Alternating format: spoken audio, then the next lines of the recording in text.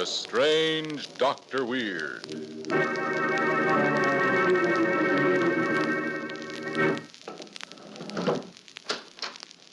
Good evening. Come in, won't you? Why, what's the matter? Not nervous, are you? I don't want you to be nervous. Perhaps if I told you a story, it might help to calm you. I know a very nice story about a man who tried to live another man's life for him. I call it The Two Faces of Death.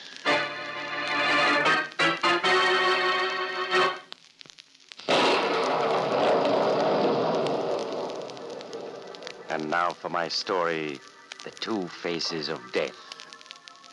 In an office high above the city, George Post of the financial firm of Post & Jones is dictating to his secretary, Nelson Smith, when the telephone rings. Shall I answer it, Mr. Post? No, I'll get it, Nelson. Hello, Post speaking. You? Oh. Yes. Yes, I see. Monday morning, you say? And the tip came from... Yes, I get it. I'll take the necessary steps. Goodbye. Nelson, where are you going? I was going to the washroom, Mr. Post. Come back here. Yes, sir. Nelson, that phone call was from a friend of mine. He says the authorities are going to investigate the firm's books Monday morning. They got a tip that we're indulging in phony stock deals. And that tip came from you. No, Mr. Post, it wasn't me. You turned us in, Nelson. Please, Mr. Post, I don't know what you're talking about. What are you doing with that paper knife? I'm just going to teach you a little lesson. No, stay away from me, stay... That, Nelson, is how a stool pigeon always winds up. Dead. Is there anything wrong, George? I thought Good Lord, what have you done? Listen, Waller. Nelson tipped off the feds that our stock deals have been phonies. We've got to clear out. I had to kill Nelson or he'd have had the cops right after us. Yes, but murder... Don't worry, I have a plan. We'll hide Nelson's body in the closet. This is Friday. It won't be found till Monday. But then what? All right, you'll see. Right now, we're going to drive up to my lodge in the mountains. I have a new lodge keeper up there named Tony Amato. And Tony's going to surprise you, Walter. He's going to surprise you very much.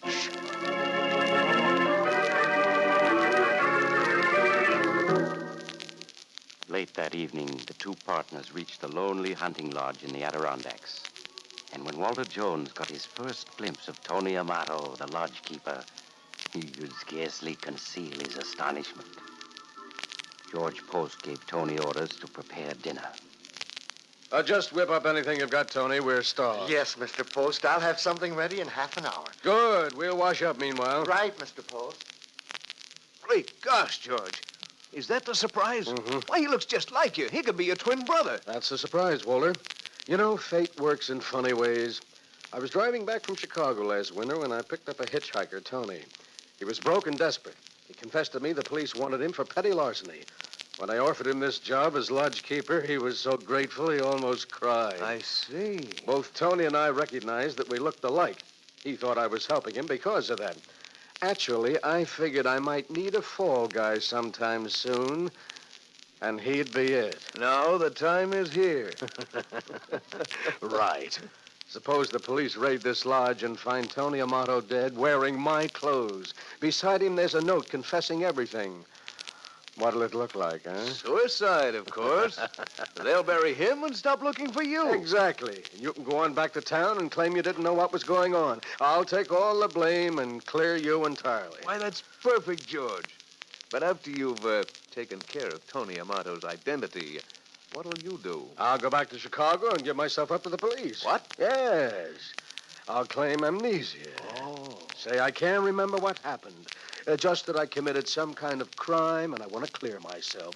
If necessary, I'll go to jail for 6 months for petty larceny. It'll be the perfect hiding place. Well, I'll be jiggered. It's brilliant, George. Positively brilliant. Yeah. Well, suppose we get ready for dinner. It's going to be an important dinner for Tony Amato. His last. If George spends a few months in jail, we can certainly spend a few seconds on an important detail or two. Details can be important, you know. In hats, for example. Such details as these. How wide is the brim? Is the edge evenly stitched? Is the hat band distinctive? And does the shade harmonize with the rest of the hat? If the size label says 7 1/4, is it exactly 7 1/4 or more like 7 3/8? Gentlemen, these may seem like small details, but add them up and you have the difference between an ordinary hat and one that really looks right on you. The makers of Adam hats know this well.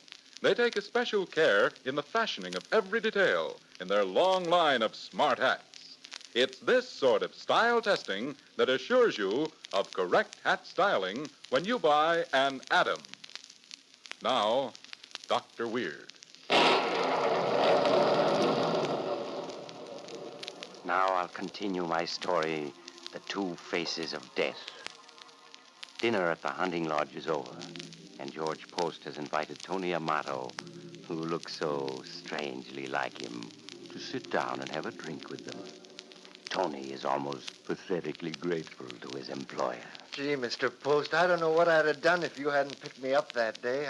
I can't tell you what this job means to me. George is like that, big-hearted. You like it here, Tony? Oh, it's swell, Mr. Jones. So quiet and peaceful. You haven't been into the village much, have you, Tony? Oh, no, Mr. Post. You warned me about that. I haven't been to town once in the whole 3 months. Good. Well, let's finish our drinks.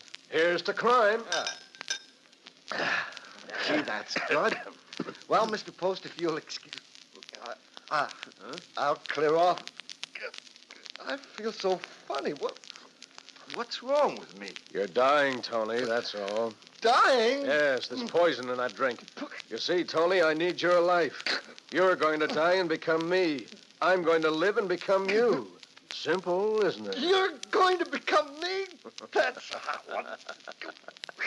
Well, I hope you enjoy it. I hope you enjoy being Tony Amato.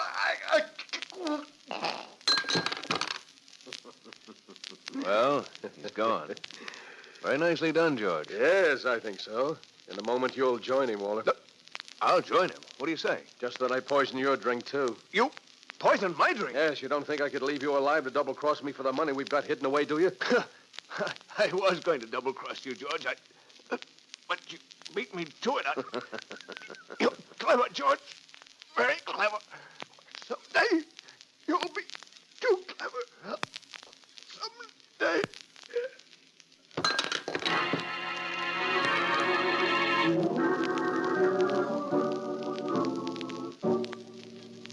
2 days later, in the early evening, George Post, dressed in clothes that had belonged to his ex-lodgekeeper, Tony Amato, descended from a bus in midtown Chicago. He walked a few blocks, then stopped to buy an evening paper. Yeah, it should be here. They've had plenty of time to find the bodies. Oh, yes. Yeah, here it is. Banking firm partners in suicide pact. Police disclosed today that George Post and Walter Jones, the stock brokerage firm of Post and Jones, took their own lives. Save for a complete auditing of the books to determine the size of the swindle, authorities have marked the case closed. Well, that's that. George Post is dead. Now to carry out the rest of the plan, to give myself up to the police and clear Tony Amato's record. Uh-oh, here comes a policeman now. He'll do. Oh, officer. Huh? What is it? Officer, I want to give myself up. Give yourself up? What for would you be giving yourself up now? Oh, Tony Amato, is it? What? Well, what brings you back to Chicago, Tony? Oh, you know me? Sure I know you, Tony. Didn't I see you often enough hanging out in the pool rooms here in me beat? Oh, then you must know what I did. What I'm wanted for. Huh? Well, you see, I was in an auto accident. I hit my head. I can't remember much except my name and that I was running away from the police. So it was the police you were running away from? Yes, I think I stole a little money. I want to clear myself. So you think you stole a little money? That's a hot one. Well, maybe you did. But we don't want you, Tony. You're free as the wind for all we care. You mean I'm not wanted for anything? Not as far as we are concerned. Well, that's fine. I guess my memory... Tony, look out! That car!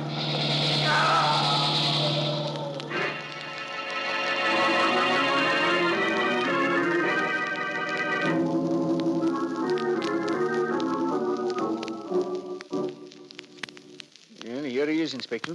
Yeah, it's Tony, all right. So the Scarlet Mob got him, did they? Yeah.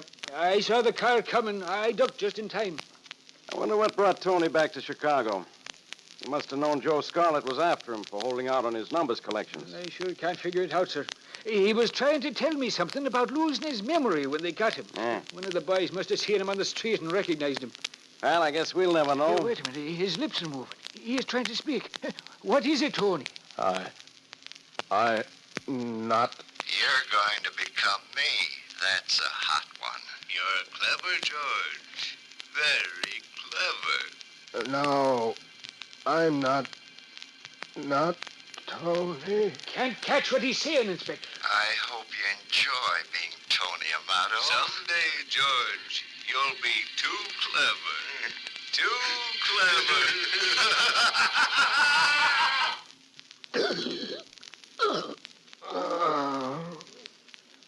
He's dead, Inspector. Tony is dead.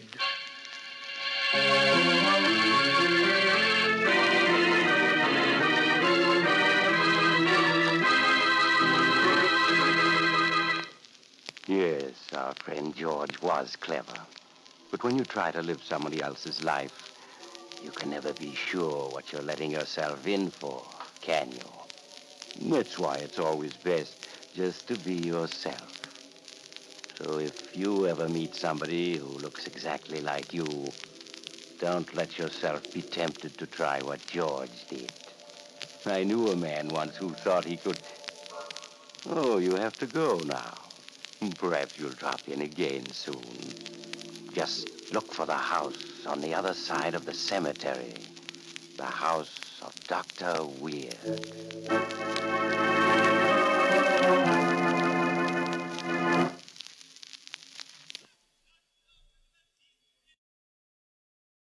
The Johnson Wax Program with Fibber McGee and Molly.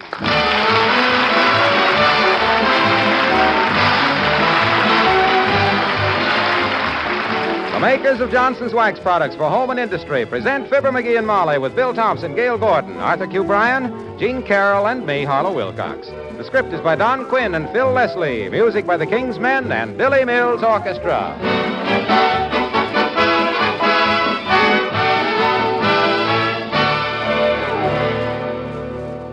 You know, spring sunshine can be a mixed blessing when it first comes peeking into your kitchen. If your linoleum is dull and gloomy, old man sun sure shows it up. But if it's all polished and shining with Johnson's Glow Coat, well, your floor just naturally seems part of spring itself. Believe me, no other self-polishing floor wax is quite the same as Glow Coat. You get such a really bright shine with this old favorite. It brings out the colors and patterns so beautifully and gives your linoleum such a smooth, even gloss. And Johnson's self-polishing Glow Coat gives all your floors such wonderfully lasting wax protection. When that late snowstorm comes, or when the first spring rains arrive, you can laugh at them as far as your glow-coated floors are concerned.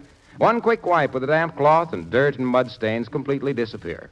You know, of course, that Glow Coat is self-polishing. There's no rubbing or buffing. It shines as it dries.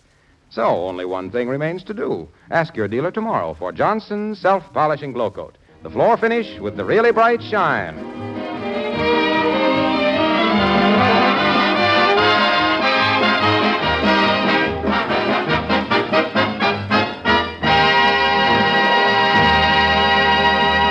The Wistful Vista Power and Light Company serves its customers well and faithfully, night and day.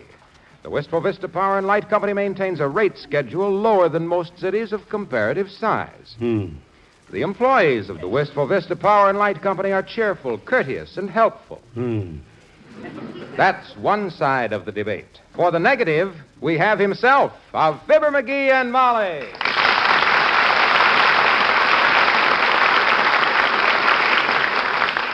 So I went down there, and I showed them money-mad fuse boxers they couldn't pick my pocket. Yes, but when those delivery men drove up with that truck... I challenged their figures.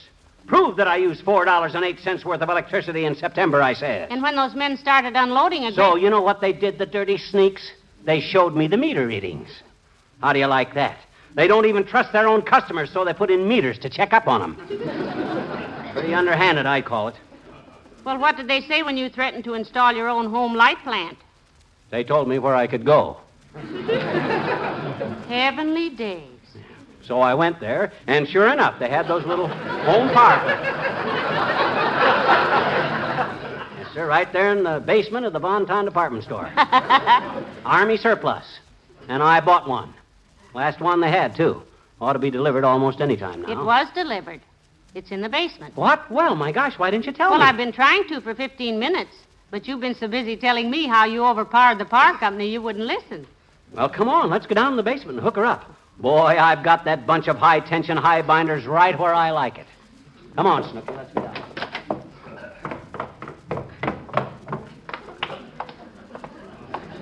There it is, Pet.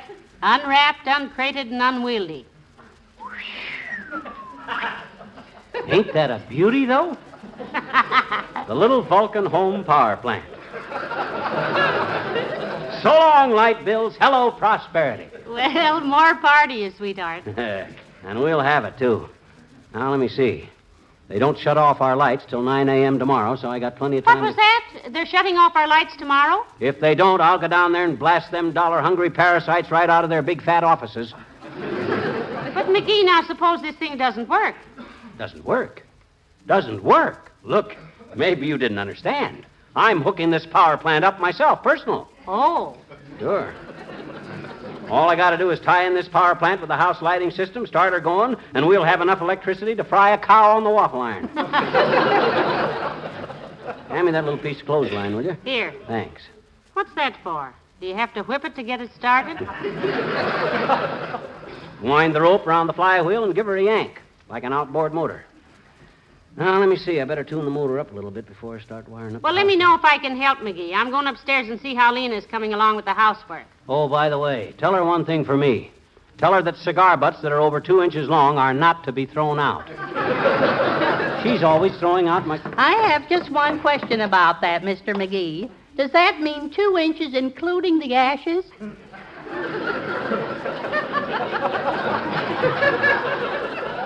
No, Lena, no. Knock the ashes off in an ashtray and then use your tape measure. Okay, honey. Did you ever try smoking a pipe, Mr. McGee? I just love to see a man smoke a pipe. My brother used to smoke a marshmallow, and it turned the loveliest color. That was a meerschaum, Lena. Yes, that's what I say, a meerschaum. Besides, I don't like a pipe. Got to carry too much equipment. Tobacco pouch, pipe cleaners, reamer, 6 packs of matches, and a sewing basket. Sewing basket? I keep burning holes in my coat. Hey, how do you like our new home power plant, Lena? We're going to manufacture our own electricity. Oh, I'm sorry, Mr. McGee. You're sorry. Why, Lena? Well, we've been having the handsomest meter reader coming here. And I just hate to think I'll never see Pat again. Is that his name? Pat? No, but he gives me a little one every time he passes.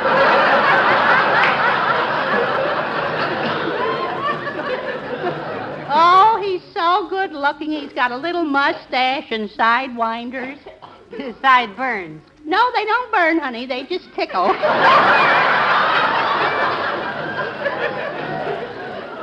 No. Sideburns, Lena. Oh, say, can my boyfriend help you on this motor, Mr. McGee? You mean the meter reader? Oh, no, my boyfriend that works in the garage. He's a grease monkey. About half and half, I think.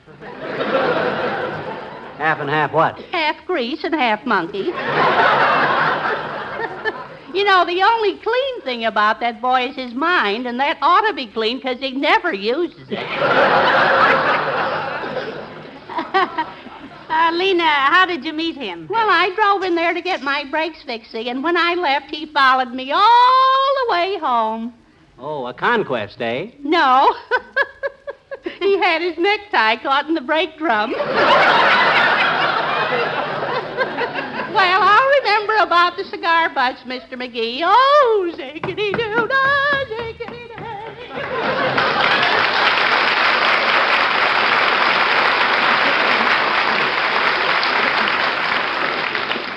Well, I got to get busy. First, I got to prime the cylinder. Squirt a little gasoline into the cylinder head like this. See? There we are. Now then, wind the rope around the flywheel. Give her a yank. Yeah.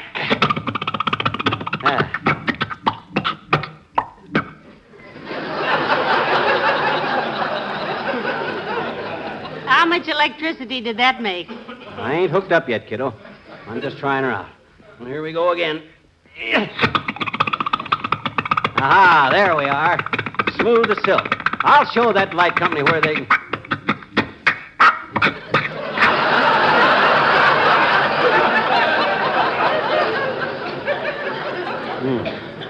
Needs a little carburetor adjustment. Hey, I thought you had to go upstairs. I have. Well, I can handle this, Molly. Run along. I can't.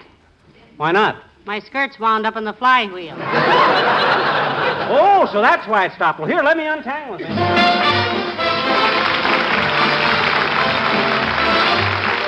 Billy Mills in the orchestra, and You Can't See the Sun.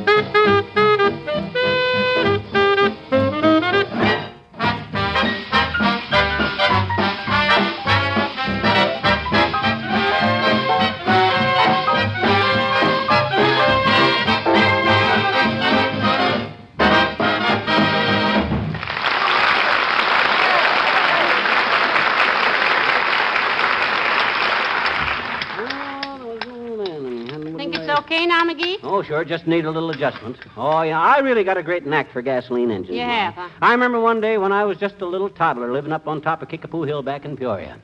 A 12-ton truck busted down right in front of our farm. Shall I sit down, or is this a short one? It's a quickie. Well, sir, the truck driver was completely baffled. He was just about to walk away when I rode up on my tricycle. I leaps off, draws my revolver. Revolver? I was wearing my little cowboy suit at the time. So I walks up to the guy and I says, "What's the matter, mister?" And he says, "Beat it, dirty face." So I did. Got on my tricycle and went back to where I was playing cowboy and rustlers with old man Cahoe's black cow. What was the point? The point is, if that truck driver hadn't been so nasty, I'd have fixed his truck for him. What was the matter with it? The matter with it? Gosh, how do I know? He didn't even give me a chance to look it over. But that shows you how I was with gas engines when I was only 6 years old, even. Mm-hmm. That's how I know all this thing needs is a little tinkering. Now, I'm one of the greatest stinkers there is. Well, here we go. Yeah, see what I mean? All it needed was just a little adjusting there.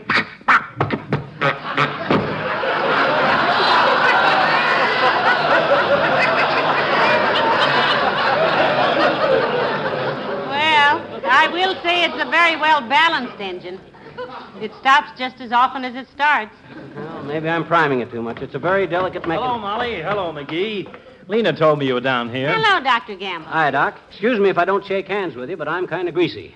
With a slippery character like you, I'd be halfway up your sleeve.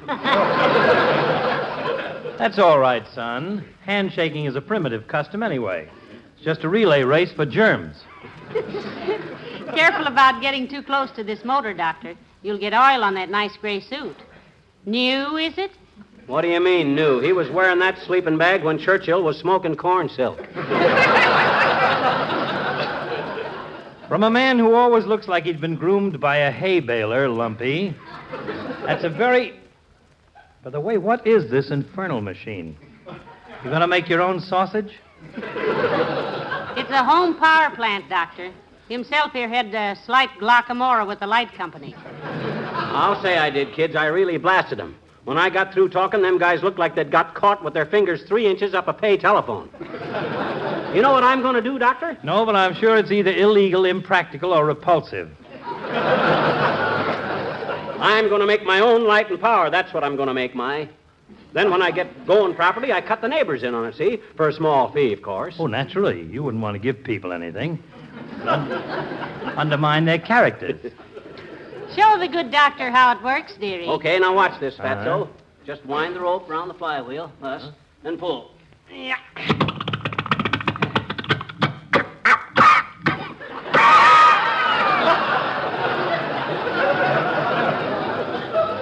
Has a bad cough, hasn't it, Doctor? Yes, but it's not serious. I can see from the exhaust that it's smoking too much. Okay, scoff if you want to deride. But wait till you want to buy some cheap electricity from me to run that mail-order X-ray machine of yours. You'll be sorry. Look, Steinmetz. Another one of my patients was an inventor, too. He was working on a time machine, one that would take him back to the Middle Ages. And you know something? It worked. Heavenly days. Did it really? Indeed it did. The last time I saw him, he was the most middle-aged man I ever saw. A word to the wise, live bait. Good day. What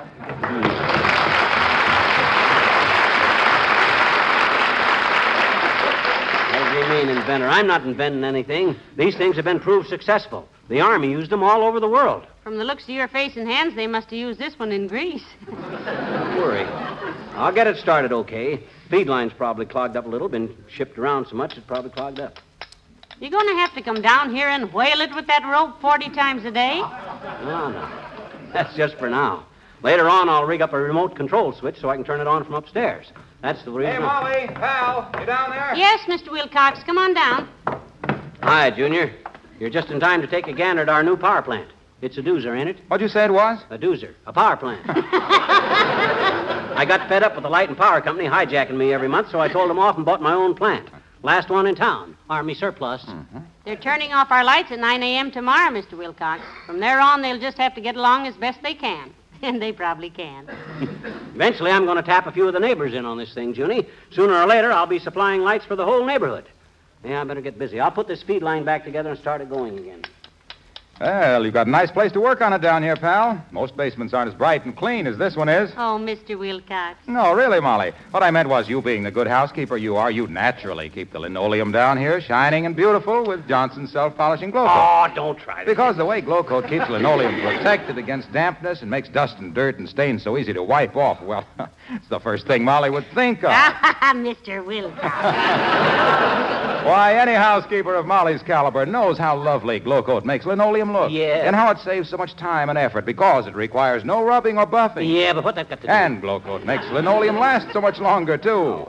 And when you think of the hard wear a basement linoleum gets, well, you can readily understand. Yeah, look, Waxy, I haven't got time to bat the fat with you now. I got trouble with the power company. I got to get this Power thing... company? Say, that reminds me. I've got to talk to those fellas about my bill this afternoon. $68. $68 for electricity? Why, those burglars. You ought to get down there. No. This is for glow coat, pal. They're big users. They asked me to stop by and pick up their check. See you later.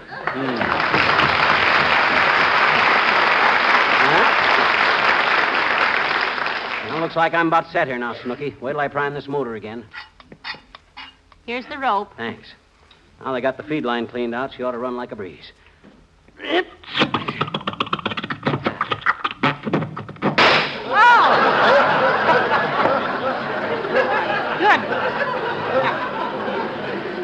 What was that?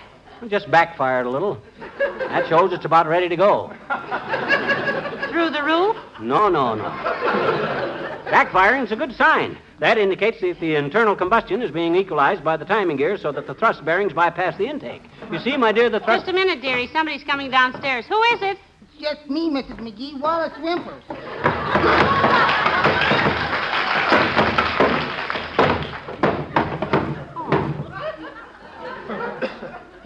folks. Are you all right, Mr. Wimple, after falling down those stairs? My gosh, that was quite a no-dive you did there. Bust anything?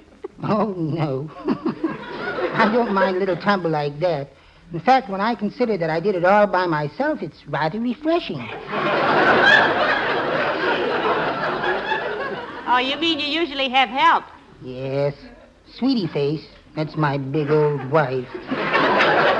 Sweetie Face has thrown me downstairs so often, I've learned how to fall. Oh? Just let myself go limp all over. Do you think that's being deceitful? What do you mean, deceitful? You think you ought to bust a leg just to make her feel good? Well, to be fair, Mr. McGee, Sweetie Face can be pretty sympathetic. I'll never forget the time I fell off my bicycle and she came rushing out and gathered me up in her arms. Oh, how nice, Mr. Wimple. What'd she say to you, Wimp?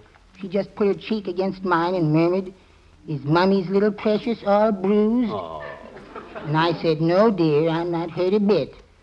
And she said, "You mean I ran out here right in the middle of people are funny on a false alarm, you nasty little fraud?" Then she threw me up on the roof of the porch. Good gracious, on the roof of the porch. Yes, and you know what? I found a baseball I've been looking for weeks and weeks. It just goes to show what... Well, what's that? What's what, Wimp? Oh, this. This is a home power unit. I'm going to manufacture my own light and power. I've been getting the old whammy from the light company so long, I got my back up. Isn't that wonderful? Does it run, Mr. McGee? Show him, McGee. Here's the rope. Rope? Do you have to pull it a little ways to get it started? No, I use the rope to twist the flywheel with it, a high wheel.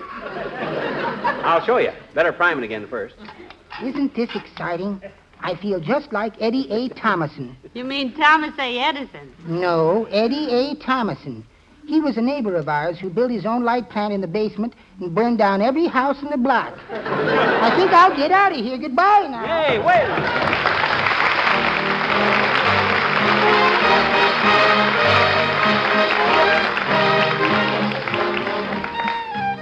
The King's Men and I Got a Gal in North and South Dakota.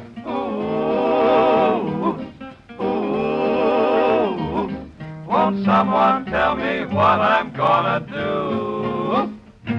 I got a gal I love in North and South Dakota. There ain't no difference in my love, not one iota. I guess that two gals puts me one above the quota. Still, I got a gal in North and South Dakota. Ooh, ooh, I wish I knew which of my two loves would be true. I got a gal I love in North and South Dakota. There ain't no difference in my love, not one iota. Oh, just wait till they hear about the gal in Minnesota. It's a situation, partner, that vexes. Guess I'll go back to the gal I love in Texas. I could have married Imogen or Josephine or Mame, and I could have married Sally Lou or let's see, what's her name? But I thought and thought and thought and thought, and now my heart's at rest, 'cause now I've picked out two of them, and you can have the rest. Aye, I got a gal I love in North and South Dakota. Then there's that gal I love way up in Minnesota. I know that three gals puts me two above the quota. It's a situation, partner, that vexes. Guess I'll go back to the gal I love in Texas. On my way back to Texas. Woo-hoo. Hi, hi,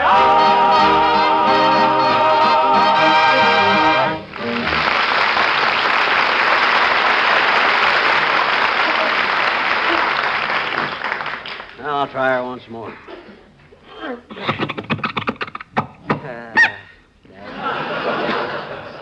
What's the matter with this half-snazzled, tink-button rampoodle thing, anyway? Or didn't I twist it fast enough that time? Try it again, dearie. Oh, I can't. My hands are so blistered from yanking on this rope I couldn't pull up a ball of yarn. Oh, dear. Well, now I'm a patsy. I've been gypped. I've been took for a chump. $185 for this misbegotten pile of pig iron. And it ain't returnable. I ought to take it out and dump it in the reservoir. Oh, what a pigeon I've been. Don't worry about it, Pet. Maybe you can sell it to somebody else. Who besides me would lay out more than 60 cents for a pile of junk like that? Not a chance. If I thought there was one more fall guy like me in this town, I'd... Oh, my goodness, McGee, it's Mayor Latrivia. Ixnay, hack and cray about me being such an upshay. Hi, Latriv. Hello, Molly. Hello, McGee. Nina said you were down here on some mysterious business, so if you'll pardon the intrusion, I'll get... Good heavens! Isn't that a little Vulcan home power plant? It is indeed, Your Honor. Isn't it a beauty? It really is. Where did you get it, McGee? Basement of the bond town, Latriv. Army surplus. Forked over 185 smackers for that. $35 down and $5 a month for 6 generations. He got mad at the Power and Light Company, Your Honor. He decided to make his own electricity. Had it running a minute ago, Latriv. Sweetest sounding little motor you ever listened to. Personally, I never heard anything like it. Yep. And I can say that again. Did the Bon Ton have any more of them, McGee? Well, himself here said it was the last one in town, Mr. Mayor. Why'd you ask, Latriv? Because I've had the city engineers scouring the country for a power unit like that. We need one out at the reservoir. That's funny. McGee was just saying that the reservoir was just the place for this one. You mean you'd be willing to let the city buy it from you, McGee? Oh, I should say not, boy. I went to a lot of trouble to get this thing. Fine piece of machinery. Wouldn't part with it for anything. This is the best little... Molly, you're biting your nails. Pardon me. Look, McGee, I appeal to you as a citizen. Would you be willing to part with this power plant? Isn't there any way we could persuade you? Well... Come, dearie, it's for the old hometown. Okay, Latrivia. Okay. On that basis, I'll part with it to you. Splendid. Thank you. $150. Sold. Wrap it up, McGee. Hey, wait a minute. I paid $185 for it. I'm taking a $35 loss. Don't quibble, sweetheart. After all, it's a second-hand one now. And $150 is all I'm empowered to offer. Yeah, of course, if you don't want to part with it, I suppose we could make some... Oh, no. You can have it. You can have it. My gosh, a $35 slug is nothing when I think what the city can do with this thing.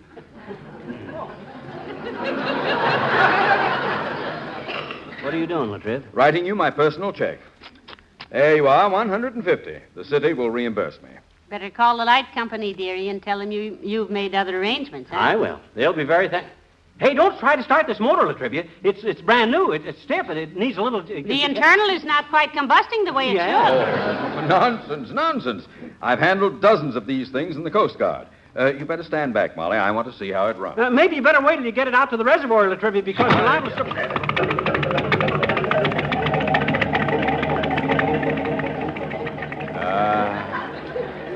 Beautiful. I don't blame you for not wanting to part with it, McGee. Hey, what did you do just before you pulled that rope, Latrivia? What do you mean? Why, the little gadget you twisted under the tank there. Yeah. What was that, Mayor? Why, you must know what that is if you had it running. That permits the gasoline to flow from the tank into the carburetor.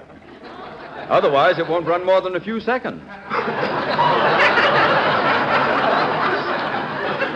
You hear that, McGee? It was... McGee, where are you? He went over and lay down on the coal pile.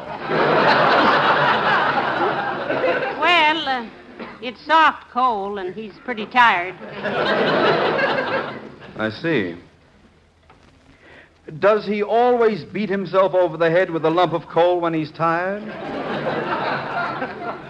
He's never been this tired. Well, shall we go up and have a cup of tea, Your Honor?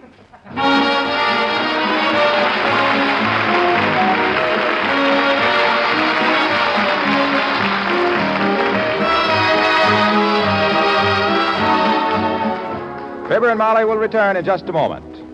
At a friend's house recently, I sat alongside the radio, and I couldn't help noticing that it was wax-protected and gleaming. I looked around the room, and I'll bet I saw 10 other places my hostess had waxed. I wish you could have seen this room. It was such a shining example of the miracles you can work with wax. Genuine Johnson's wax. The floors had a smooth wax-polished luster. Johnson's wax on the furniture and woodwork shone with a rich, warm glow. Picture frames, ornaments, and leather goods, too. But look, the point is not how beautiful my friend's house looked with Johnson's wax, but how beautiful your house can look. The shining beauty and protection that Johnson's Wax gives is available to everyone. It costs but a few cents and takes very little time to apply. But the difference it makes in the appearance of your home is simply miraculous. Dusting is so easy, too. And the bright, sparkling luster lasts and lasts. Why not get some for your spring cleaning and polishing? Genuine Johnson's Wax, paste, liquid, or cream.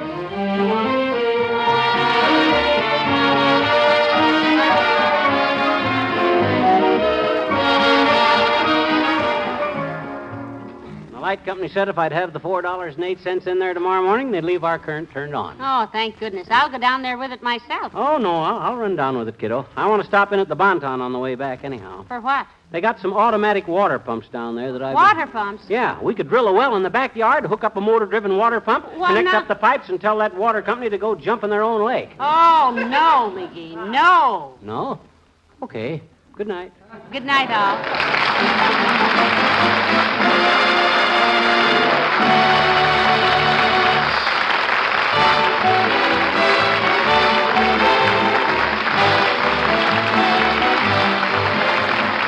This is Harlow Wilcox, speaking for the makers of Johnson's Wax products for home and industry, inviting you to be with us again next Tuesday night. Good night.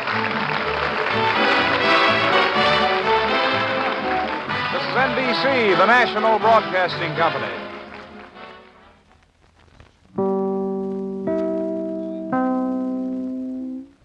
This is Chicago, WMAQ.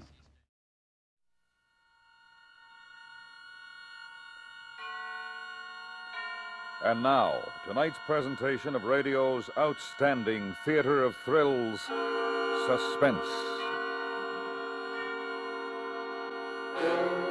Tonight, Suspense brings you a repeat performance of one of the most controversial plays ever presented over your radio. It is called 0 Hour by Ray Bradbury. After the initial performance, a great number of letters were received. Some comments were highly complimentary, and an almost equal number were not. However, because so many of you did write asking to hear this provocative work of fiction again, we present it, and hope that those of you who have not heard it before will write us your opinion. So now, starring Miss Isa Ashdown, here is tonight's suspense play, 0 Hour.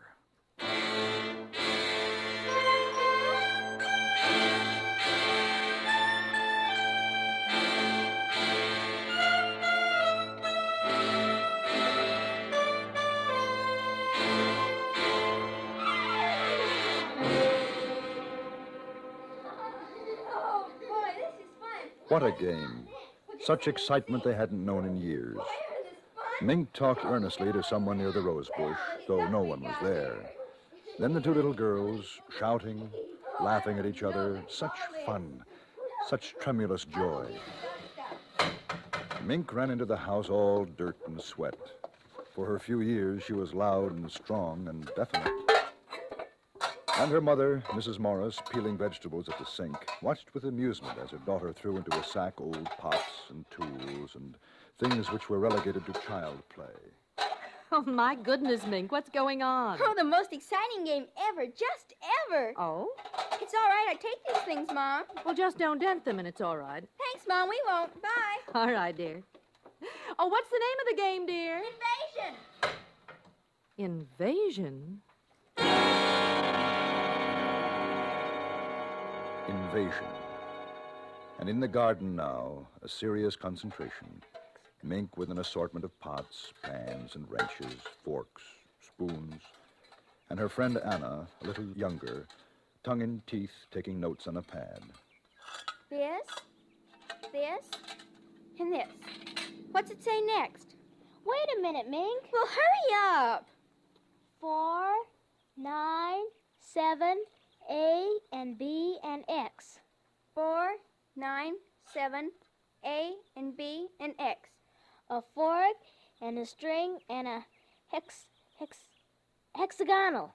A fork and a string and a hexagonal. What do we do next, Mr. Drill? And then Mink talking to the rosebush again.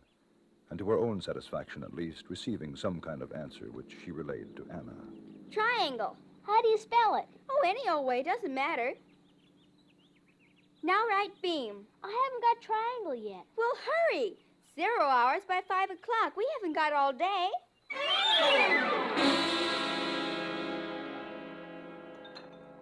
Then time out from invasion for lunch. Mink bolted down the soup and coincidentally crammed a sandwich into her mouth. Now you slow down, Mink. Whatever's waiting will wait a few minutes longer. But I can't. Drill's waiting for me. Drill? Well, that's a peculiar name. Is he a new boy in the neighborhood, dear? He's new, all right. Well, I don't think I've ever seen him. Which one is Drill? Oh, he's just around. You'll make fun. Everybody makes fun. All the kids do. Well, I don't think that's very nice. Is Drill shy? Well, yes, in a way. I don't know. I gotta go now, Mama, if we're gonna have the invasion. Now, you finish your milk, miss. Who's invading what? Martians invading Earth from up there. Oh, I see. And, Drill's a Martian? I think so. He's had a very hard time getting here. I should imagine.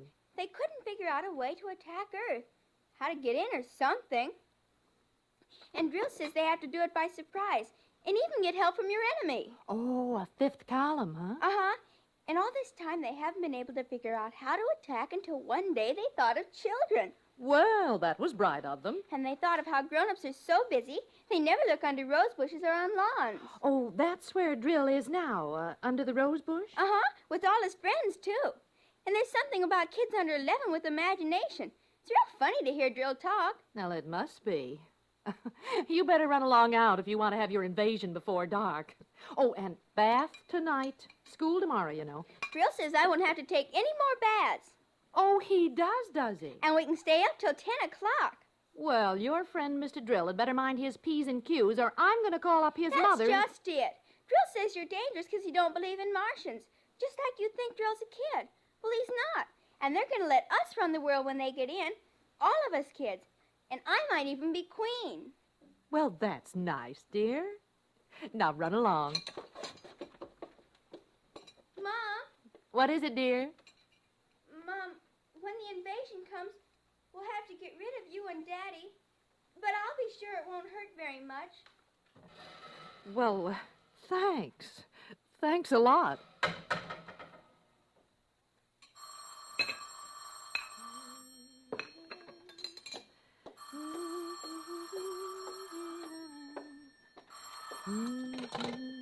Hello? Hello, Mary. How are things in New York? Oh, Helen, how nice. Are you in town? Oh, no, I'm in Danbury. I was just thinking of you and thought I'd call. Oh, it's long distance, though. You shouldn't. Oh, I can afford 3 minutes. How's Henry? Fine. And Bill? Oh, just fine. What about Mink? Oh, wonderful. Noisier than ever. Oh, she's got a new game now. It's taken the place of hopscotch. Invasion. Is she playing that, too? Well, yes.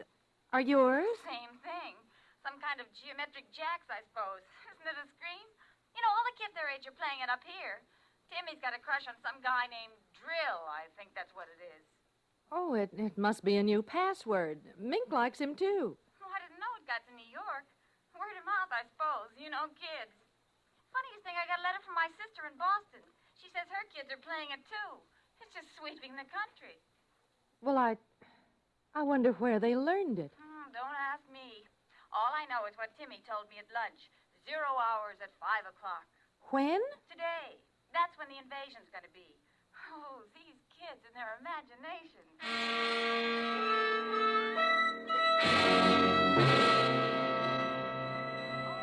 And they talked a little more. Schoolgirl friends. Casual woman talk. But Mrs. Morris was thoughtful. She was thinking of other things, of adults, of children with imagination, rose bushes, dimensions. She thought of how much she had forgotten about being a child, and she wondered about Mink and all the kids who were at that moment playing Invasion. A kiss for Mink. I will, and to Bill and the kids. Thanks. Bye. Goodbye.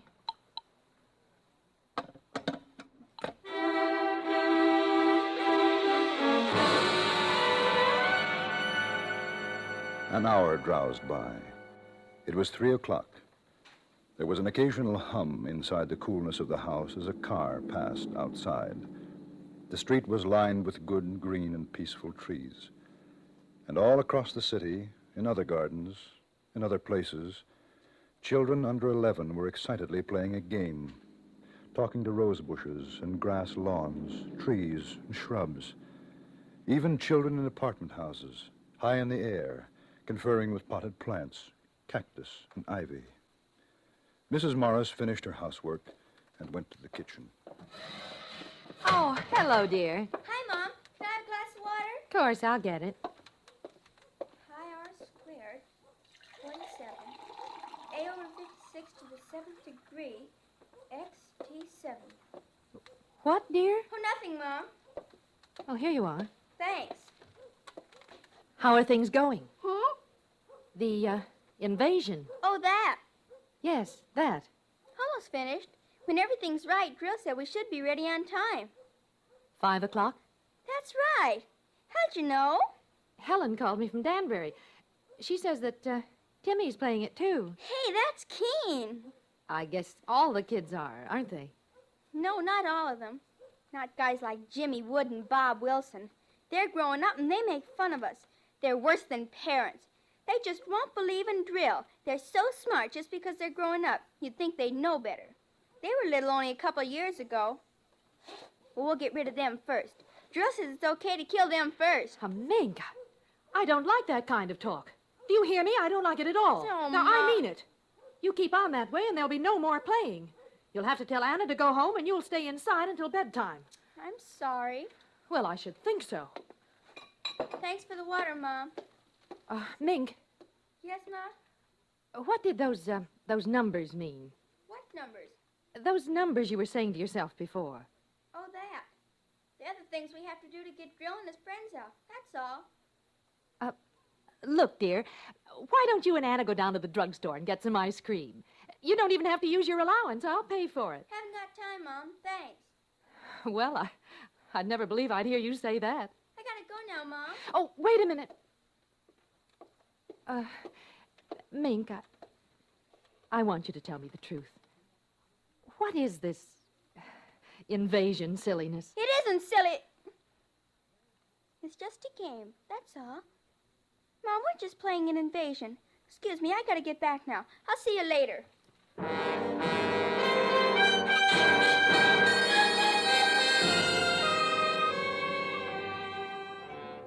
It was a game called Invasion.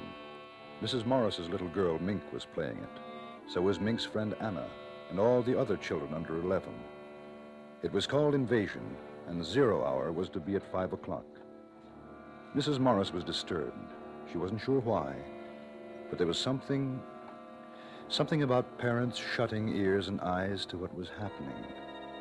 And because she was disturbed, she did something she didn't usually do. She called her husband at the office. Hello, dear. Oh, hello, Henry. I'm sorry to bother you, but Miss Maxon said you weren't busy. Oh, not too. I should be able to get home early today. Everything all right? Yes. You all right? I'm fine. Mink? Oh, she's... Henry. What? Oh, nothing. I just wanted to talk to you for a minute. That's all. Listen, are you sure you're all right? Oh, yes. Mink been getting on your nerves? Not really.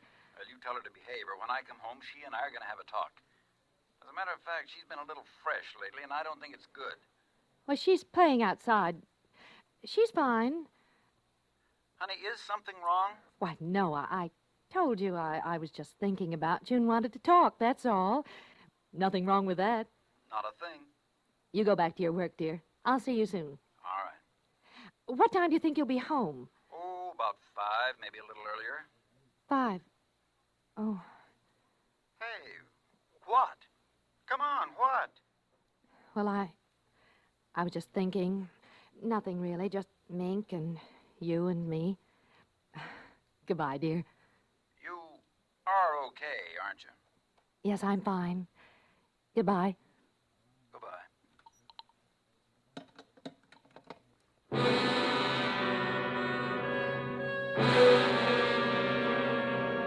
Another hour passed, and it was 4:30.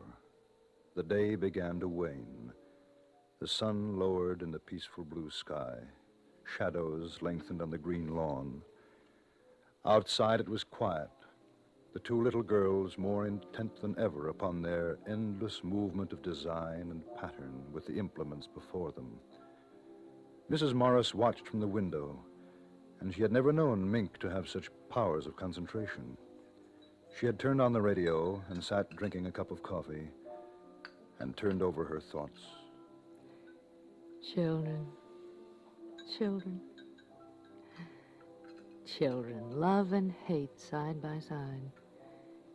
Sometimes children love you and hate you all in half a second. Strange children. Do they ever forget or forgive the whippings and the harsh, strict words of command? I wonder. I wonder. How can you forget or forgive those over and above you? Those tall, silly dictators. Those parents. Oh, what is it, dear? Have we got a piece of lead pipe and a hammer? Well, I don't know. They might be in the garage. What do you want them for? We just need them. Well, if you tell me what for, dear, maybe I can... Thanks, Mom. Is something wrong? Drill's stuck halfway. If we get him all the way through, it'd be easier. Then all the others could come through after him. Well, can I help? Thanks, Mom. I can fix it. You better get through, Mink. I want you to take your bath before your father comes home. All right. Now, he's coming home early. And Mink... Mink! Mink had disappeared behind the shrubs, and Mrs. Morris knew it was ridiculous to make an issue of it. Besides, what was the issue? Invasion? Drill? 0 hour? Unaccountably, a cool breeze came up, and although normally for that time of year it would have been a relief, Mrs. Morris felt a chill. She closed the window.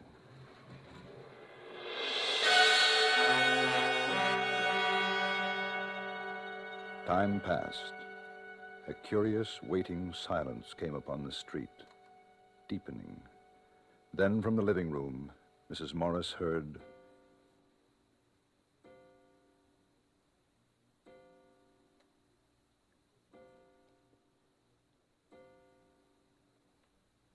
"5 o'clock. 0 hour. 0 hour. It had come, and now it had gone. But was the clock right? And Mrs. Morris, knowing how foolish it was, knowing it, went to the phone and dialed. Silly. It's silly.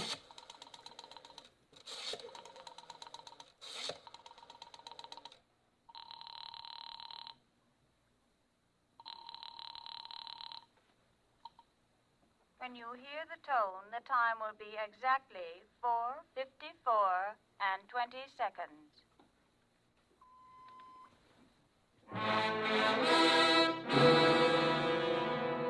"4:54 and 20 seconds. And Mrs. Morris knew that it wasn't as silly as she had thought, because it wasn't 5 o'clock yet. Not 0 hour yet. Then the car drove up into the driveway. Hi, Mink. How's it going? Hi, Anna. Hi, Daddy. Bye. Mr. Morris. Got a kiss for your old man? Haven't got time now, Daddy. Well, that's a nice thing. What are you doing? We're playing Invasion. Oh, swell. Your mother in the house? Uh-huh. Okay, be good. I will. 0 hour in a few minutes, Daddy. All right, I'll be ready.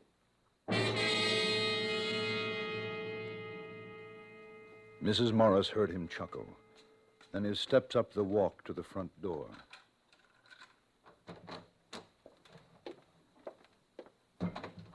Mary? I'm in the living room, dear. Oh, hi. Our daughter didn't have time for a kiss. How about you? A hard day? Not particularly. Would you like a cocktail? Oh, you read my mind. Martini? Perfect. Anything exciting happened today? No. Oh, Helen called. Oh? From Danbury. I told her she was crazy, but she just felt like calling.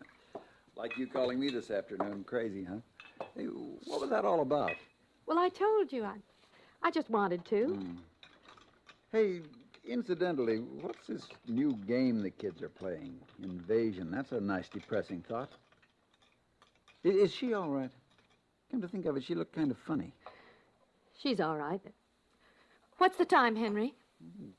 A couple of minutes after 5. Why? No, the clock's wrong. By your watch. Oh, I've got 2 minutes, too. I'm probably slow. You got something on the stove? No, I just wondered. Honey. Hey, look at me. What's the matter? Nothing, really. No. No, really. Mink's been up to something. No, of course Then not. what? I guess I'm a little tired, upset, that's all. You want to go out for dinner? Oh, no, I've got a steak here. I'll tell you what, I'll barbecue it. How'll that be? Oh, fine. What was that? What? Well, I thought I heard something. Well, I didn't. I must have been imagining it. Hey, you are jumpy. Why don't you have a drink? It'll do you good. No, I don't want one. What's the time? Mary, what is this? Now, I mean it. Something's wrong, and I want to know. It's silly. It's so silly. I'm on edge, that's all. Mary. I am. I don't like this. That kid's done something, hasn't she? I'm going to get her in. No, Henry, please, don't. She hasn't. It's nothing at all. I just... What's that? I don't know. Those kids haven't got anything dangerous out there, have they? I noticed a lot of junk lying around. I thought it was a game. She wouldn't have done it herself. They made her do it.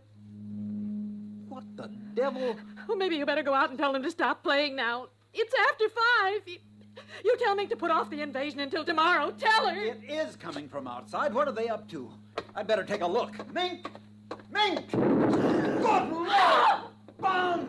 Bombs! They're bombing! No, it's upstairs. I know it is.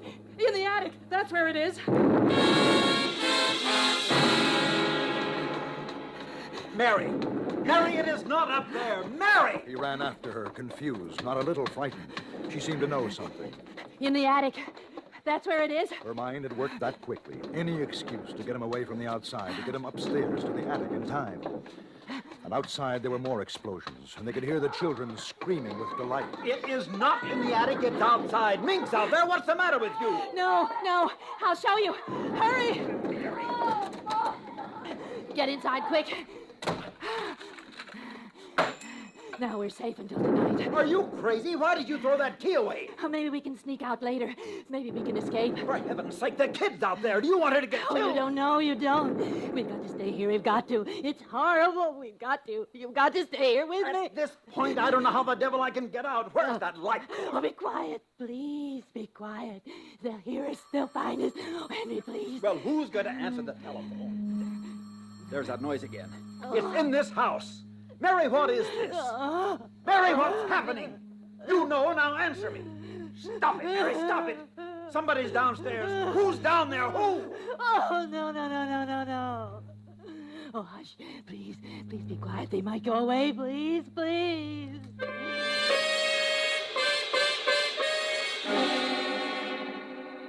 And between his wife's terror and the electric humming from below, Mr. Morris felt a great fear.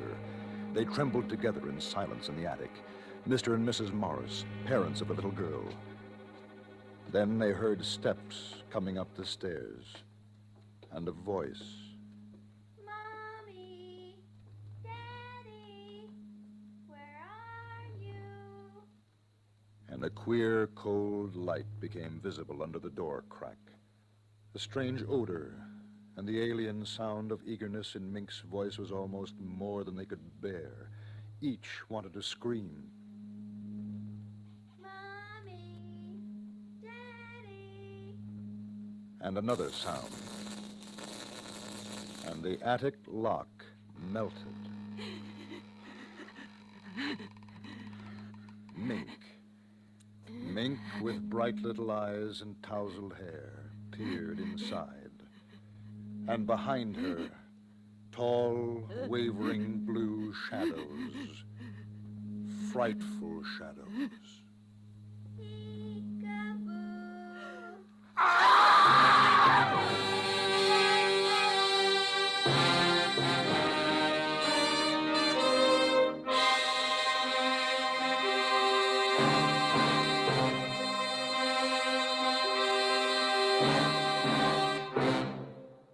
Suspense, in which Miss Isa Ashdown starred in tonight's presentation of 0 Hour.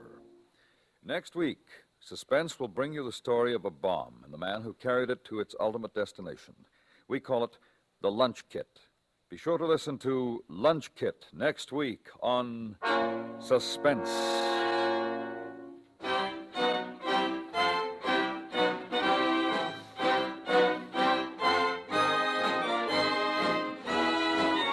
Suspense is produced and directed by Anthony Ellis.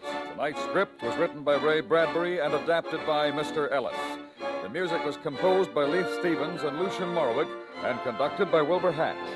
Featured in the cast were Parley Bear, Paula Winslow, Eve McVeigh, John Daner, and Beverly Hanley. Sound patterns were by Bill James and Ray Kemper. This is the CBS Radio Network.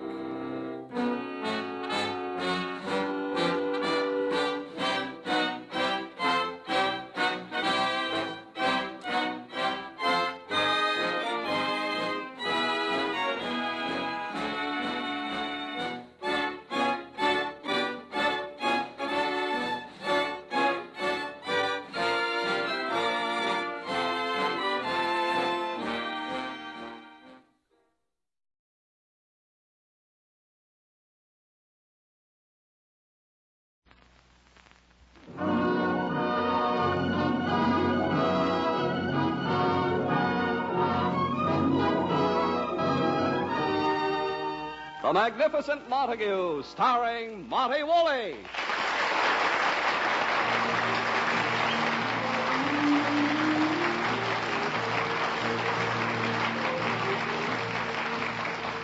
Yes, it's The Magnificent Montague, the Saturday night transcribed feature on NBC's All-Star Festival of Comedy, Music, Mystery, and Drama, brought to you by Chesterfield.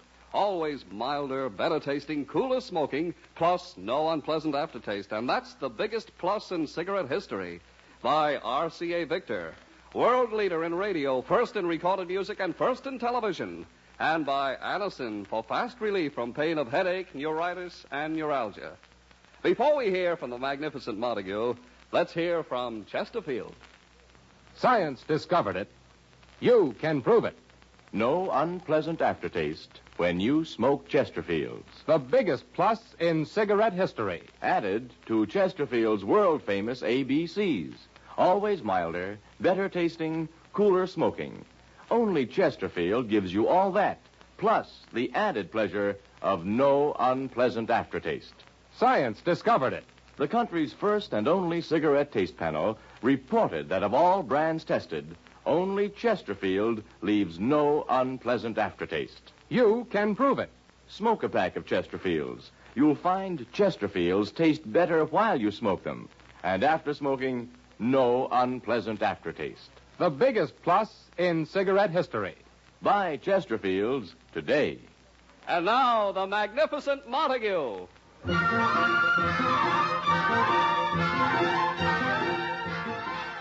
To Edwin Montague, the fact that he has reached radio heights as Uncle Goodhart, star of an afternoon radio program, means very little.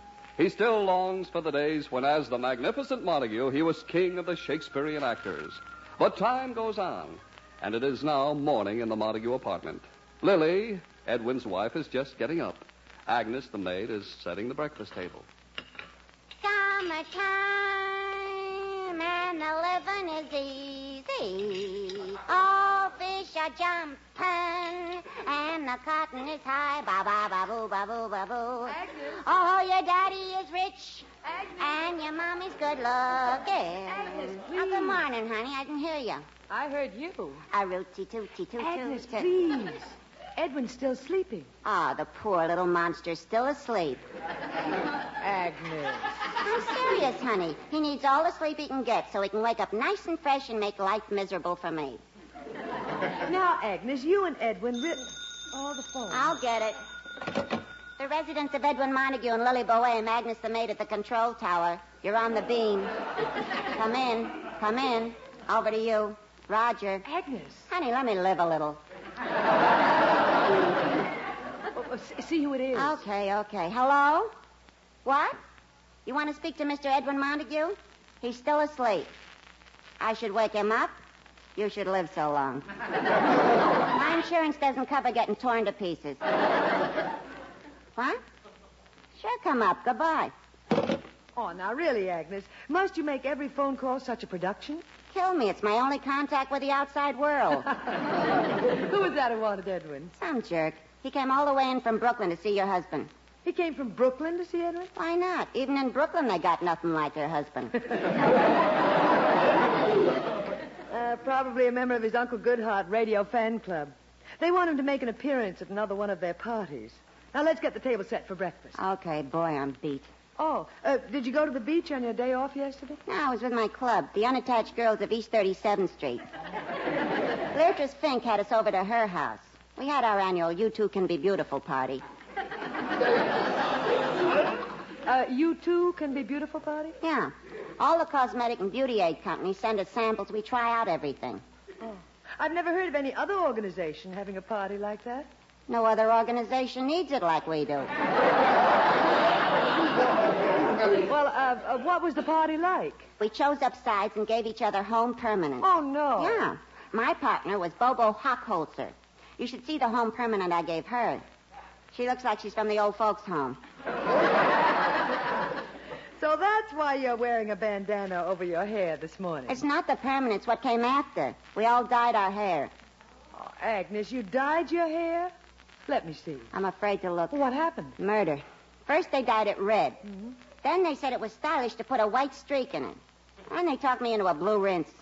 What's it look like? Don't ask.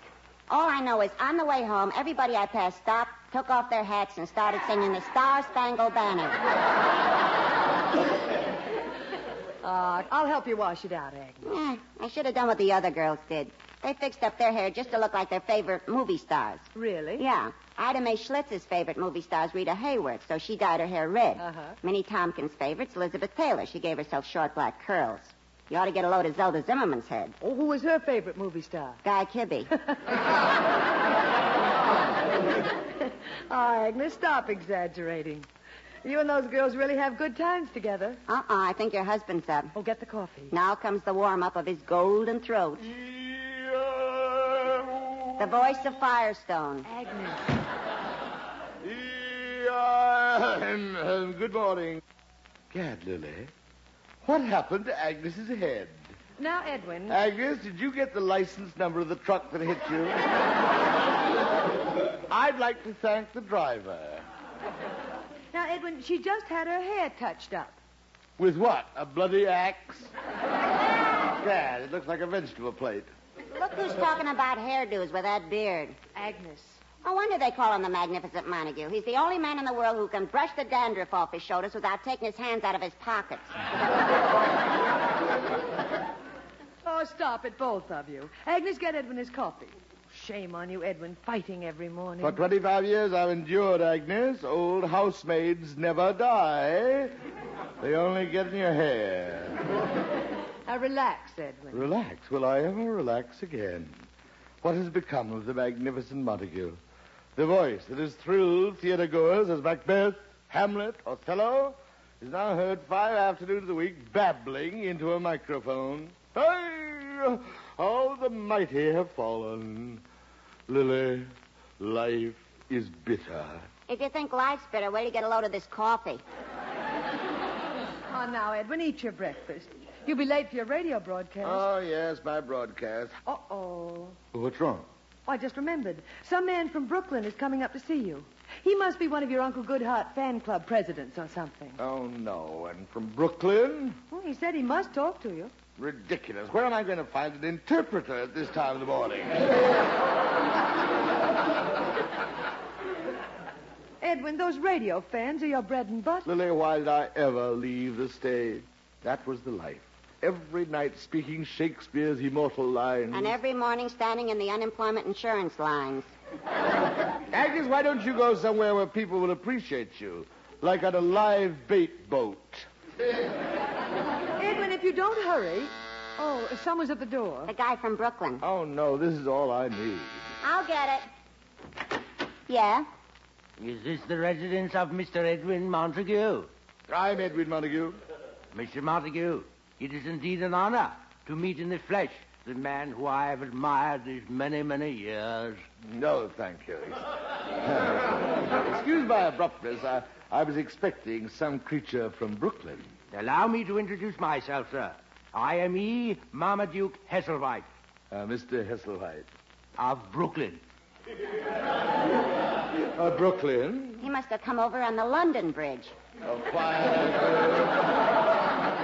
Mr. Hesselwhite, I must say you don't look like my typical Uncle Goodhart fan. Mr. Montague, I am chairman of the cultural division of the Brooklyn Academy of Fine Arts. Mr. Hesselwhite, I didn't know such an organization existed in Brooklyn. Mr. Montague, it is our purpose to show that besides a tree, culture also grows in Brooklyn.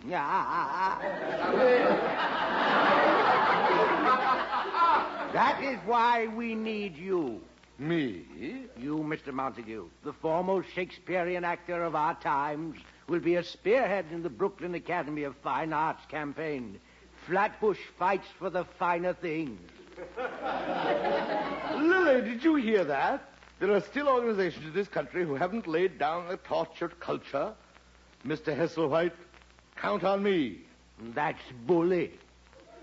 Then you will be with us tonight. Tonight? We are having our first summer festival, Shakespeare Under the Stars. Shakespeare Under the Stars. Oh, Edwin, it sounds thrilling. The immortal words of the bard in an open-air theater. A drama just as it was done by the Greeks. And it'll all be Greek to Flatbush. Agnes. Lily, I told you when we had company to keep her tied in the kitchen. I'll be there, Mr. Hesselwhite. On wings of happiness, I fly back to Flatbush with the glad tidings that the magnificent Montague will be in the bosom of Brooklyn tonight. Adieu. Lily, I must prepare my program for tonight. I'll give them the battle scene from Macbeth. And something from Hamlet. Well, naturally. But how's this? 'Tis now the very witching time of night, when churchyards yawn, and hell itself breathes out contagion to this world. Lily, it's like a shot in the arm. You say that in Brooklyn, you'll get a shot in the head. Quiet, you Philistine. Lily, this may be the beginning of a... Edwin, you'll be late for your broadcast. Oh, my broadcast. Edwin Montague is Uncle Goodhart. That's like asking Arturo Toscanini to play Abba Dabba Honeymoon. Well, just think about tonight, Edwin. Tonight, Lily, Shakespeare Under the Stars. The voice of the magnificent Montague will be heard once again. It will sing to the high heavens. It will what to the high heavens? Lily, so help me, I'll kill her. Edwin, hurry. You'll be late for your broadcast. Goodbye.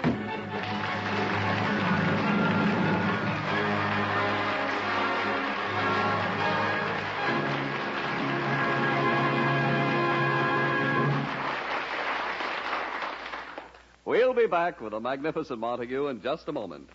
Here's Dinah Shore for RCA Victor. There once was a farmer who took a young miss in back of the barn where he gave her a lecture on horses and chickens and eggs and told her that she had such beautiful manners that suited a girl of her charms, a girl that he wanted to take in his washing and ironing, and then if she did, they could get married and raise lots of sweet violets. It's going up, up, up, high on the bestseller list. And RCA Victor's latest hit, the exciting new release, Sweet Violets by Dinah Shore, is available now at your record dealers. So stop in and buy Dinah Shore's greatest recording, Sweet Violets, coupled with If You Turn Me Down. Both numbers are destined to be surefire hits, the countrywide. And ask for and listen to another brand new and beautiful RCA Victor recording, Dinah Shore's How Many Times, and its flip side, 10,000 Miles. Yes, for an encore from Dinah Shore, get these two fine new recordings on the RCA Victor label.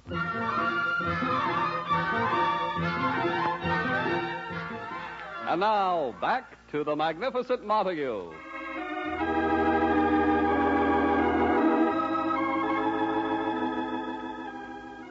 With his mind on Shakespeare Under the Stars in Brooklyn, Montague is just finishing his Uncle Goodhart broadcast. Listen. And so, Ronald, Here you are again, visiting Uncle Goodhart in his little cottage on the sunny side of the lane, with the police hot on your trail. Now you want Uncle Goodhart to hide a car in his garage. Ronald, where is your memory? You have 7 of them in there already. I understand, Ronald. Everybody likes an automobile. But you, Ronald, like everybody's automobile. Ronald, I looked the other way when you filed the serial numbers off those 7 cars and made out those false registration papers. But now, Ronald, you ask too much of old Uncle Goodhart. You want me to make a decision for you. Should you join the Auto Club?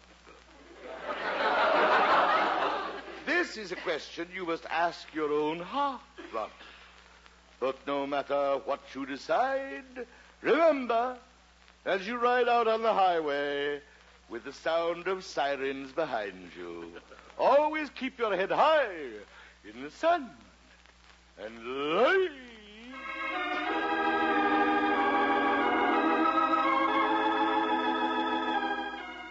So ends another episode of Uncle Goodhart. Until he meets you again in his little cottage on the sunny side of the lane, here is Uncle Goodhart with his thought for today. When a lightning bolt strikes your neighbor as he bends over to pick up the dice, say to him as he bursts into flame, "It won't strike in the same place twice."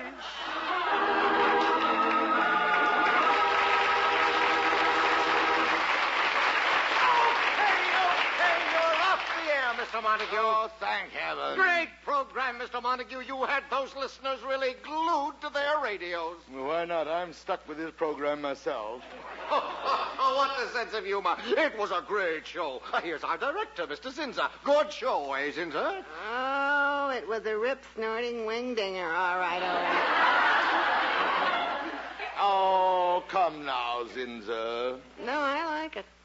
Well, you'd say that if it was good, bad, or indifferent. No, I like it. You liked it?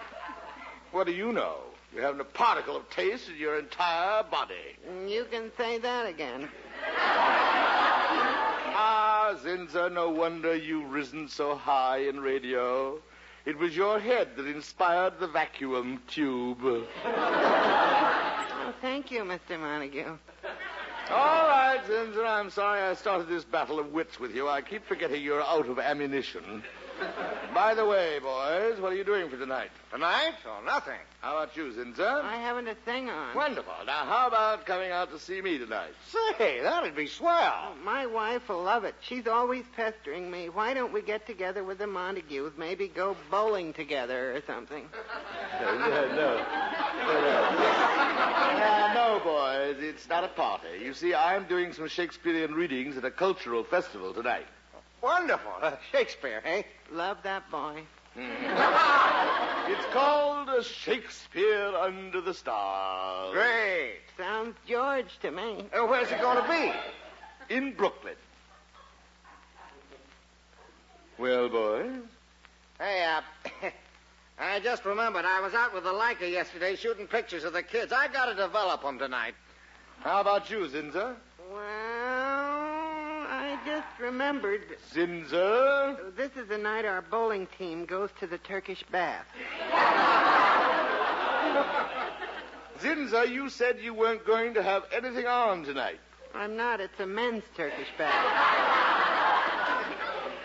This is loyalty. I'm asking you to come to Brooklyn to see me perform. I've never been there before, but I'm going. Mr. Montague, please, don't go. Don't go? You'll get lost. We'll never see you again. Oh, stop. Stop being ridiculous. Mr. Montague, don't you know about those Brooklyn streets? They're a jigsaw puzzle. I have an uncle who lives in Brooklyn. Know his address and everything. We never could find him. All right, Zinza. We consider him dead. All right. Saves us a lot of running around. Oh, stop. Look, Springer, it must be simple. Here's the address of the Brooklyn Academy of Fine Arts. 1607-A5-9 Pelzer Terrace, South. Now, here's a phone book. There's a map of Brooklyn here on the first page. Here we are. Now, let's see.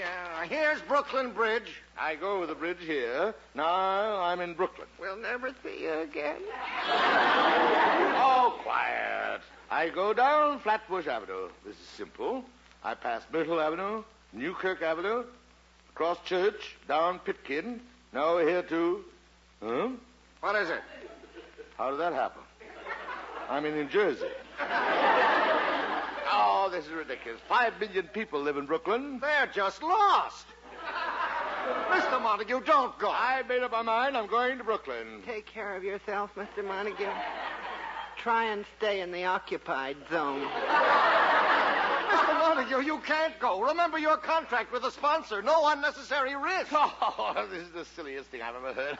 I'll just take a taxi. Where's my hat? Mr. Montague, reconsider. Just let me take one last look at you. Oh, stop being childish. Wait, Mr. Montague. What is it, sir? Should all the acquaintance be... Oh, goodbye.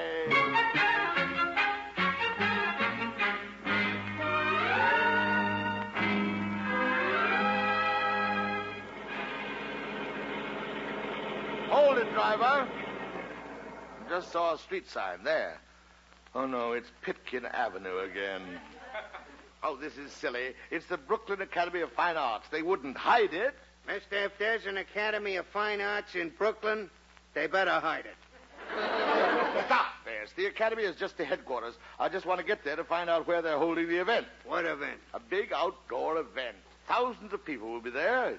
It's obviously a stadium. Why don't you say so in the first place? You know? What do you think all these people and cars are headed for? The big event? Sure, in Ebbets Field. Ebbets Field, never heard of it, but that must be the place. Let's go. I'll drop you off in front of the players' entrance.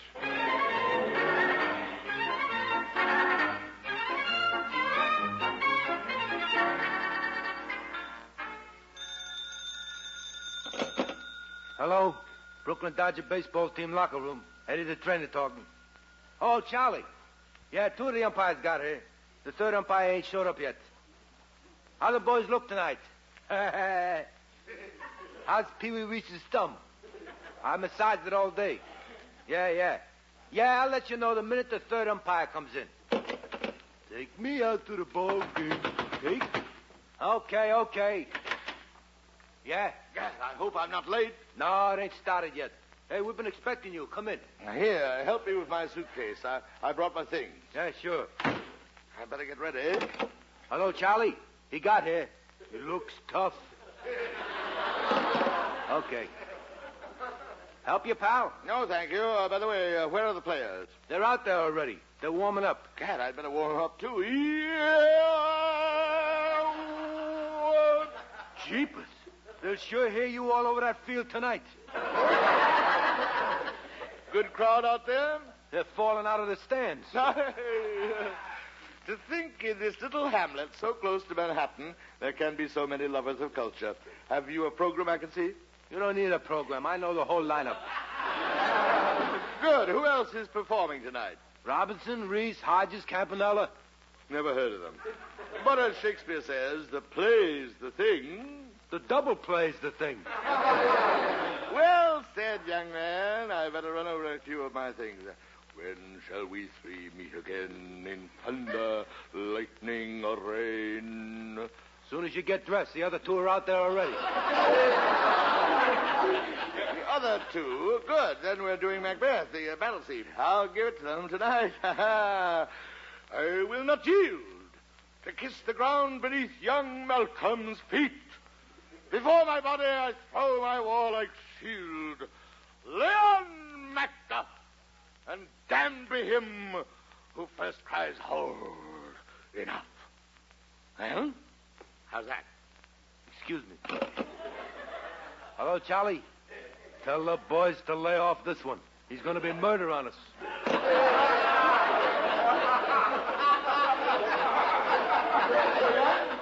No, not yet. You got time, plenty of time.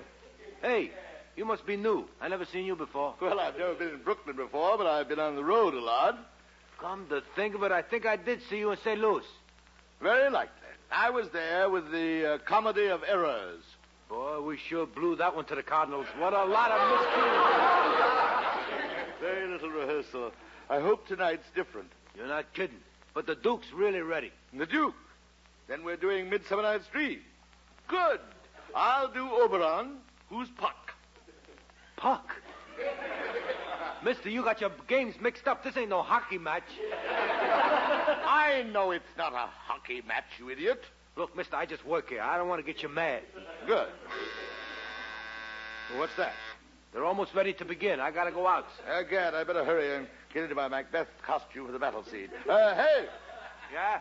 Would you help me get into my outfit? It's right here in the suitcase. I'll open it.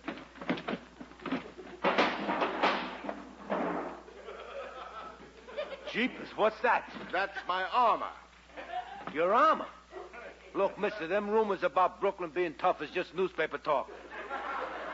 You can work with just a regular chest protector. Nonsense. Give me my helmet. Helmet? Ain't a mask enough? After you see me work, you will realize that I don't do things halfway. Yes, sir. Now hand me my sword. Your what? My sword. Excuse me. Hello, Charlie. Tell the boys they better not let out a peep tonight. He's carrying a sword. I told you it would finally happen here in Brooklyn.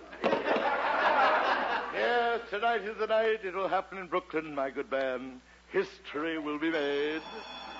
Okay, that's it. They're starting. Open the door. Listen to them. That's Brooklyn crying for culture. Let's go.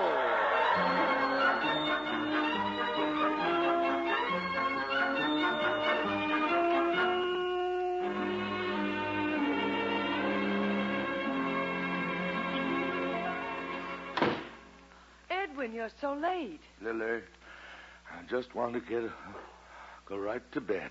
Oh, you look so tired and dusty. Yeah. Oh, Lily. Lily, I still can't believe what happened. You should have seen me. We did. On television. You did? Dirty rat calling Jackie Robinson out when he stole home. Oh, Agnes, will you shut up? I've had enough for one night. Yes, Edwin. Now lie down. Lily, Yes, Edwin. please believe me. Yes, Edwin. Honestly. Robinson was out by a yard.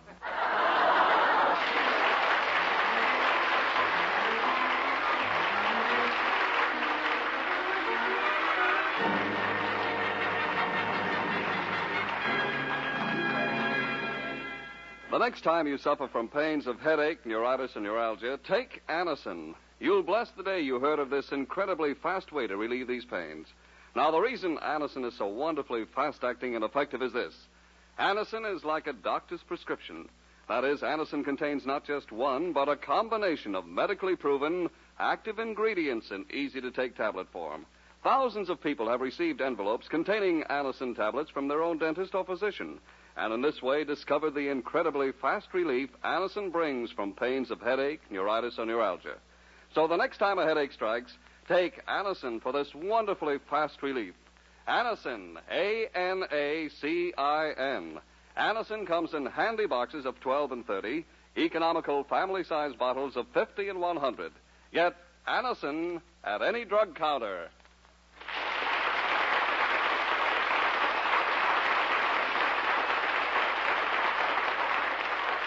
Listen again next week, friends, to The Magnificent Montague, starring Monty Woolley, the Saturday night transcribed feature on NBC's All-Star Festival of Comedy, Music, Mystery, and Drama.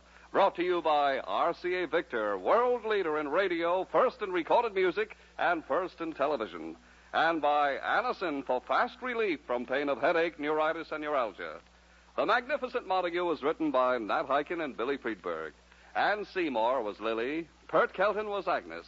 Also heard in tonight's cast were Art Carney, Johnny Gibson, and John Griggs. Jack Ward was at the organ. This is Don Pardo speaking.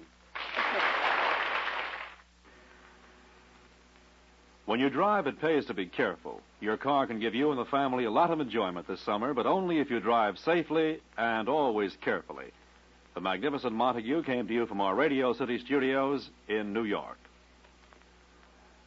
Tomorrow, hear Archie Andrews and the Quiz Kids on NBC.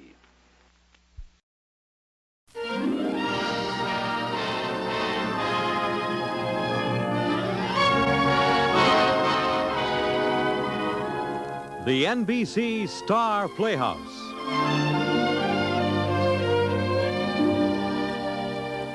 NBC presents many of the most eminent actors of our time transcribed in the NBC Star Playhouse. And here is our host, John Chapman, drama critic of the New York Daily News, to introduce this week's star and play.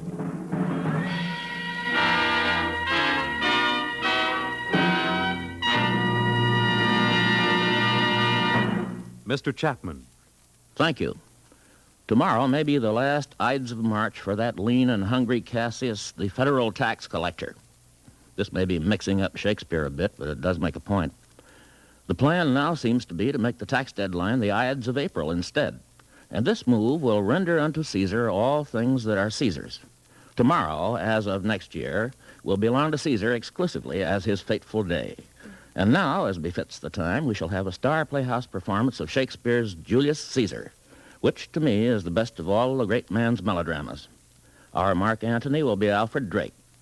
A good many playgoers who remember Alfred singing about a beautiful morning in Oklahoma, or who have seen him as a conniving street poet in his current hit, Kismet, think of him only as a musical comedy man.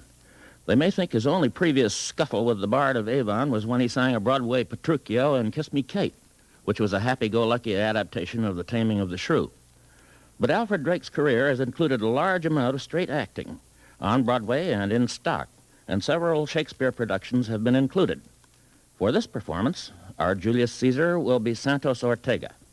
Our friend Cassius will be played by Stotts Cotsworth, and Brutus will be Alexander Scourby. So now, let us journey back to Rome in the month of March, 1,998 years ago.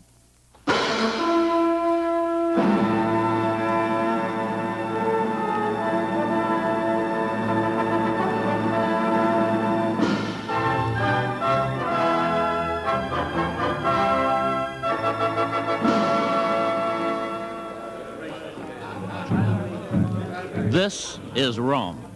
We are standing just outside the entrance to the new Forum, where a large crowd has gathered to watch the arrival of Caesar. Calpurnia is with him this morning, and there is Brutus in the procession, and Cassius, and, as always at Caesar's side, Mark Antony.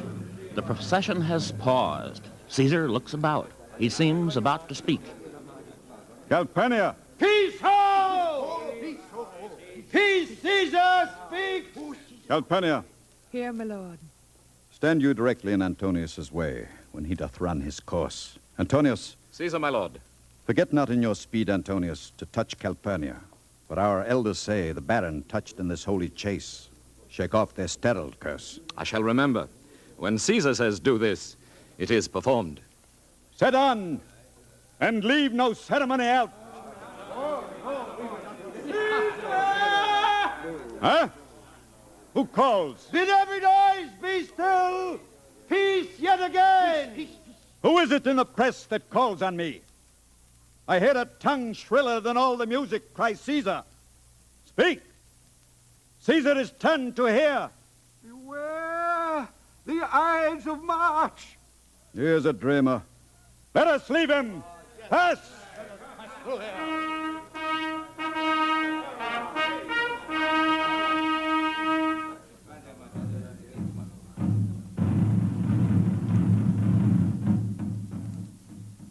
Good brother Brutus. Cassius? Will you go see the order of the course? Not I. I pray you do. I am not gamesome. I do lack some part of that quick spirit that is in Antony. Let me not hinder, Cassius, your desires. I'll leave you. Brutus, I do observe you now of late. I have not from your eyes that gentleness and show of love as I was wont to have. You bear too stubborn and too strange a hand over your friend that loves you. Cassius, be not deceived. If I have veiled my look, I turn the trouble of my countenance merely upon myself. Vexed I am of late with passions of some difference, conceptions only proper to myself, which give some soil, perhaps, to my behaviors. But let not, therefore, my good friends be grieved, among which number, Cassius, be you one. Then, Brutus, I have much mistook your passion. Tell me, good Brutus, can you see your face? No, Cassius, for the eye sees not itself, but by reflection, by some other things. Therefore, good Brutus, be prepared to hear. And since you know you cannot see yourself so well as by reflection, I, your glass, will modestly discover to yourself that of yourself which you yet know not of. What means this shouting? I do fear the people choose Caesar for their king. Eh, do you fear it? Then must I think you would not have it so. What is it that you would impart to me? If it be aught to the general good, set honor in one eye and death in the other, and I will look on both indifferently. For let the gods so speed me, as I love the name of honor more than I fear death. I was born free as Caesar, so were you. We both have fed as well. We can both endure the winter's cold as well as he. And this man is now become a god. And Cassius is a wretched creature and must bend his body if Caesar carelessly but nod on him. Another general shout. I do believe that these applauses are for some new honors that are heaped on Caesar. My man, he doth bestride the narrow world like a colossus. And we petty men walk under his huge legs and peep about to find ourselves dishonorable graves. Men at some time are masters of their fates. The fault, dear Brutus, is not in our stars, but in ourselves, that we are underlings. Brutus and Caesar. What should be in that Caesar? Why should that name be sounded more than yours? Now in the names of all the gods at once, upon what meat doth this our Caesar feed that he is grown so great? Age, thou art shamed. Rome, thou hast lost the breed of noble bloods. When went there by an age since the great flood? But it was famed with more than with one man. When could they say till now that talked of Rome that her wide walls encompassed but one man? What you have said, I will consider. What you have to say, I will with patience hear, and find a time both meet to hear and answer such high things. Till then, my noble friend, chew upon this. Brutus had rather be a villager than to repute himself a son of Rome under these hard conditions as this time is like to lay upon us. I am glad that my weak words have struck but this much show of fire from Brutus.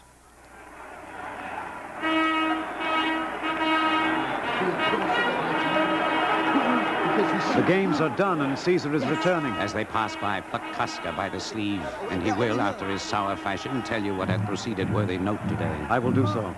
But look you, Cassius, the angry spot doth glow on Caesar's brow as we have seen him in the Capitol being crossed in conference by some senators. Casca will tell us what the matter is. Antonius. Caesar? Let me have men about me that are fat, sleek-headed men, and such as sleep o' nights. Young Cassius has a lean and hungry look. He thinks too much. Such men are dangerous. Fear him not, Caesar. He's not dangerous. He is a noble Roman and well-given. Would he were fatter, but I fear him not. I rather tell thee what is to be feared than what I fear.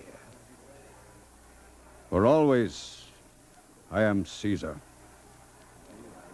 Come on my right hand, for this here is death. And tell me truly what thou thinkst of him.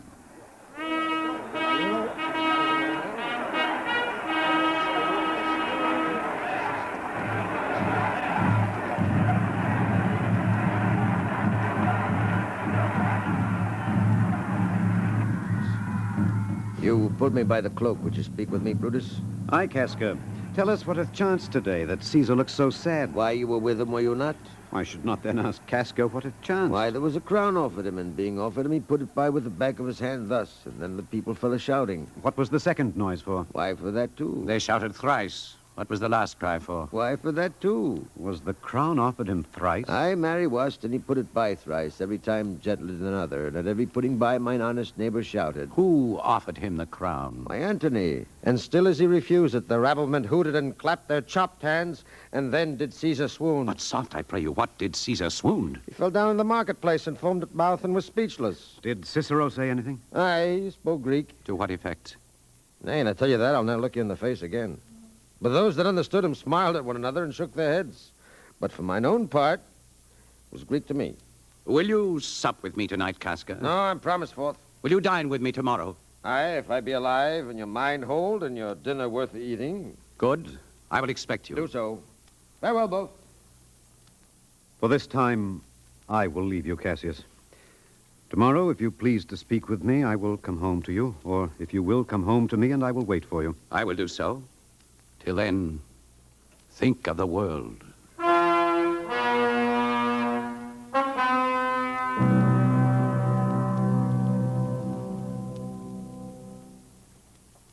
Boy? Lucius? Called you, my lord? Get me a taper in my study, Lucius. When it is lighted, come and call me here. I will, my lord. It must be by his death. And for my part, I know no personal cause to spurn at him but for the general. He would be crowned. How that might change his nature, there's the question. It is the bright day that brings forth the adder, and that craves wary walking. The taper burneth in your closet, sir. Is not tomorrow, boy, the Ides of March? It is, sir. March has wasted 15 days. 'Tis good. Go to the gate, somebody knocks. Since Cassius first did whet me against Caesar, I have not slept. Between the acting of a dreadful thing and the first motion, all the interim is like a phantasma or a hideous dream. Sir, 'tis your brother Cassius at the gate who doth desire to see you. Is he alone? No, sir, there are more with him. Do you know them? No, sir. Their hats are plucked about their ears and half their faces buried in their cloaks. Let them enter.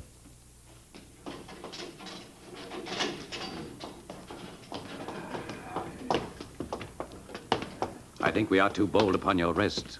Good morrow, Brutus. Do we trouble you? I have been up this hour, awake all night. Know I these men that come along with you? Yes, every man of them, and no man here but honors you.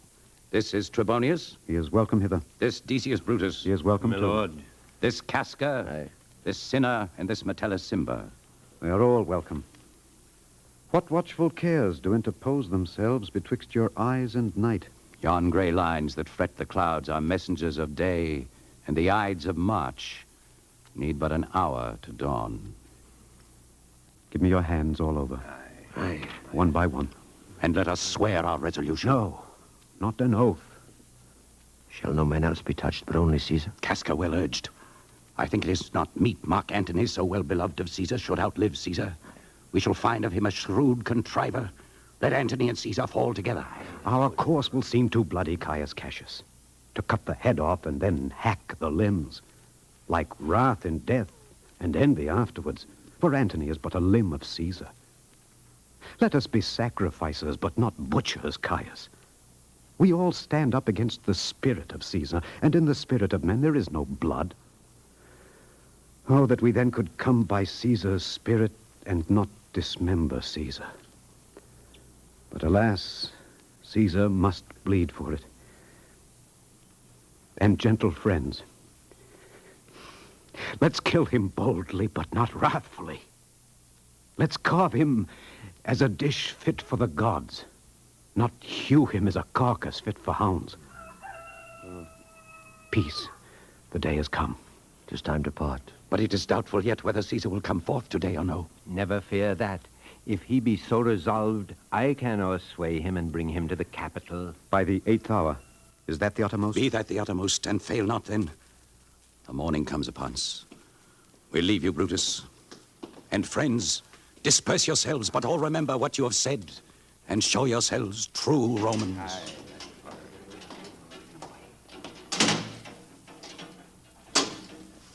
Brutus, my lord. Portia, what mean you? Wherefore rise you now?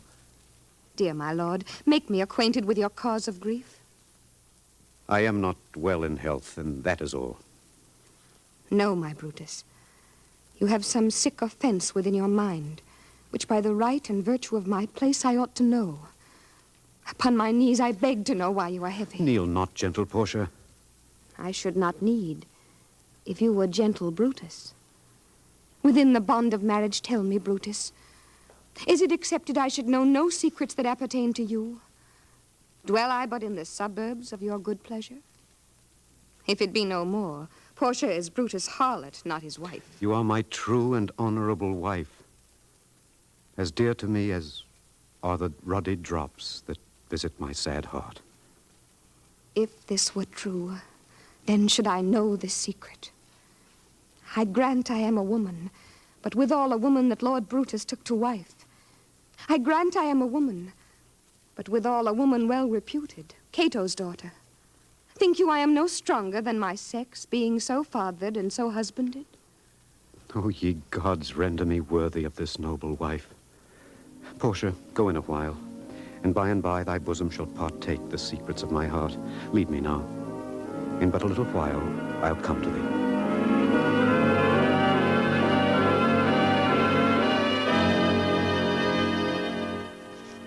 Nor heaven nor earth have been at peace tonight.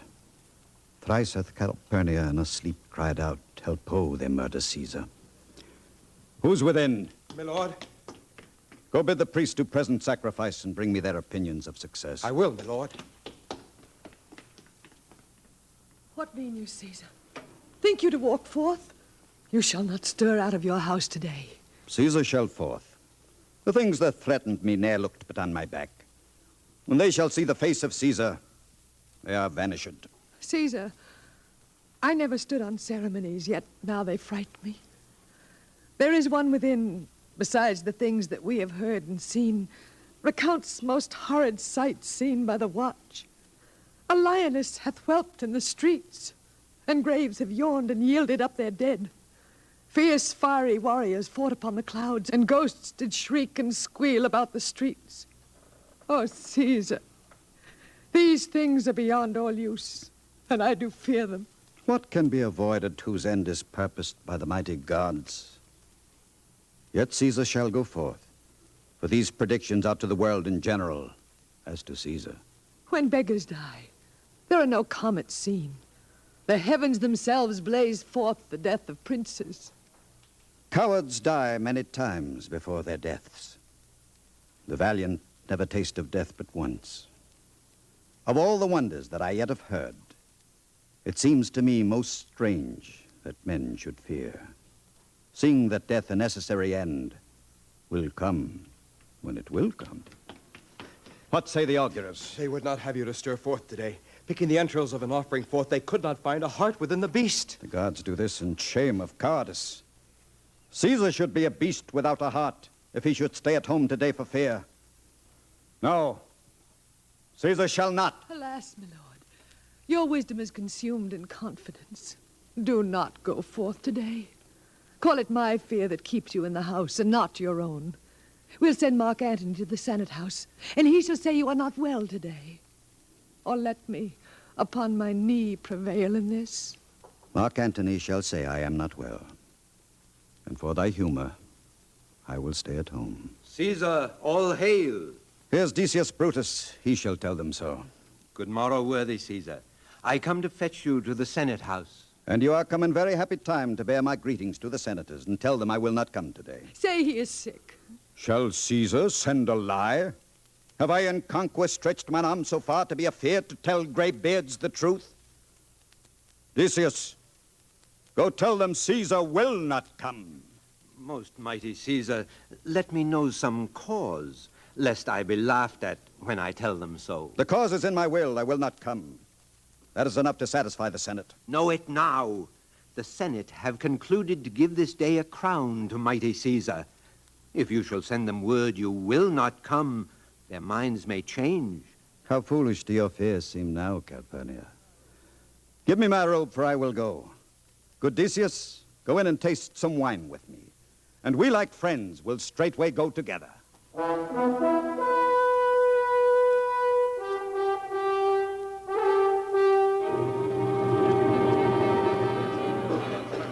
Are we all ready? What is now amiss that Caesar and his Senate must redress?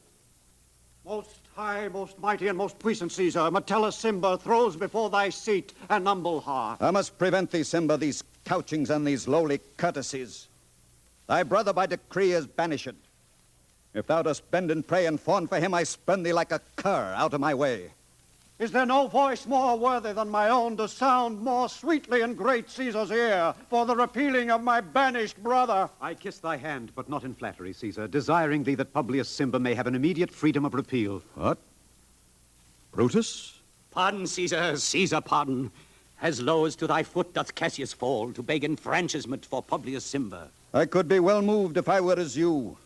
If I could pray to move, prayers would move me. But I am constant as the northern star, of whose true fixed and resting quality there is no fellow in the firmament. Let me a little show it, even in this, that I was constant, Cimber should be banished, and constant do remain to keep him so. O Caesar! Hence wilt thou lift up Olympus? Great Caesar! Doth not Brutus, bootless Neil? Speak hands for me!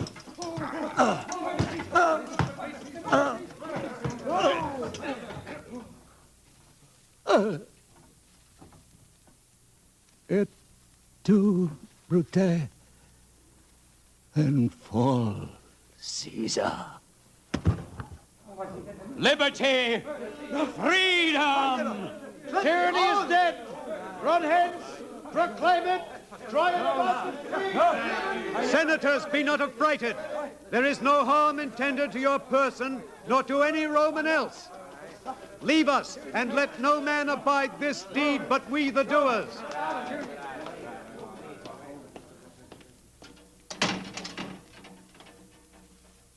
Fates, we will know your pleasures. That we shall die, we know. 'Tis but the time and drawing days out that men stand upon. Why, he that cuts off 20 years of life cuts off so many years of fearing death. Grant that, and then is death a benefit. So are we Caesar's friends that have abridged his time of fearing death. Stoop, Romans, stoop, and let us bathe our hands in Caesar's blood.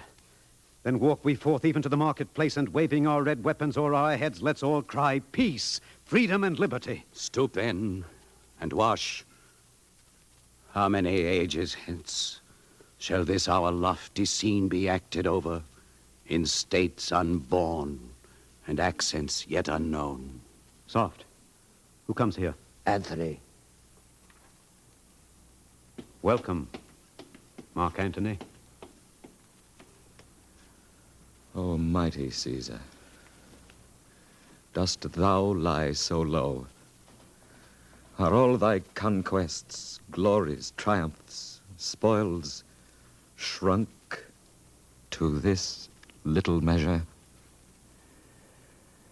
Fare thee well.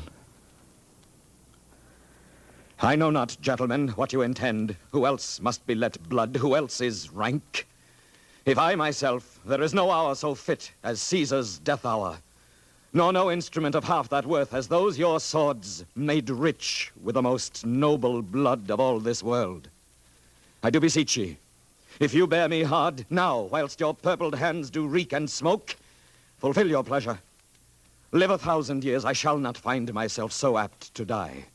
No place will please me so, no mean of death, as here by Caesar, and by you cut off, the choice and master spirits of this age.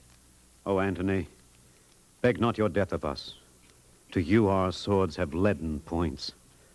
Our arms in strength of malice, and our hearts of brother's temper do receive you in with all kind love, good thoughts, and reverence. Your voice shall be as strong as any man's in the disposing of new dignities. Only be patient till we have appeased the multitude.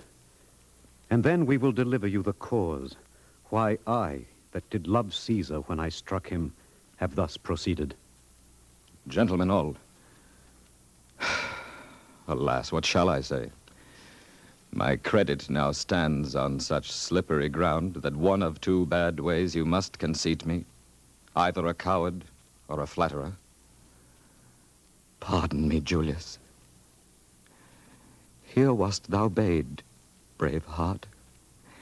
Here didst thou fall, and here thy hunters stand, signed in thy spoil and crimsoned in thy lethe. O world, thou wast the forest to this heart, and this indeed, O world, the heart of thee. How like a deer strucken by many princes dost thou here lie? Mark Antony. Pardon me, Caius Cassius. The enemies of Caesar shall say this? Then, in a friend, it is cold modesty. I blame you not for praising Caesar so. But what compact mean you to have with us? Friends am I with you all, and love you all, upon this hope, that you shall give me reasons why and wherein Caesar was dangerous. Or else were this a savage spectacle. Our reasons are so full of good regard that were you Antony, the son of Caesar, you should be satisfied. That's all I seek. And am moreover suitor, that I may produce his body to the marketplace, and in the pulpit, as becomes a friend, speak in the order of his funeral. You shall, Mark Antony. Brutus, a word with you. You know not what you do. Do not consent that Antony speak in his funeral. Know you how much the people may be moved by that which he will utter? By your pardon. I will show myself into the pulpit first and show the reason of our Caesar's death. What Antony shall speak, I will protest he speaks by leave and by permission. It shall advantage more than do us wrong. I know not what may fall. I like it not. Mark Antony, here take you Caesar's body. You shall not in your funeral speech blame us, but speak all good you can devise of Caesar, and say you do it by our permission. Be it so. I do desire no more. Prepare the body then, and follow us. Yes, let's take it over this way.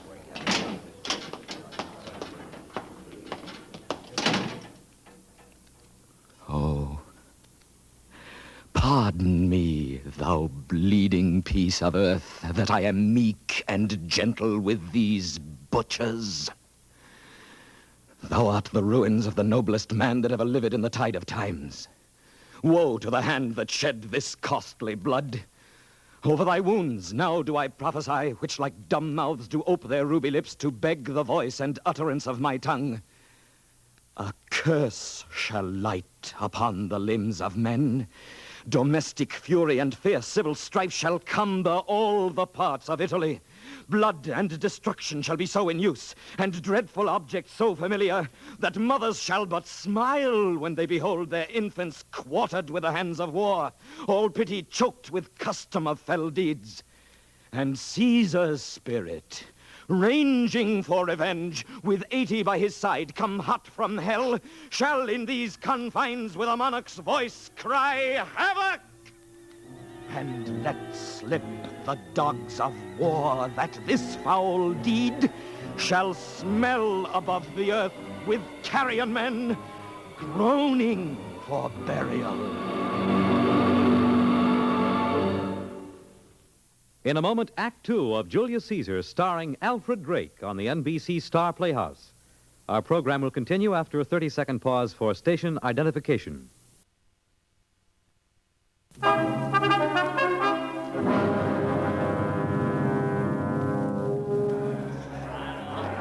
News of Caesar's death has spread quickly, and already the forum is packed with shocked and wondering citizens.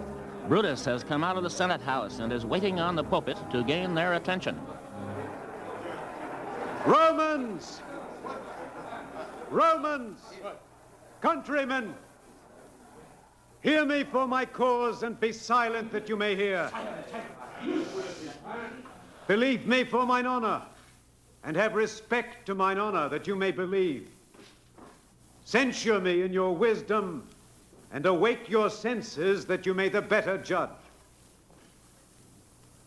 If there be any in this assembly, any dear friend of Caesar's, to him I say that Brutus' love to Caesar was no less than his. If then that friend demand why Brutus rose against Caesar, this is my answer. Not that I loved Caesar less, but that I loved Rome more. Had you rather Caesar were living and die all slaves, than that Caesar were dead to live all freemen? As Caesar loved me, I weep for him. As he was fortunate, I rejoice at it. As he was valiant, I honor him. But as he was ambitious, I slew him. There is tears for his love, joy for his fortune, honor for his valor, and death for his ambition. Who is here so base that would be a bondman? If any speak, for him have I offended. Who is here so rude that would not be a Roman? If any speak, for him have I offended. Who is here so vile that will not love his country? If any speak, for him have I offended. I pause for a reply. None, Brutus, none! Then none have I offended. I have done no more to Caesar than you shall do to Brutus. Here comes his body mourned by Mark Antony, who, though he had no hand in his death, shall receive the benefit of his dying, a place in the Commonwealth, as which of you shall not? With this I depart, that as I slew my best friend for the good of Rome, I have the same dagger for myself when it shall please my country to need my death. Live, Brutus, live! My countrymen! Silence! Brutus speaks! Good countrymen, let me depart alone, and for my sake stay here with Antony. I do entreat you, not a man depart, save I alone, till Antony have spoke. We're blessed to speak no harm of Brutus here. Ah, this Caesar was a tyrant. We are blessed that Rome is rid of him. You gentle Romans, friends, Romans, countrymen, lend me your ears. I come to bury Caesar, not to praise him. The evil that men do lives after them. The good is oft interred with their bones. So let it be with Caesar. The noble Brutus hath told you Caesar was ambitious. If it were so, it was a grievous fault, and grievously hath Caesar answered it. Here, under leave of Brutus and the rest, for Brutus is an honorable man, so are they all honorable men, come I to speak in Caesar's funeral. He was my friend, faithful and just to me. But Brutus says he was ambitious, and Brutus is an honorable man. He hath brought many captives home to Rome, whose ransoms did the general coffers fill. Did this in Caesar seem ambitious? When that the poor have cried, Caesar hath wept. Ambition should be made of sterner stuff. Yet Brutus says he was ambitious, and Brutus is an honorable man. You all did see that on the Lupercal I thrice presented him a kingly crown, which he did thrice refuse. Was this ambition? Yet Brutus says he was ambitious, and sure, he is an honorable man. I speak not to disprove what Brutus spoke, but here I am to speak what I do know. You all did love him once, not without cause. What cause withholds you then to mourn for him? O judgment! Thou art fled to brutish beasts, and men have lost their reason. Bear with me. My heart is in the coffin there with Caesar, and I must pause till it come back to me. Methinks there is much reason in his sayings. If thou consider rightly of the matter, Caesar has had great wrong. There's not a nobler man in Rome than Antony. Mark him. He begins again to speak. Oh, yes. Here's a parchment with the seal of Caesar. I found it in his closet. 'Tis his will. Let but the commons hear this testament, which, pardon me, I do not mean to read, and they would go and kiss dead Caesar's wounds and dip their napkins in his sacred blood. We'll hear the will. Read the will. That's what we'll hear the will. Oh, we want the will. We'll read the will. Will you be patient? Will you stay a while? I have o'ershot myself to tell you of it. I fear I wrong the honorable men whose daggers have stabbed Caesar. I do fear it. Read the will. You will compel me then to read the will. Then make a ring about the corpse of Caesar and let me show you him that made the will. The will. If you have tears, prepare to shed them now. You all do know this mantle. I remember the first time ever Caesar put it on. 'Twas on a summer's evening in his tent. That day he overcame the nervy eye. Look, in this place ran Cassius's dagger through. See what a rent the envious Casca made. Through this the well-beloved Brutus stabbed. And as he plucked his cursed steel away, mark how the blood of Caesar followed it, as rushing out of doors to be resolved if Brutus so unkindly knocked, or no. For Brutus, as you know, was Caesar's angel. Judge, O you gods, how dearly Caesar loved him. This was the most unkindest cut of all. For when the noble Caesar saw him stab, ingratitude more strong than traitor's arms quite vanquished him. Then burst his mighty heart, and in his mantle, muffling up his face, even at the base of Pompey's statua, which all the time ran blood, great Caesar fell. Oh, what a fall was there, my countrymen! Then I and you and all of us fell down, whilst bloody treason flourished over us. Oh, now you weep, and I perceive you feel the dint of pity. These are gracious drops. Kind souls, what? Weep you when you but behold our Caesar's vesture wounded? Look you here. Here is himself, marred, as you see, with traitors. Oh, noble Caesar! Oh, woeful day! Traitors! Stay, countrymen! Stay, countrymen! Good friends, sweet friends, let me not stir you up to such a sudden flood of mutiny. They that have done this deed are honorable. What private griefs they have, alas, I know not that made them do it. They are wise and honorable, and will, no doubt, with reasons answer you. I come not, friends, to steal away your hearts. I am no orator, as Brutus is. But, as you know me all, a plain, blunt man that love my friend, and that they know full well that gave me public leave to speak of him. For I have neither wit, nor words, nor worth, action, nor utterance, nor the power of speech to stir men's blood. I only speak right on. I tell you that which you yourselves do know. Show you sweet Caesar's wounds. Poor, poor dumb mouths, and bid them speak for me.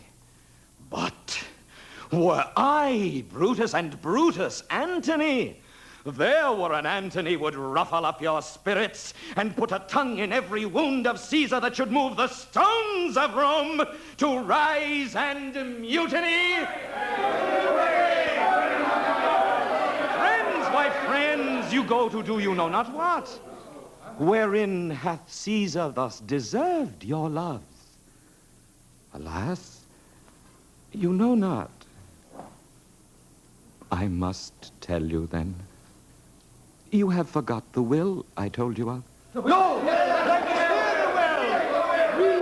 Here is the will. And under Caesar's seal, to every Roman citizen he gives, to every several man, 75 drachmas. Moreover, he hath left you all his walks, his private arbors and new planted orchards on this side Tiber. He hath left them you, and to your heirs, forever, common pleasures to walk abroad and recreate yourselves. Here was a Caesar, when comes another?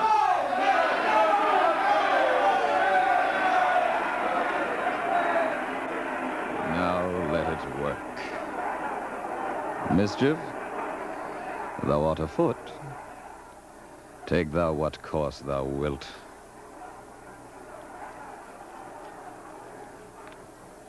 How now, fellow? Sir Octavius has already come to Rome. Where is he? He and Lepidus are at Caesar's house. And thither will I go straight to visit him. He comes upon a wish. Ha! Fortune is merry, and in this mood will give us anything. I hear him say Brutus and Cassius are rid like madmen through the gates of Rome. Belike they had some notice of the people, how I had moved them. Bring me to Octavius.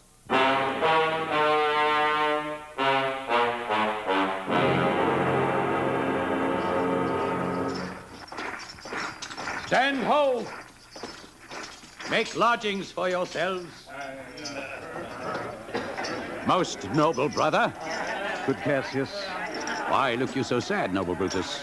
Come into my tent, Caius Cassius. I am sick of many griefs. Of your philosophy you make no use if you give place to accidental evils. No man bears sorrow better. Portia is dead. Ah, Portia. She is dead. Oh, insupportable and touching loss. Upon what sickness? Impatient of my absence, and grief that young Octavius with Mark Antony have made themselves so strong, for with her death that tidings came. With this she fell distract, and her attendants absent swallowed fire.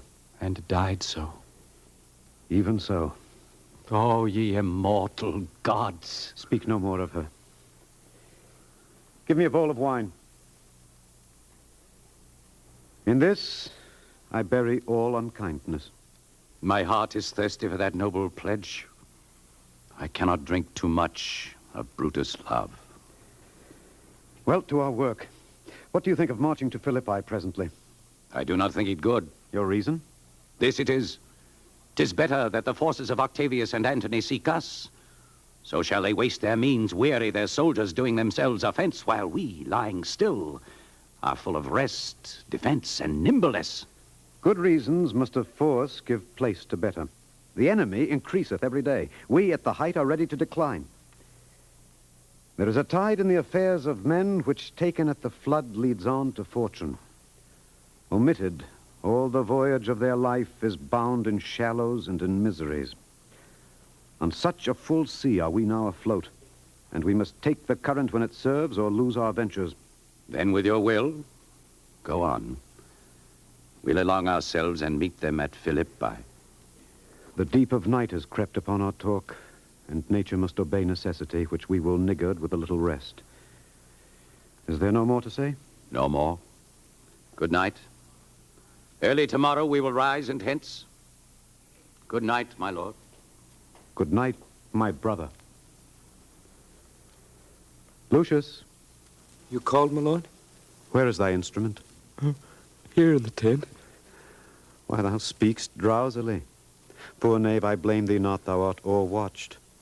Canst thou hold up thy heavy eyes a while and touch thy instrument a strain or two? Aye, my lord, and please you. It does, my boy. I trouble thee too much, but thou art willing. It is my duty, sir. I should not urge thy duty past thy might. I know young bloods look for a time of rest. I have slept, my lord, already. It was well done, and thou shalt sleep again. I will not hold thee long. If I do live, I will be good to thee. Oh, this is a sleepy tune. Oh, murderous slumber, lay'st thou thy leaden mace upon my boy that plays thee music. Gentle knave, good night. Brutus. Huh? Who comes here? Thy evil spirit, Brutus. Why comest thou? To tell thee thou shalt see me at Philippi. Well, then I shall see thee again. Aye, at Philippi. Why, I will see thee at Philippi right then. Aye, at Philippi. Now I've taken heart, thou vanishest. Ill spirit, I would hold talk with thee. Boy, Lucius. My lord. Didst thou see anything? Nothing, my lord. I saw nothing. Go and commend me to my brother Cassius. Bid him set on his powers betimes before, and we will follow. It shall be done, my lord.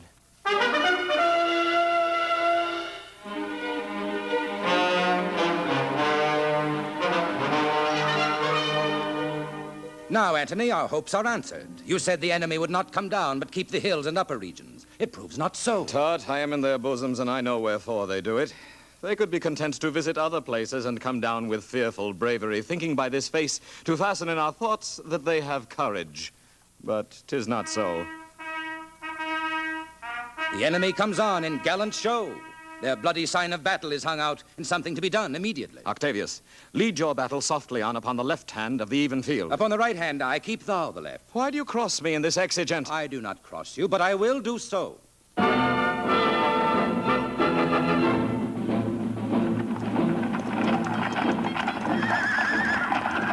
They stand and would have parley. Shall we give sign of battle? No, Octavius. We will answer on their charge. Make forth. The generals would have some words. Stir not until the signal.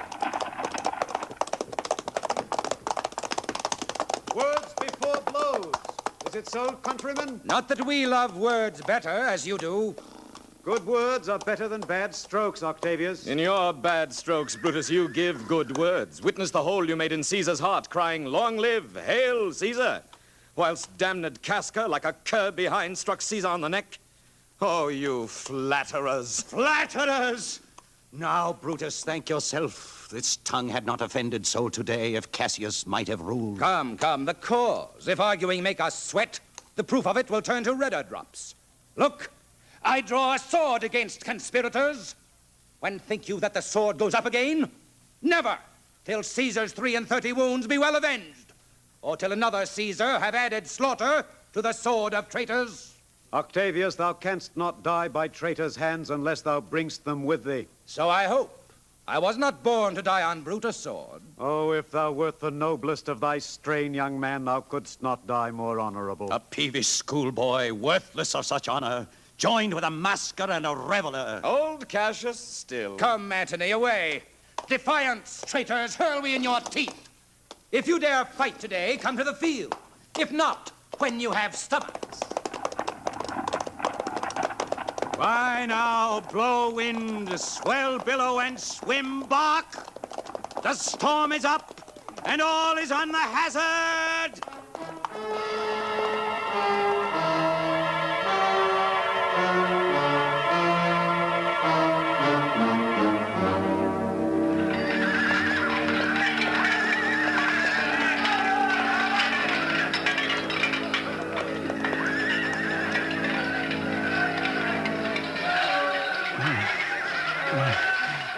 Brutus. Who calls? Caius Cassius. Noble friend, how came thee by this wound? By Pindar's sword, and by my own command. This is my birthday. As this very day I breathed first. Time is come round, and where I did begin, there shall I end. My life is run, his compass. Farewell, Brutus. Forever and forever farewell, good brother. Oh, Julius Caesar, thou art mighty yet. Thy spirit walks abroad and turns our swords into our own proper entrails. My lord, Brutus. Lucius, I thought thee dead.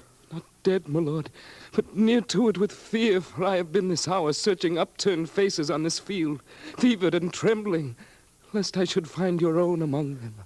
Come hither, good Lucius. List a word. What says, my lord? Thou seest the world, Lucius, how it goes. Our enemies have beat us to the pit. It is more worthy to leap in ourselves than tarry till they push us. Good Lucius, I bid thee, not servant, but friend, hold thou my sword hilt whilst I run on it. That's not an office for a friend, my lord. My heart doth joy that yet in all my life I found no man but he was true to me. My lord. Courage, boy. Hold then my sword, and turn away thy face while I do run upon it. Wilt thou, Lucius? Give me your hand first. Fare you well, my lord. Farewell, good Lucius. Caesar, now be still. I killed not thee with half so good a will. What man is that? My master, sir. Marcus Brutus. How died thy master, boy? I held the sword, and he did run on it. According to his virtue, let us use him, with all respect and rites of burial.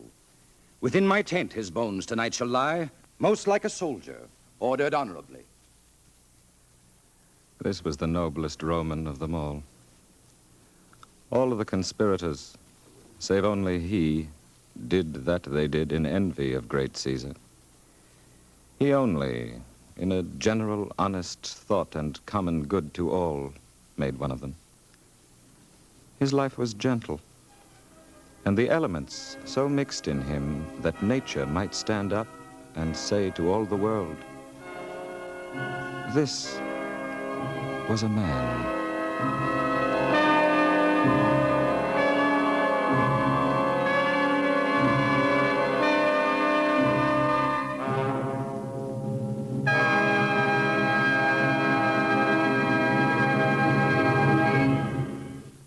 You have been listening to the NBC Star Playhouse production of Julius Caesar, starring Alfred Drake. And now, John Chapman returns with a word about next week's production. Thank you, Alfred Drake and company.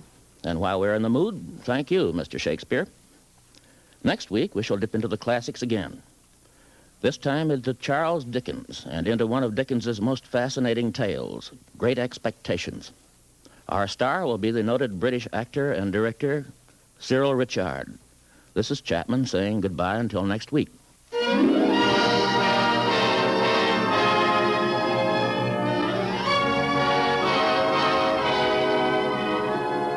Julius Caesar was transcribed and adapted for radio by Earl Hamner. Heard in the cast were Alexander Scourby as Brutus, Stotts Cotsworth as Cassius, Santos Ortega as Caesar, Patricia Wheel as Portia, Ann Seymour as Capernia, Joe DeSantis as Casca, Carl Weber as Octavius, Hal Studer as Lucius, John Seymour as Decius, Roger de Koven as Metellus Cimber, John Thomas as a servant, and Martin Rudy as a citizen. NBC Star Playhouse is a production of the NBC Radio Network in association with Gale and Adams, supervised by William Welch, and directed by Fred Way. Fred Collins speaking.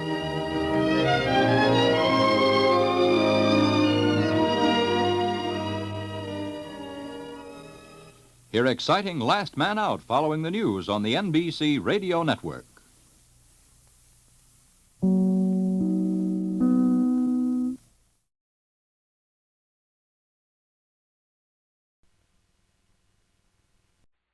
Kraft presents The Great Gildersleeve.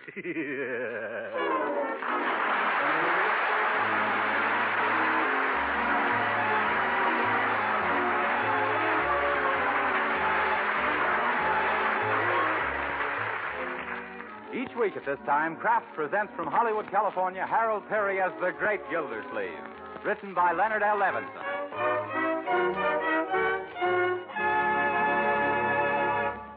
We'll hear from the great Gildersleeve in just a moment. But first, here's something I'd certainly be puzzling about if I were a housewife these days, and that's the problem of how to serve my family all the wholesome, nutritious foods they need and still keep within my budget. Well, here's one way to help solve that problem, and it's a mighty pleasant way, too. Yes, for nourishment your family needs, and for flavor they're sure to like. Serve them delicious, economical Parquet margarine, made by Kraft. You see, Parquet margarine is a highly nutritious food that's one of the best sources of food energy. And to Parquet's natural, wholesome goodness, Kraft adds vitamin A, 9,000 units to every single pound. But rich food value isn't all. Important, too, is Parquet margarine's flavor, that delicate, appetizing taste that makes it the favorite of thousands of families, for table use, for seasoning, for baking, and for pan frying. Just one taste will tell you about Parquet's flavor. So why not try delicious Parquet margarine tomorrow? Yes, ask your dealer for Parquet, Parkay.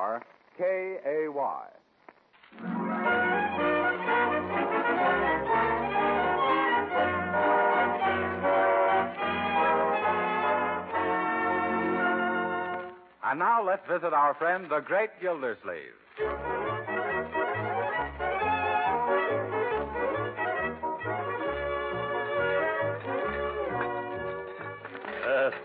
eat your luncheon so fast, Leroy. Yes, Leroy. Where do you think you're going in such a hurry? To a fire.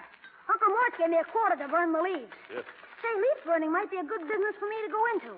Better get outside, Leroy. There's a wind coming up, and you're liable to blow your business right down the street. Okay. Say, does anybody see my sweater? Excuse me while I finish this front door. Yeah. Hello, Bertie. Mr. Gilman's leaving? Yes, Mr. Wills. He's just finishing lunch. Come on in, Judge. Thank you.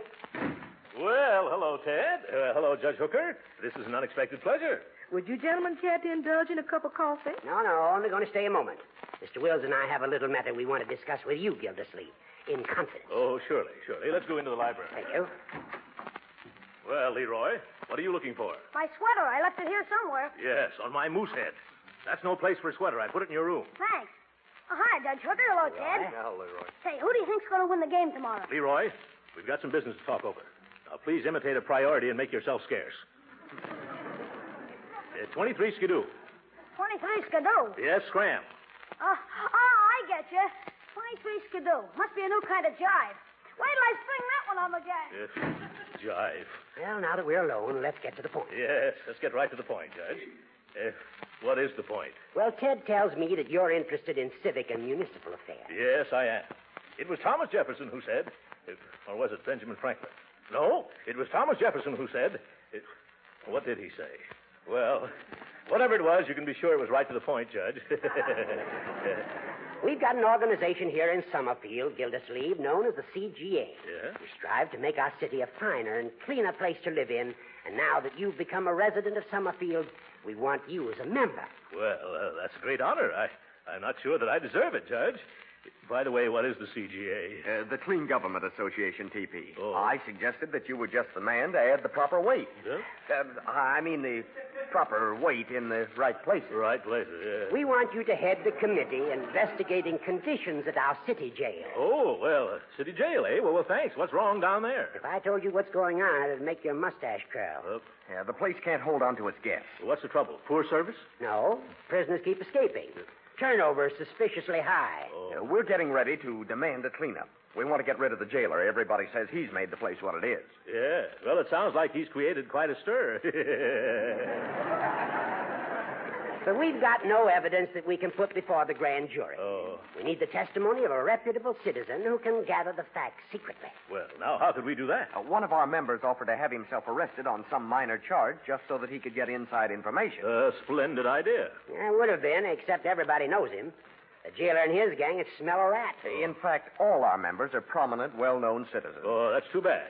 Would have been a peachy plan. Well, if there was some good, substantial citizen who was new here in Summerfield. Yes, who wouldn't be recognized when he broke some petty law and landed in jail. Oh, that's right. A new man.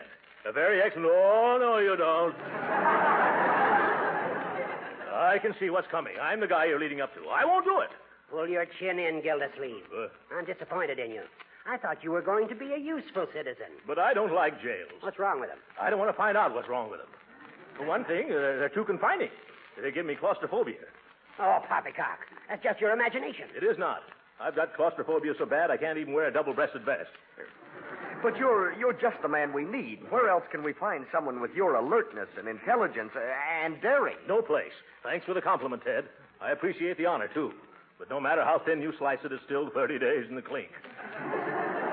Oh, what's the use, Ted? He's all bull and bellow. No beef and brawn. No, look here, you. One more crack like that, and I'll fracture your skull with a hot marshmallow. Gildersleeve, you couldn't fracture a poached egg without getting winded. Why, you little legal linthead, I've got a good idea. Oh, you haven't had a good idea since you put on long pants. That settles it, Ted. Don't hold me back. I'm good. Gentlemen, please. This is a meeting about law and order. Well, just because he's the law, he can't order me around. I am not trying to order you around, guilty old man. Oh, so now I'm an old man, am I? Stop acting like a baby. Yeah, I did. If you had any gumption, you'd help us clean up this town, Gildersleeve. It could lead to a long and honorable civic career. Someday they'd put your statue in the park. Yeah? Who knows? Maybe they'd even name the park after you. Think of it. The Throckmorton P. Gildersleeve Memorial Park. Memorial Park? You quit burying me. I'm not dead yet. But this plan is foolproof, TP. The minute you have all the evidence, let us know, and Judge Hooker will get you out of jail with a writ of habeas corpus. Sure. You see? Oh, will you do it? What do you say, TP? Well, I didn't know about that. The habeas about that. Then you'll do it? Well, if I really can make this town a cleaner, finer place to live in, yes. Ooh, what am I saying? I knew he'd do it, Ted. Well, what's our first move? Gildy's got to get himself arrested for some minor offense. Now, let's see. What could he do? I know. Go downtown Gildersleeve and pick a fight with a policeman. Talk back. Make him mad. Sass him. Say, that's something I've always wanted to do. Sass a cop. This is going to be fun. Yeah, maybe. Better pick a small cop. Go ahead. Well, if everything's settled, I'll drive you home, Judge. All right now, boys. And don't forget, Hooker, when I give the CGA the SOS, you get me out PDQ.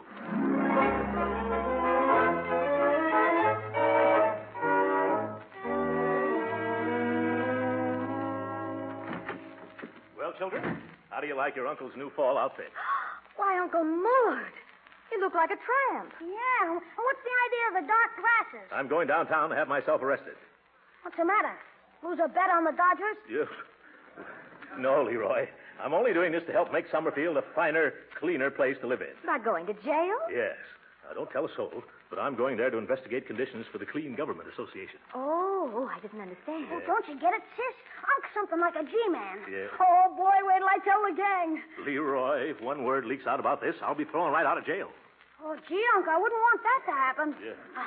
I'll keep quiet. But I still don't understand why you're wearing those terrible-looking old clothes. Yeah, boy, is that a corny outfit. It's a disguise, Leroy. Do you like it?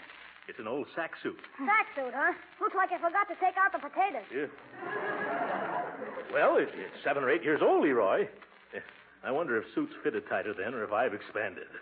You shouldn't wear those pants, Uncle Mort. Huh? You can't stand up in jail all the time. Yeah. Excuse me, Miss Marge. Who that man? What you want with these children? Go away, you tramp. Take it easy, Bertie. It's me, Mr. Gildersleeve. You sure? Why, of course. Well, you done frightened me from here to Christmas. What you doing dressed up like a scarecrow, only not so skinny? Well, Bertie, the truth of the matter is... Oh, don't tell her, Uncle Mort. You know how women are. They can't keep a secret. Yeah. She'll be telling it all around town before you even get to jail. Jail? Who's going to jail? You, Mr. Gildersleeve? What for you going to the pokey? What did I tell you? She's starting to broadcast already. Leroy, you spill the beans yourself. What beans? Now, what's going on around here? Oh, Margie will explain to you later, Bertie. And meanwhile, if you just keep quiet and don't mention this to anybody, I'll be able to get any jail without any trouble. You will? Yeah. Well, there's a lot of things I could say at this point, but I'm just going to keep my mouth shut. Oh, run along, Bertie. I'll try to explain to you later on. If I ever find out myself. Yeah. Okay, but I got a feeling in my bones, and it ain't rheumatism. Yeah. Well, what do you think, children? Do I look shabby enough? Sure, you look pretty good. That is, pretty bad, pretty good. Don't you think so, Marge? Well, I don't know. There's something that doesn't quite fit in with the rest. Oh, yes, your mustache. That's it. Now, see here, Marjorie. I'm not going to shave off my mustache, even if it means I won't be able to get into that jail. Oh, you needn't shave it. Just trim it a little so it won't look so dapper. No. Yes, now, come on. Here's a pair of manicure. Nothing doing, Marjorie. Don't you dare touch a hair. Hold his head, Leroy. Okay, sis. Hold still, Uncle. Oh, Leroy, stop that. Quit. Cut it out, children. Hold on. It's taken me years to stop, Marjorie. You'll ruin the shape. Hold still, Uncle. Stop it. Leave my mustache alone. There. Oh, that's my nose you're trimming.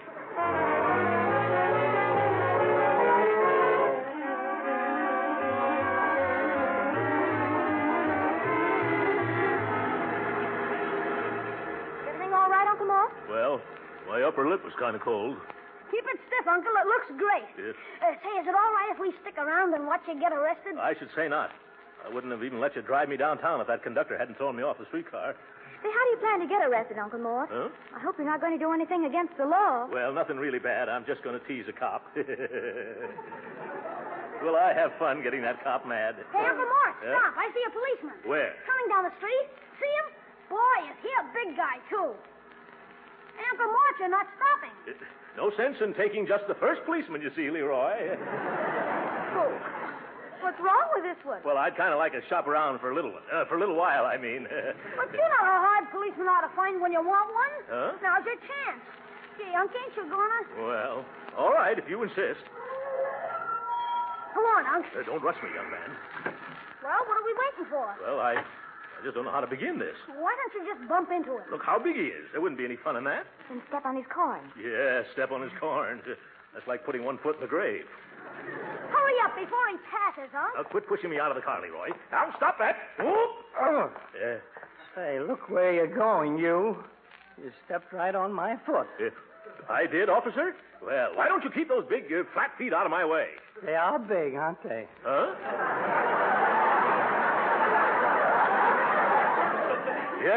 Yes, they are big. And clumsy, too. That's true. You know, I have the worst time with them, especially when I dance. I'm not interested in your waltzing dogs. Now, out of my way before I get tough. Oh, don't shout. I've got a splitting headache as it is. Oh, you have? I'll shout if I want to. Yes, by George, I'd like to see you stop me. Now, really, mister, if you're going to create a disturbance, I'm not going to stand here and take it. You're not, eh? What are you going to do? I'm going home to bed. Oh! Wait a minute, aren't you going to arrest me? Oh, no. As a citizen and taxpayer, I insist on being arrested. Well, in that case, you better find a policeman. Yeah. Aren't you a policeman? Don't tell a soul, but I'm just getting home from a masquerade ball. Oh!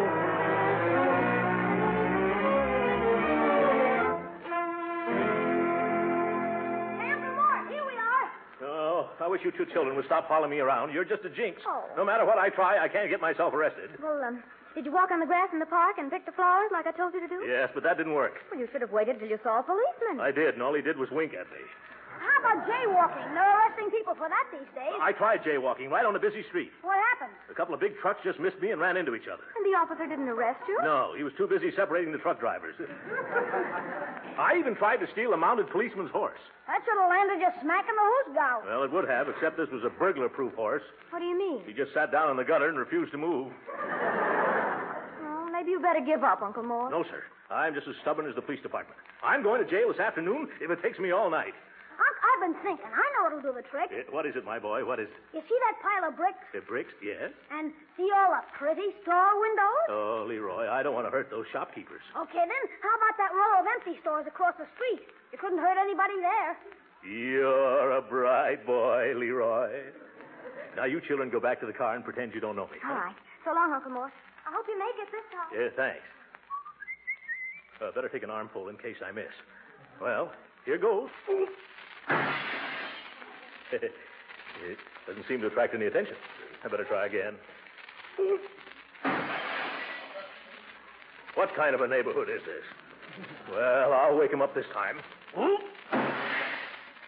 Whoop! This is fun. Whoop! Stop, Uncle Mort! Stop! What's wrong, Marjorie? Look at the signs in those windows you broke. Signs? Where? Oh, yes. These stores for rent by the Forrester Estate. Throckmorton P. Gildersleeve, agent. Oh, my.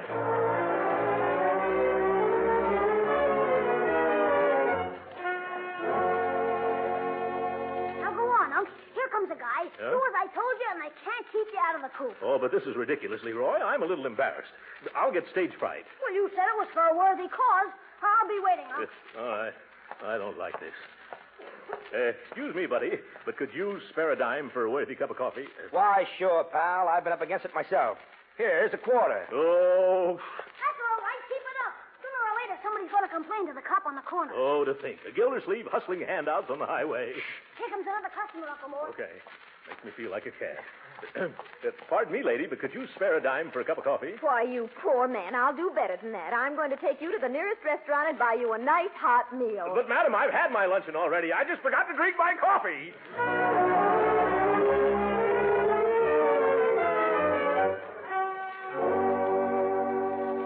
No, Leroy, I simply refuse to ask another person for another dime for another cup of coffee. Why, I've collected over $7 already. Here. To give it to some worthy charity. Start a fund to buy glasses for nearsighted policemen. What are you going to do now? I'm giving up. I never knew it'd be so hard to get yourself arrested. Come on. Your sister's waiting in the car. Oh, look, that lady dropped her purse. Hand it here, Leroy. Thanks. Which lady was it, Unc? The one with the hat like a waffle. Hey, lady! Leroy, you go to the car while I run ahead and give it back to her. Lady! Oh, lady! Lady! Oh, lady! Lady, I've been whistling at you for a block. I heard you. How dare you follow me? I wasn't following you. I was trying to catch you. What? Here's your purse, lady. You dropped it back there. I did not. But I thought I saw you. I have my purse right here in my hand. What? That was just an excuse to stop me and try to flirt, you masher. Masher? Who, me? Yes. A girl isn't safe anymore with wolves like you roaming the streets. Wolves? No, see here. I wish there was a policeman around. I'd teach you a lesson. Quiet, lady. You're attracting a crowd. Why, you ought to be ashamed. Whistling and shouting at a poor girl. Girl?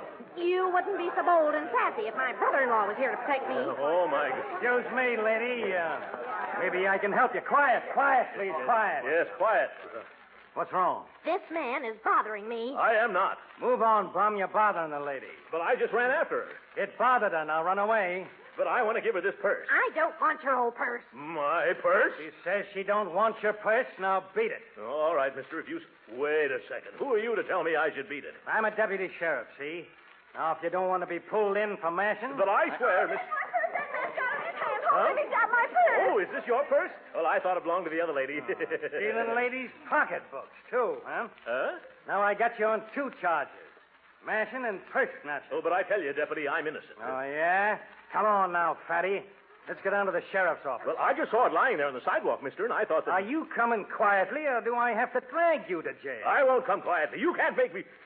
What? You're going to take me to jail? You catch on fast. Well, why didn't you say so? Come on. I just can't wait till we get there.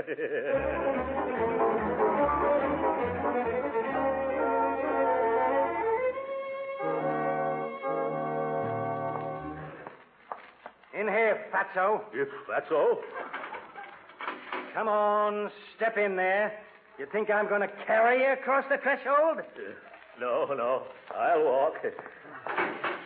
Hey, Spud, you got a roommate. Show this guy the ropes. Sure. Well, make yourself at home, Bunky. What's your name? Gildersleeve. Throckmorton P. Gildersleeve. Boy, did you pick yourself a phony moniker. What? Nobody'd ever believe that one. But I assure you, sir, that's my name. Look here, Spud. I don't want to stay around here a moment longer than I have to. Who does? How's the chances of getting out? I don't know. You got a good lawyer? No. I mean, how's chances of escaping? You mean take it on the lam? Well, if you want to be technical, yes. Not a chance in the world, Bunky. This joint is airtight. Shh. But I've heard otherwise. Yeah, sure, so did I. But I'm still here. What? Why, I bet I tried everything. And I know all the tricks. You do? Yeah. That's why I'm here. Oh. On account of busting out of all the other joints. But I was told that lots of you robber chaps got free. Then somebody gave you a bum steer, pal. Huh? Why, this is the place that gave him the idea for Alcatraz. Oh, my goodness. Nobody's ever cracked this jug. Oh, I can hardly believe that. Oh, no? Huh? Well, I'll show you. Hey, deputy. You. Yeah? What is it, Spud? Anybody ever escape out of this cooler? No, nobody's ever escaped out of this cooler. Oh. Hey, Gildersleeve. Yes, sir? You got visitors. Oh, thank you. Come on. A fine mess Judge Hooker and Ted have gotten me into. A hot cooler. Hello, children. Are you all right, Uncle? Gee, you made it after all, didn't you, Unc? How did you manage to do it? Oh, it's a long story, Marjorie. Remind me to tell it to you some cold winter night when we've got nothing better to do. Now, I want you to get a hold of Ted and Judge Hooker. Yes? Tell them that their information was all wrong. Nobody's ever escaped out of this cooler. You mean you're just wasting your time? That's it exactly, Leroy. Now, you tell them to get me out of this rabbit hutch quick like a bunny.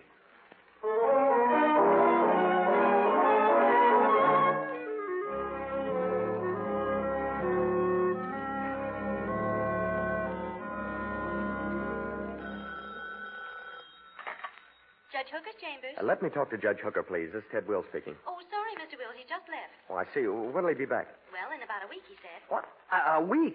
He can't do that. Oh, yes, he can. He's just gone to New York on court business. But he can't go. He's left someone in the lurch. Oh, my goodness. Where's the judge stopping in New York? Well, he hadn't decided. He's going to let me know. What's the trouble? He's left an innocent man here in jail. Oh, that's what all you lawyers say. Oh. Goodbye. Marge, Leroy, what are we going to do? Poor Uncle Mort. Yeah, poor Uncle Mort.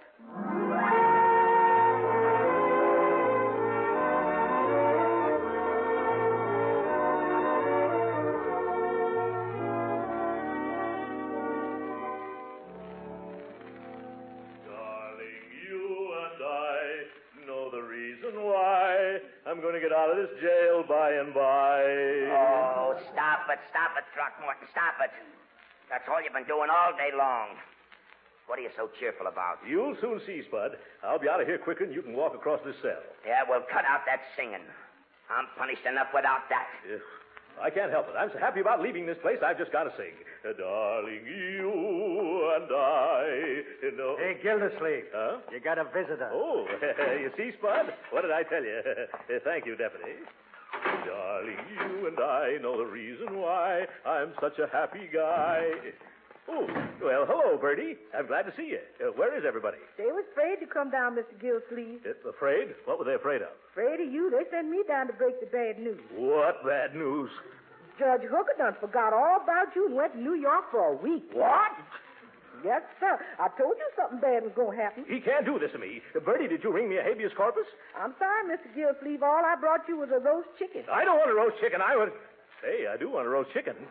Where is it? The man at the door, he done took it away from me. Why, that petty chiseler. But I don't think he's going to enjoy eating it. Why not? I stuffed it with some little sauce, some fries, and a little gun.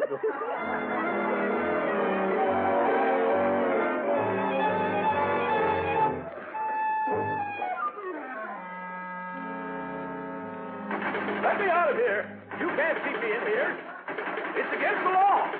Throckmorton, if you don't shut up, the warden's going to send you to solitary. Let him send me to any place, as long as it's out of here. You know, you're the screwiest cellmate I ever roomed with, Funky. Yeah?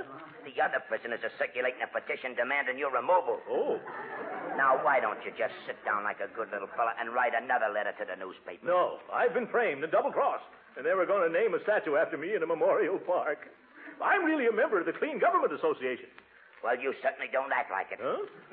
In the past 3 days, you've tried to set the cell on fire 4 times. Yeah. And the rest of the time, you're either trying to bribe the guards or you're organizing a jailbreak. Gildersleeve, you ain't playing the game.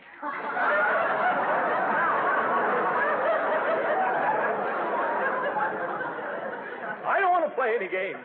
I just want to play the anvil chorus on a certain judge's head with a baseball bat.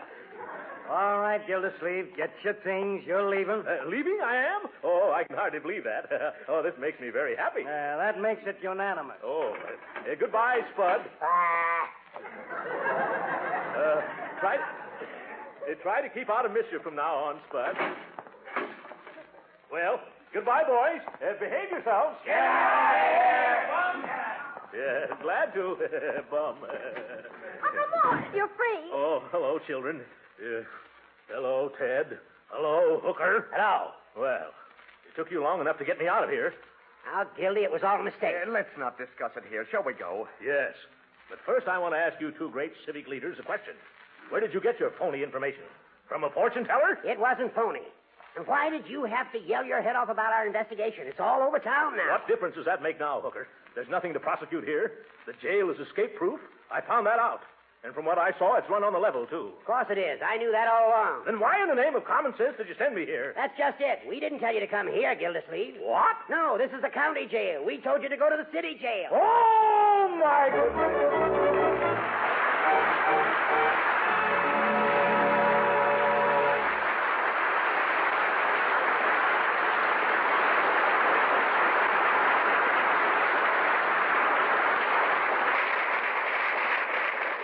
The great Gildersleeve will be with us again in a few minutes.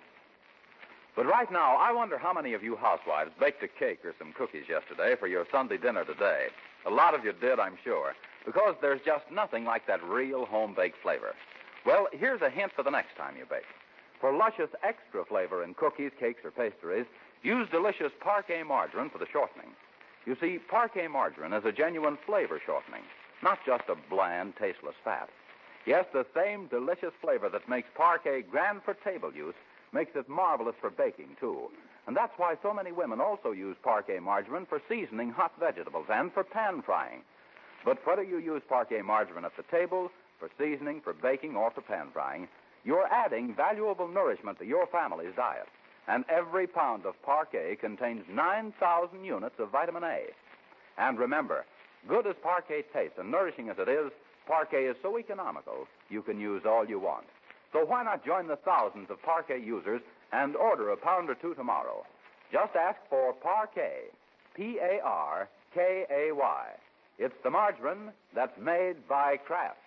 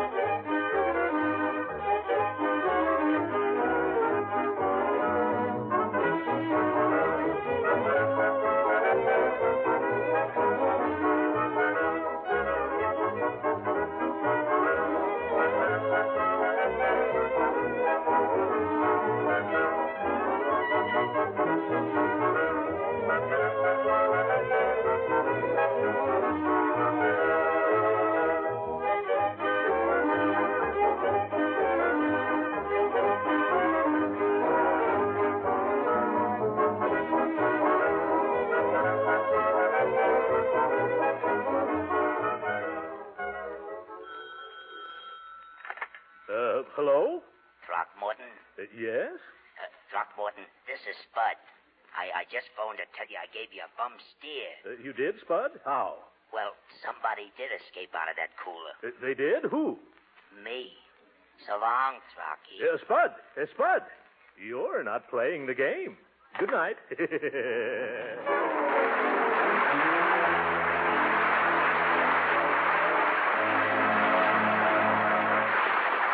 Original music heard on this program was composed and conducted by William Randolph.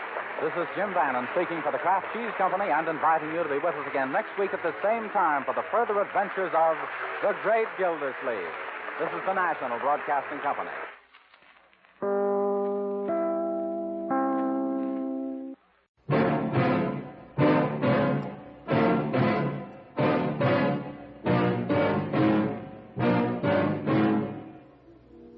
If the girl that's being held prisoner has been harmed in any way, you two men can toss coins to see which one I gunned down first.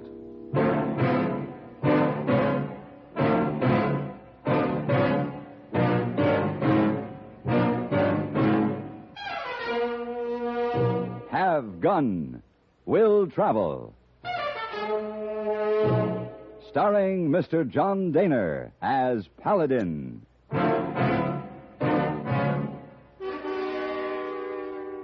San Francisco, 1875. The Carlton Hotel, headquarters of the man called Paladin.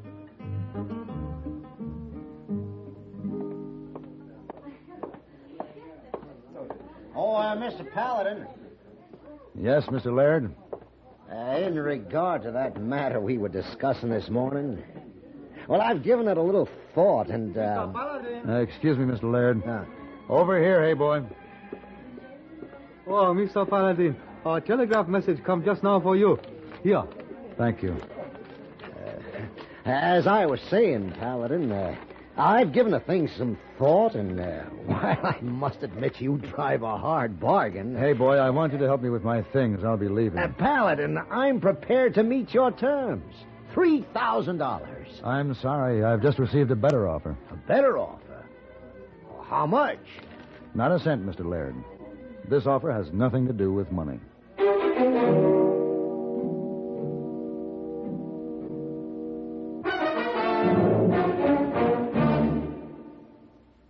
Dandruff bothers most men, most women, too, so listen. Today, you can get rid of embarrassing dandruff in just 3 minutes. Yes, with Fitch Dandruff Remover Shampoo. Unsightly dandruff's gone in 3 minutes. It's the quickest, easiest of all leading shampoos. That's not all. Using Fitch regularly is guaranteed to keep embarrassing dandruff away. Simply apply in the unique Fitch manner. Before you wet hair, rub in 1 minute. This way, Fitch shampoo penetrates right down to the scalp.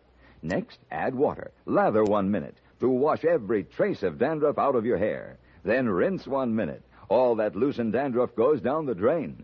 In 3 minutes with Fitch, 1 rubbing, 1 lathering, 1 rinsing, dandruff's gone. And never forget, gentle Fitch can also leave your hair up to 35% brighter. To get rid of dandruff problems forever, brighten hair too, use Fitch regularly. Get Fitch Dandruff Remover Shampoo today, only 59 cents.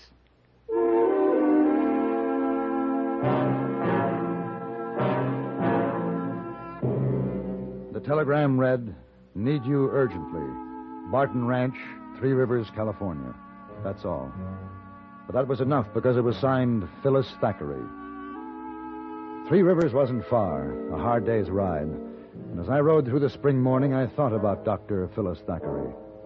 Our trails had crossed just once, briefly, but I'd never forgotten her. A courageous doctor and a very special kind of a woman. It was near sundown when I rode up to the Barton Ranch house.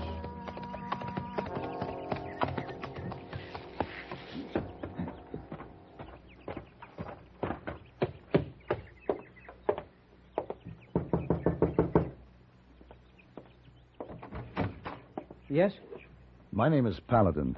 Oh, yes, come in. I'm Tom Barton. Dr. Thackeray asked me to send you the telegraph message. Where is she? We don't need you here, mister. Go on back to San Francisco. Who are you? This is my father. He owns this ranch. I'm here to see the doctor. Where is she? That telegram was a mistake. My son and I can handle things here. I want to see Dr. Thackeray, and I want to see her now. Now, wait a minute. I'll give you just that, mister. 1 minute to show me that girl. You walk into my house and get rough with me, and I'll have Now, you... Pa, there's no reason for any fuss. Mr. Paladin just wants to see the doctor. That's your way, isn't it, Tom? Back away from anything tougher than a stake. Fall over and play dead when the man tells you to. That's not true, Pa. I just don't believe in fighting when there's no fight called for. Nor at any other time. Where is the doctor? There, in the study.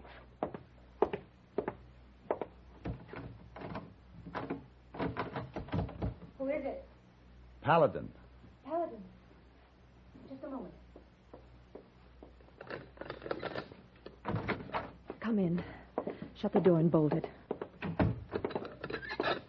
Paladin, my patient here is very sick, and it's contagious. Are you all right? I was vaccinated 2 years ago back east, but anyone can carry the germ. It's smallpox. I see. I should have said something in the telegram. You afraid I wouldn't come? Would you have? I didn't have anything important to do. Paladin. And I've been vaccinated, too. Hello, Phyllis. Hello, Paladin. How long have you been here by yourself? I guess I've lost count. Any sleep? Well, You need rest. Sit down on that cot. Is that coffee hot? Yes.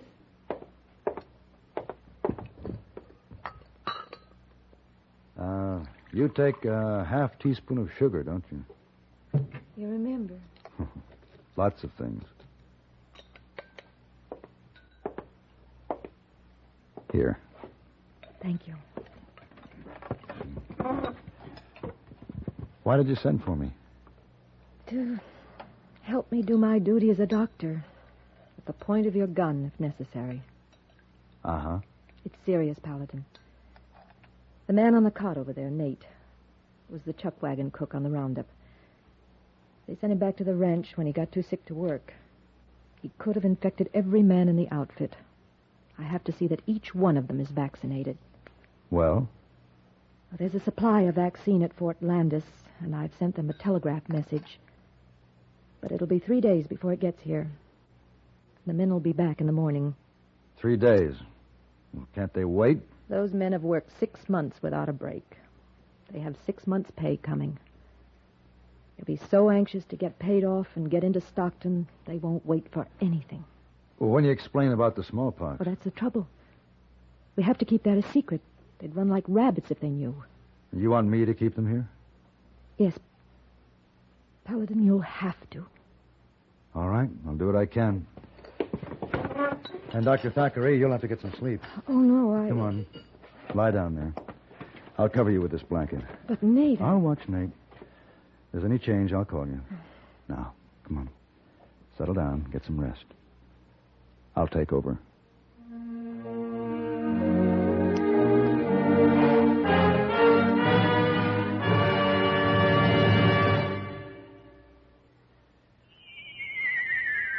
Be careful. You're going to land in a bathtub. Who's driving this flying saucer, you or me? Well, what do you see? Oh, germs. Millions and millions of germs. Sure, here on Earth, disease, germs, and viruses live in bathrooms. Wait, here comes a lady. She's putting a dash of Lysol in with those suds, and she's mopping the floor. Wow! Look at those germs and viruses drop dead. Boy, are you stupid. I thought all Martians knew that Lysol brand disinfectant kills disease, germs, and many deadly viruses on contact. Disinfects from one cleaning to the next if nothing else can. That's right. I remember my 7 grandmothers saying Lysol makes your favorite cleaner work better, including many that claim to sanitize. I'm sorry you learned to speak English by listening to commercials. And Lysol comes in regular or pine fragrance for as little as 29 cents. How much is that in Martian money?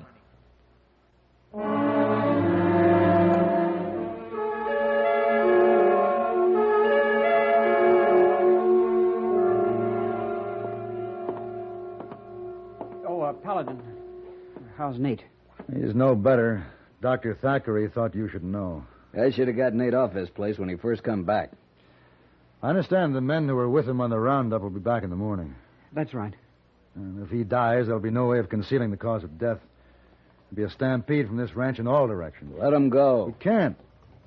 Every man allowed to leave this spread without a vaccination could be carrying death to who knows how many people. That's the men. They're back early. We're not going to be able to handle them, Pa. Well, I'm going to try.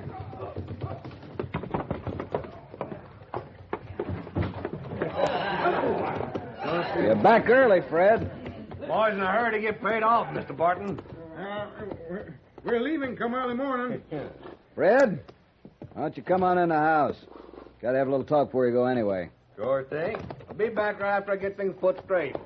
You just get our pay ready meanwhile. Come on, fellas.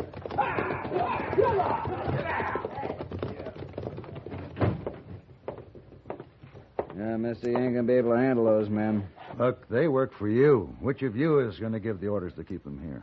I didn't ask for this fuss. Tom? Well, Fred Cooley's the range boss. It'd be a waste of breath talking to him. He'll do what he wants. No, he won't. He'll do what he's made to do. What you tell him to do, Tom. But Fred won't listen to me. Tom, you went against my orders, getting that female doctor in here, keeping Nate on the place. You started this. Now let's see you try to finish it. Now, wait a minute, Pa. This will be your ranch one day, son. You ought to be running it now. He's right, Tom. Sooner or later, whoever is foreman will have to start taking orders from you. Nobody's going to stand by you with a gun for the rest of your life. Yeah, I guess you're right. I'll try.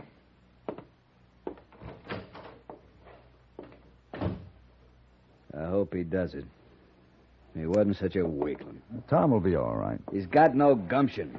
You gotta fight, Paladin. Talk's no good. Barton, I've let my gun speak for me too many times. Believe me, words are better. We'll see.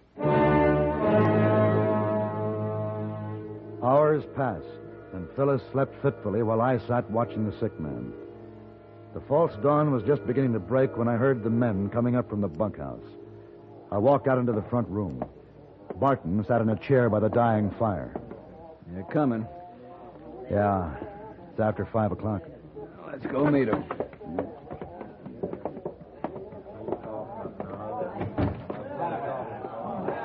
Well, boys. Mr. Barton, what about this here talk of Tom's? I think you ought to apologize. Steve Pauly here thinks Tom was serious about our not getting paid off this morning. Well, you ought to apologize. Steve, just simmer down. Now, I said Tom was funning with us. Who was right, Mr. Barton, me or Steve? Where's Tom? What about our money, Mr. Barton? We want it now, don't we, boys? We sure do. And that's how it'll be. There's a strong box in your study, Mr. Barton. You get our money out and ready now. We're riding out sunup. Cooley, you're talking to me now, not my son. I know who I'm talking to. Now, wait a minute. I ain't waiting, not at all. Either you open that safe or we break it open right now. You step up onto this porch, I'll put a bullet in you. Well? You can't shoot us all, Mr. Barton. And that money is due. He said you're not going in there. What's your business here, mister? I'm just helping a friend. All right. Sunup's in an hour. Gonna take me that hour to gather my gear together. Then I'm coming right back here for my pay and riding out. Don't try to stop me. It's up to you. You know something, mister? You're right. It is up to us. Now, hold on. I ain't gonna hold on for nobody. I don't figure to wait until sunup. Don't be a fool. He's not hurt bad. A couple of you men get him back to the bunkhouse and take care of that arm. We'll do just that, mister. And then we'll be back.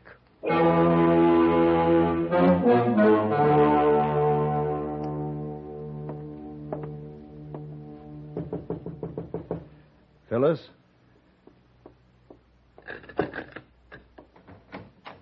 Paladin, come in. I heard shots. That's all right. How's your patient? His pulse is steadier. Fever's no better, though. If he can only make it until daylight, he'll have a chance. More quinine? Not for a while. Is there anything I can do for you, then? Yes. Talk to me. Keep me awake. Talk to you? That's not so easy anymore. You've never had any trouble finding words. Well, the words are easy enough. The words that don't count. But now, with you, it's different. Is it, Paladin? It's because we're the kind of people we are. What kind of people are we, Paladin? We're neither of us ready for marriage. You have to go on with your work because it's important to you and to the people who need you. And you have to go on with your work because you're you. Yes. Paladin, I'm confused. Have you been proposing? No. No, I've been explaining why I haven't proposed. Oh. Well, it's flattering. I know there aren't many women to whom you feel it necessary to explain why you're not proposing. This is the first time. I believe it's time now for Nate's quinine. Can I help? No, I think... Paladin. He's better. His fever's dropped. I think he's going to live. You've done your job well, Doctor. I hope I meet with as much success with mine. Hear that? It's been a long night. Paladin. Good morning. Good morning. I'm glad, I guess, Hmm? that we're the kind of people we are. Oh. Of course. For now. Well, you've got work to do. I'll see you later. Where are you going? Out front. I've got a little job to do at sunup.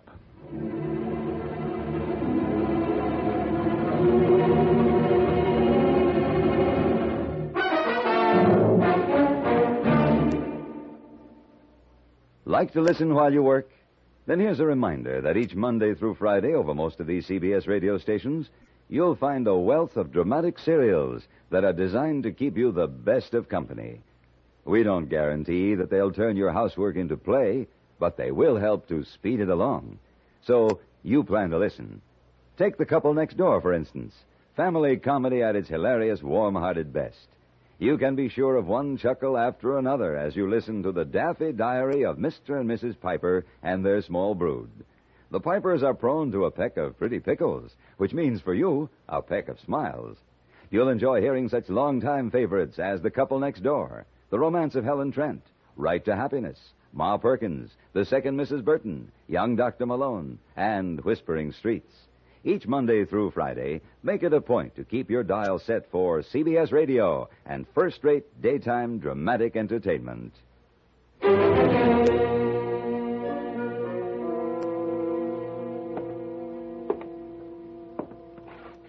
It's almost sunrise, Barton. Fred Cooley will be here. I know him. I'll be waiting. It's not for you to do. I don't like this letting another man do my work or my son's work. Where is Tom? He's still out somewhere.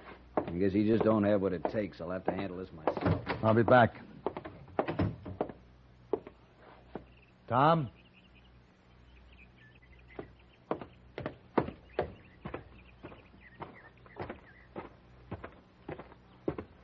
Tom. Over here, Paladin. Saddling your horse. What's the idea? I guess you might say I'm figuring to run out. Oh? Paul's right. I can't face up to a fight. I tried to talk to the men. I did the best I could. I know you did. And what's more, you probably did as well as anyone could. But I failed. Tom, there's a rifle hanging on the wall in your house there. It's a symbol of an unfortunate truth. Sometimes talk has to be backed up with action. Paul don't think too much of me. He thinks you're a weakling, and he'll be sure of it if you run away. Your father's trying to give you a chance to prove yourself.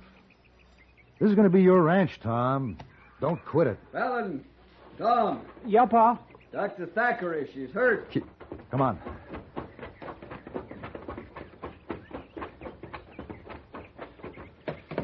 Where is she? Over there. Tell you, he was half out of his mind. Come in the back door. Phyllis. Phyllis. Who did this? That study door was open. He seen Nate in there, and when he found out about the smallpox, he just went plumb loco. When I tried to stop him, he hit me with his 6-gun. Who was it? Dr. Thackeray. She tried to reason with him, but he was crazy scared. He hit her, knocked her down. Who did? Cooley. It was Fred Cooley. Where is he? Started on down to the bunkhouse. Said he was getting out of here. Paladin, wait!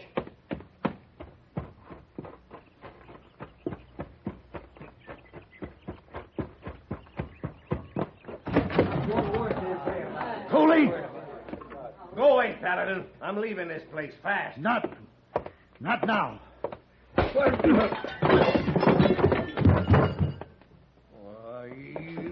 I'll beat you right down and run. No. Paladin! No. Paladin, you turn him! Paladin, That's enough, Paladin. I'm telling you. And this rifle's going to back up my words. It's one thing to shoot a man, another to beat him to death. I'll put a bullet in you if I have to. I'll handle this. All right. Yeah. All right, Tom. It seems like you've kind of taken over the running of things, doesn't it?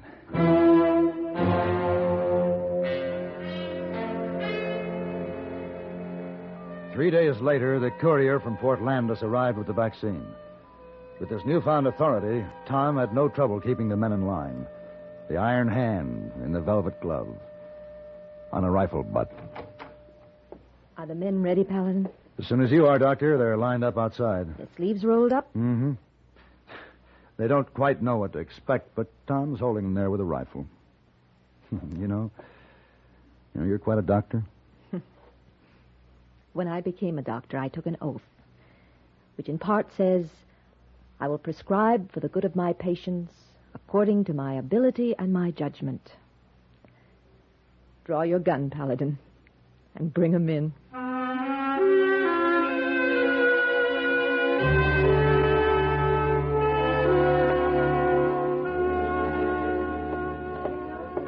Oh, Mr. Paladin, so happy to see you back. Stay there, hey boy. Keep your distance. What? Keep your distance. Something the matter, Mr. Paladin? Faulty memory, that's all. If anyone asks for me, I'll be back in half an hour. Oh, yes, Mr. Paladin. But where are you going? I have an appointment to get a vaccination.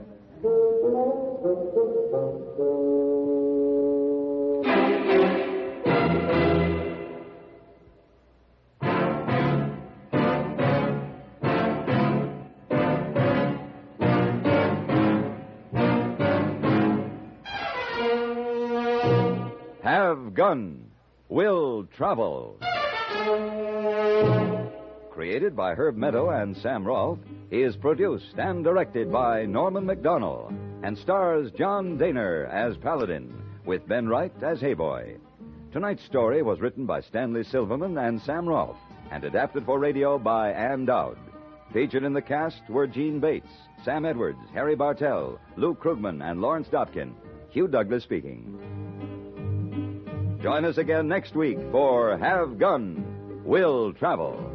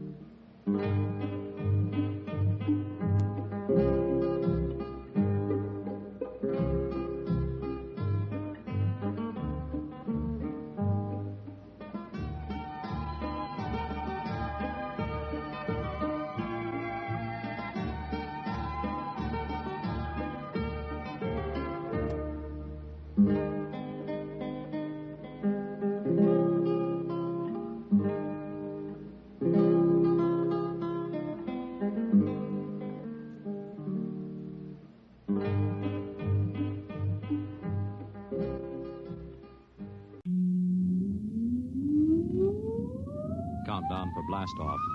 X minus 5, 4, 3, 2, X minus 1, fire.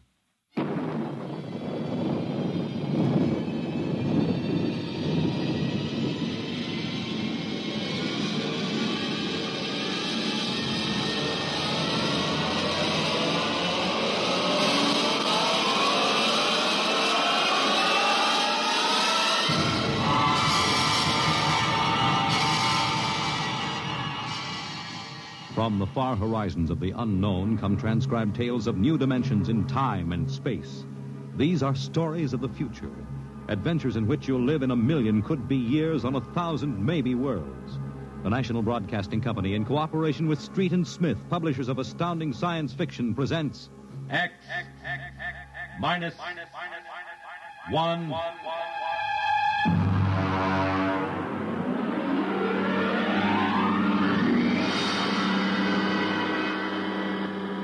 Tonight's story, Dr. Grimshaw's Sanitarium.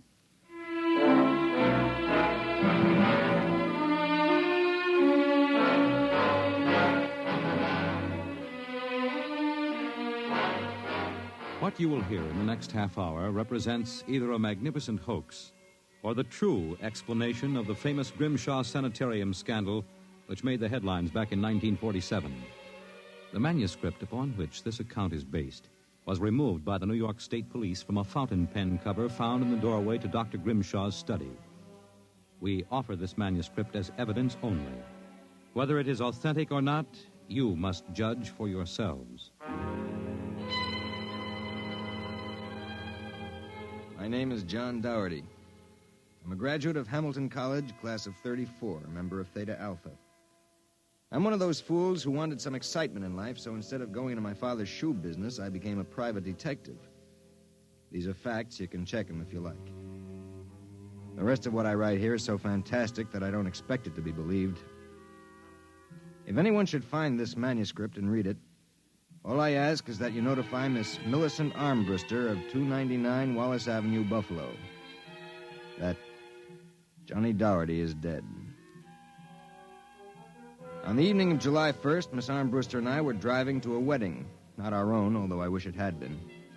It was Sunday, and in order to avoid traffic, I took the Old Mill Road, a single-lane dirt affair that runs past the Gowanda Cemetery. Johnny, aren't you going too fast? Not for this road.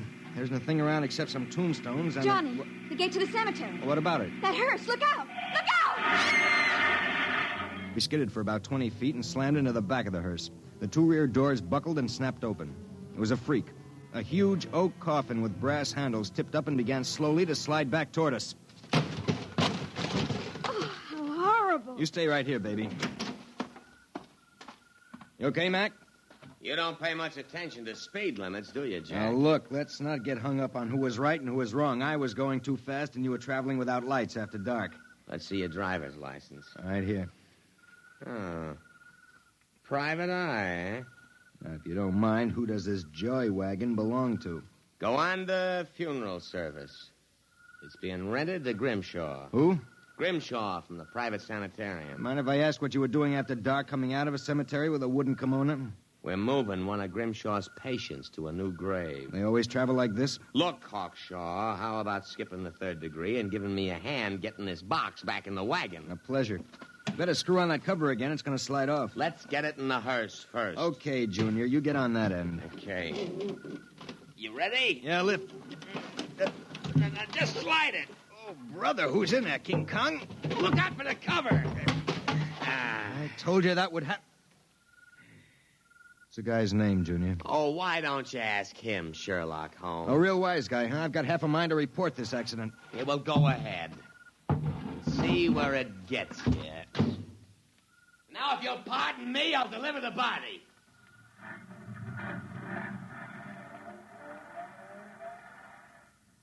Everything all right, Johnny? I thought so until a few seconds ago.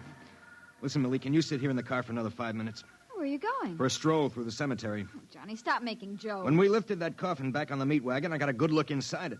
Ugh. Yeah, exactly how I felt. I figured we'd knock the stuffing out of the corpse, only I didn't expect the stuffing to be sand. What? Yes. That wasn't a body, that was a dummy stuffed with sand, a dummy with a wax face. Johnny! Which brings up an interesting question. Who's supposed to be in that box, and, just where is the dead man spending his time?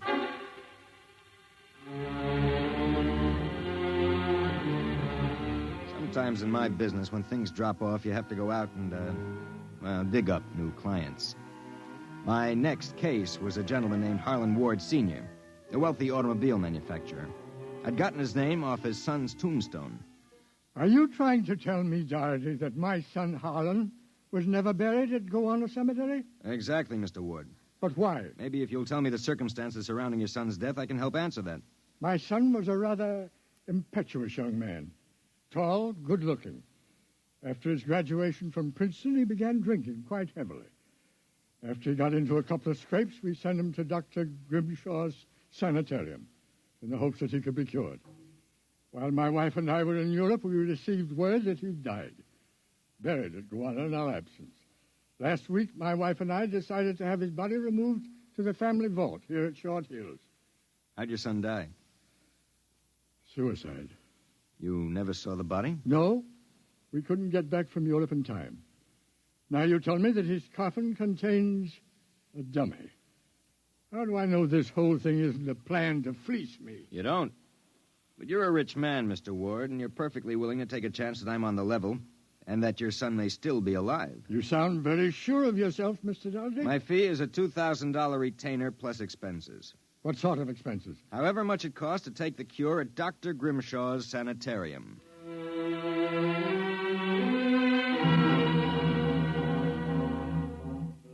Dr. Grimshaw's sanitarium was just outside Gowanna. Most of the cases were nervous breakdowns and alcoholics.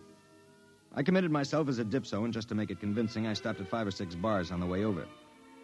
I was interviewed by Grimshaw himself, a small man with a fringe of white hair. You understand, Mr. Doherty. That's not my real name, of course, social reasons. We understand. Our paid clientele is very select, and our rates are very high. You'll be paid in cash and in advance, Dr. Grimshaw. How long does a cure usually take? That, of course, depends on the degree of alcoholism. This is my assistant, Dr. Boyner. How do you do? How do you do? We are accepting Mr. Doherty as a patient. Better place him in the ward with Mr. Kay and Mr. Keiki. Mr. Kay is a long-term patient, Mr. Doherty, a highly intelligent man, formerly a professor of plant pathology. Mr. Keiki suffers mild delusions. I think you'll find him rather amusing.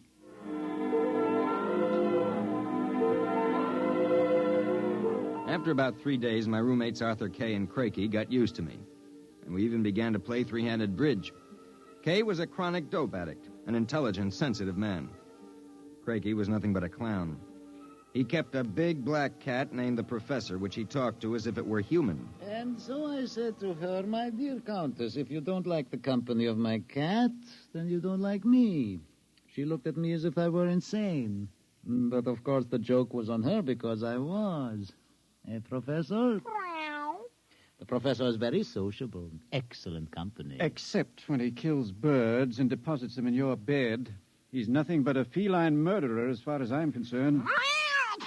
Ah, see? You have insulted him, Mr. Kay. Come here, Professor. Let's make friends. How about giving me your paw? Oh! Scratched me, you black devil. You insulted him. You hurt his feelings. Well, just keep him away from me. It will be a pleasure. I would advise you not to insult him again. Good afternoon and evening. Is he always as nuts as that? Ever since I've been here. What's his problem? Manic depressive. And a little paranoid, too. How long have you been here, Arthur? At Grimshaw's 2 years. I left for a while, but I couldn't stay away from the junk, so I committed myself again. Did you, happen to know a patient here named Harlan Ward? Why do you ask that? Did you know him? I met him socially a few times. I understand he died here. So the newspapers said. I wouldn't know. Suicide, wasn't it? Was it? You're being pretty careful, aren't you? Mr. Doherty, what would you say if I were to tell you that I don't believe Harlan Ward is dead? What? makes you so certain? He used to share this room with us. He slept in the same bed you now use. I see. He was an alcoholic, doing quite well, too, from what I could observe. We all expected him to go home soon. Then one evening he had a violent fight with Crakey. Crakey accused him of snooping or something. Later that night, Grimshaw and Voyner took him out. Where? Where they take all the special treatment cases to the charity clinic. It's that small building on the other side of the stone wall. A few days later, we read about his death. Suicide, they said. Just what makes you think he's still alive, Arthur? This? About a month ago, I was in the garden next to the wall that separates us from the charity clinic. Suddenly, I thought I heard a sound, like a child whimpering. It stopped. And a moment later, this note came over the wall, wrapped around a stone. What's it say? Help me, for God's sake, Harlan Ward. Arthur, how would you like to have some fun? Like what? Like sneaking out tonight and going over the wall to the charity ward? What do you say? It would break the monotony a little. I suppose there's no real harm in it. Of course not. I'd go alone, but I'll need help scaling the wall. Will you do it? All right. I'll go with you.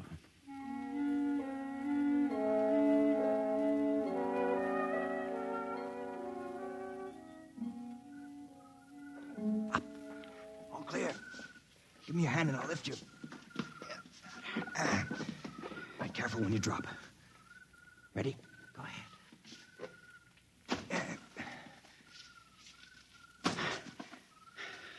There's a charity building over there, the one with the lights in the basement window. Come on.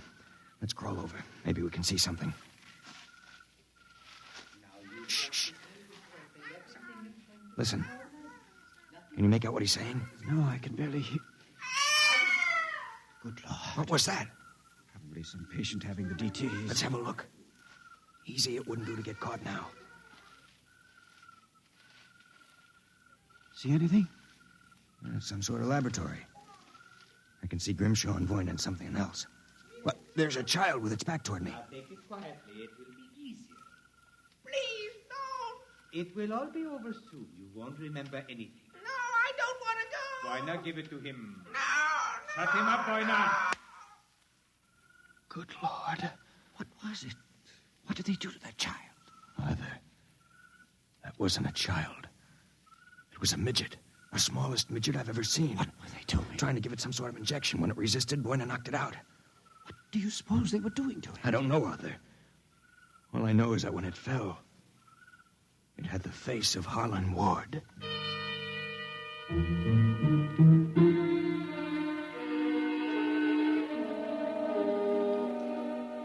All the way back to our room, my brain was working like some frantic pinball machine. Only the score somehow wouldn't add up. The pieces were there, all right. A crazy old doctor, a brutal assistant, a private sanitarium, and a midget with a dead man's face. I thought that when I got back to our room, I'd have some time to think about it. I'd forgotten about our friend, the happiness boy, Count Crakey. So, I caught you. Fine, you've caught us. Now how about crawling back into the woodwork like a good little count? Where were you? Mink hunting. Arthur and I like to go mink hunting at night. You make fun of Count Crakey? I shall report you to Dr. Voyner. You'd better not if you know it's good for you. So, you threaten me? Me, Count Crakey? I shall scream for help. Help! Help! Did you hurt him? Just knocked him out. What do we do now? Put him to bed. Hope that when he wakes up in the morning, he's forgotten the whole thing. And if he hasn't? He's too crazy for them to take seriously anyway. Come on, let's get him back into bed.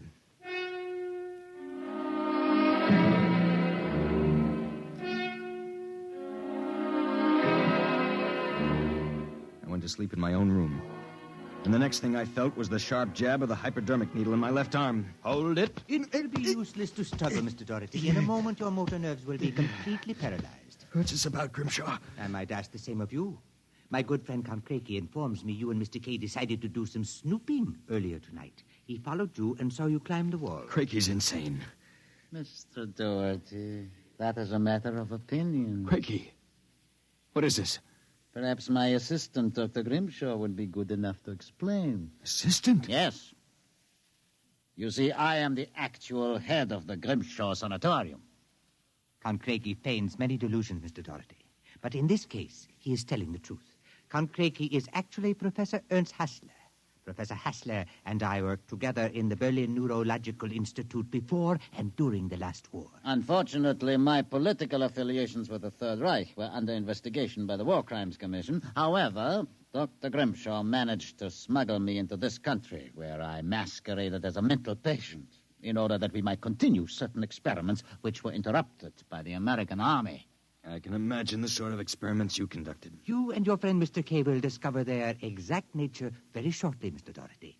It is a magnificent opportunity to serve science. I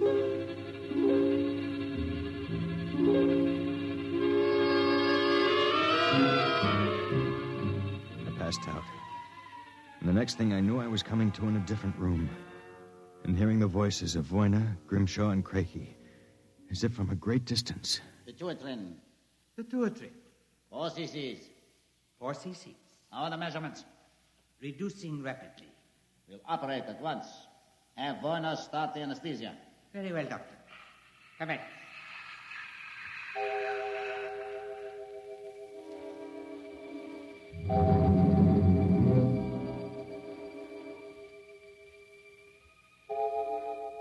When I came to again, I had a blinding headache. I began to wonder if Craigie and Grimshaw weren't doing something to drive me insane, because I lost all sense of perspective. The room seemed to grow in size. I don't know how much time passed, but one day Craigie came into the room with a bundle in his arms about the size of a newborn baby. The bundle was my friend, Arthur Kay. And worse yet, I was exactly the same size that he was. Let me out of here. Let me out. Allow me to congratulate you, gentlemen. How are you feeling? You dirty monster. I'm disappointed, gentlemen. Do you not feel privileged to be a part of an experiment that will place me at the very top rank of the world's endocrinologists? What are you doing to us, you madman?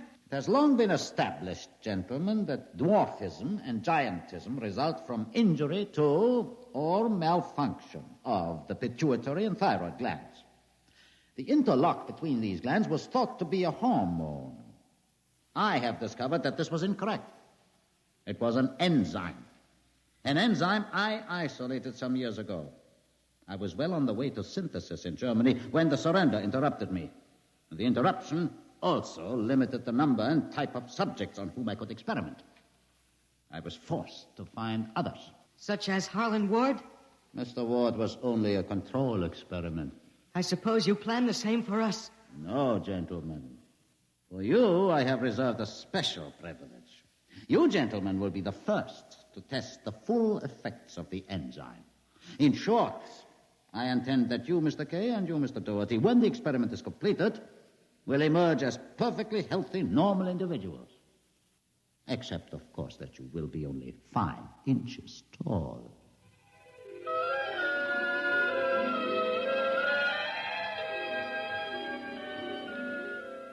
The days and nights that followed were a living nightmare. A nightmare from which Arthur and I awoke for brief periods to find ourselves in a strange new world. A huge, frightening world where everything seemed enlarged 100 times. When we finally emerged, we found ourselves imprisoned in a tiny mouse cage. Judging by the relative size of things, we could not have been more than 5 inches tall.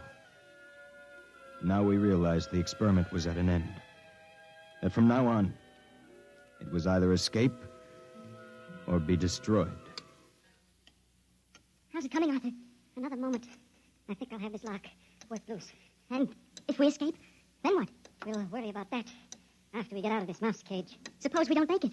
At least you've written the story on that scrap of paper. Someone may find it and read it. Nobody will believe it. Then why did you bother to write it? I don't know. I suppose I want the world to know what happened to me. That does it. Help me push the door open. Now what? The first job is getting down to the floor.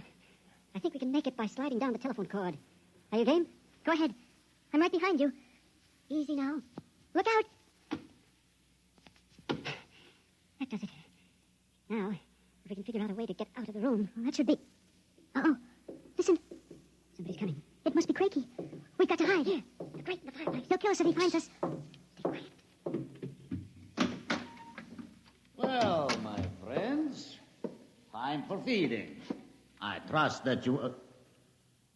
So, you have managed to break out. It won't do, you know. There is no way you could have gotten out of the room with the door and window locked. I know you are in here. I would advise you to save yourselves trouble and give up. Very well, my tiny friends. If you prefer to play the game of cat and mouse, then I shall be happy to furnish the cat. There is no way you can get out. What now? He's gone for the cat. If that monster ever gets in here, we're goners. There must be... Wait a minute. What? You see that thin strand of wire running along the molding? What about it? It's the automatic fire alarm. When the alarm is tripped by a fire or short circuit, all the locks are sprung so that the patients can escape from their rooms. If I can short that wire before Craigie lets the cat into the building, let's go. There's a tiny sliver of steel from the cage on the floor. I'll work with that. You keep an ear to the door. Go ahead. This insulation is tough as rawhide. Blast this stuff. Hurry up, Arthur, for God's sake. There it is. Stand away. I'm going to short it. Ready? Okay. We made it. There goes the door. Let's make a run for it down the hall. If we can get to the garden, we've got a chance. I smell smoke. The short may have actually started a fire. Come on. Wait a minute. I have to go back. The manuscript. Be a fool. There's no time. Come on. You go ahead. I'll catch up. Hurry up. I'll wait in the hall. Only a second. I've got it. Come on. There's nothing to stop us now. Arthur? Where are you? It's funny. Arthur? Arthur? Arthur, what's happened to you?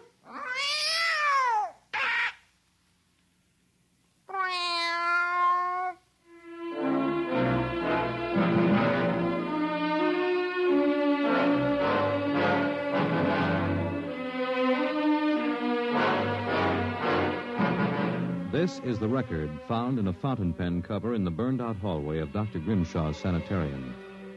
There's nothing to add, except that the fire which destroyed the sanitarium and killed so many of its occupants, including Dr. Grimshaw and Dr. Voyna, was definitely of incendiary nature. It is believed by the fire chief that some small creature, possibly a mouse, chewed the insulation off the wire and short-circuited the system. The two patients, John Doherty and Arthur Kay, vanished completely after the fire, and their remains were never found. Whether the manuscript which you have just heard is authentic, or whether it was the work of one of the more demented inmates of the sanitarium, we leave to your judgment.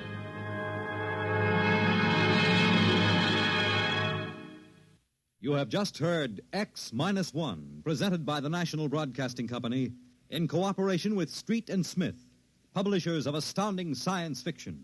Your announcer, Fred Collins. X-1 was directed by Fred Way and is an NBC Radio Network production.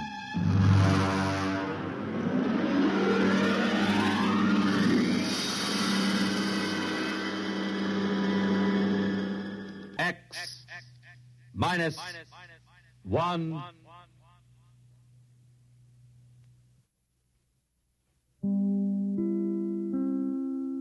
The United States of America presents the Victory Theater.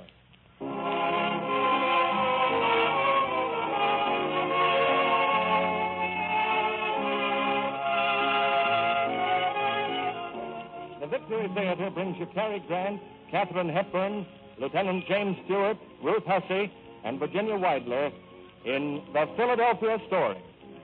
Ladies and gentlemen, speaking for the United States government, Mr. Cecil B. DeMille.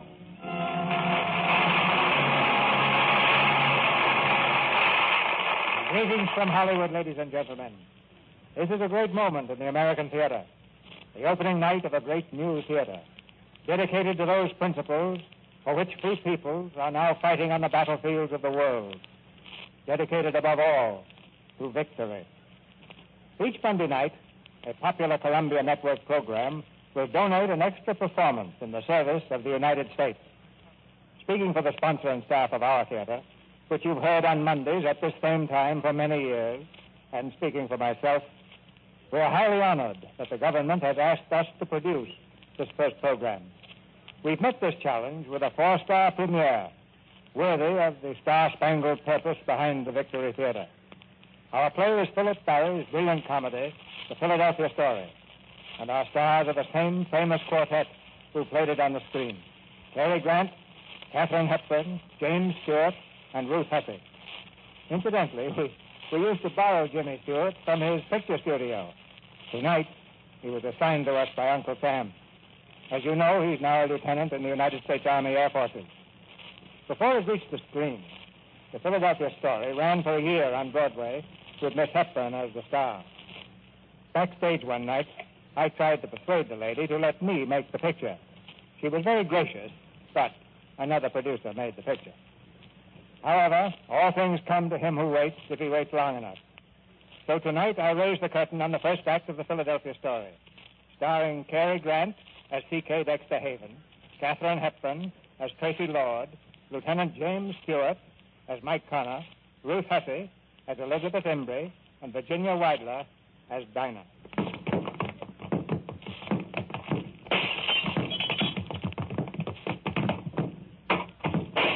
And don't bother to come back.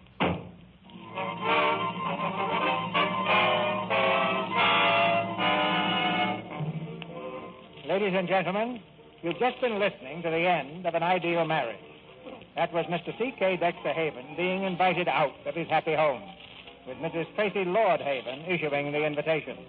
But all that was 2 years ago. Right now, Philadelphia society is seething with interest over the forthcoming second marriage of Tracy Lord. And the editor of the international magazine Spy is determined to spread it over 6 photographic pages of his scandal sheet. On the way to the editor's office are Spy's major writer and Spy's foremost photographer. I'm not going to do it, Liz. I'm going to tell Sidney Kid very plainly and simply I'm a writer and no society snoop. I'm going to tell him just that. Just that. Let Kid fire me. I'll start writing short stories again. I'm going to tell him just that. Just that. Come in. Oh, hello, Connor. Morning, Miss Embry. Mr. Kid, I don't think you're being fair to me. No? No. No, you're treating me like you treat all your other writers. You really hate me, don't you, Connor? No. I don't like you very much, though. You hate me, I trust, Miss Embry? No, I can't afford to hate anybody. I'm only a photographer. Your assignment will be Spy's most sensational achievement. Tracy Samantha Lord. Big game hunting in Africa, fox hunting in Pennsylvania. Why, I can see the layout now. The Philadelphia Story. Closed were the portals of snobbish fox hunting? No. No hunter of foxes is Spy magazine. Anyway, presented for the first time, quote, a wedding day inside mainline society. Or what the kitchen maid saw through the keyhole, unquote.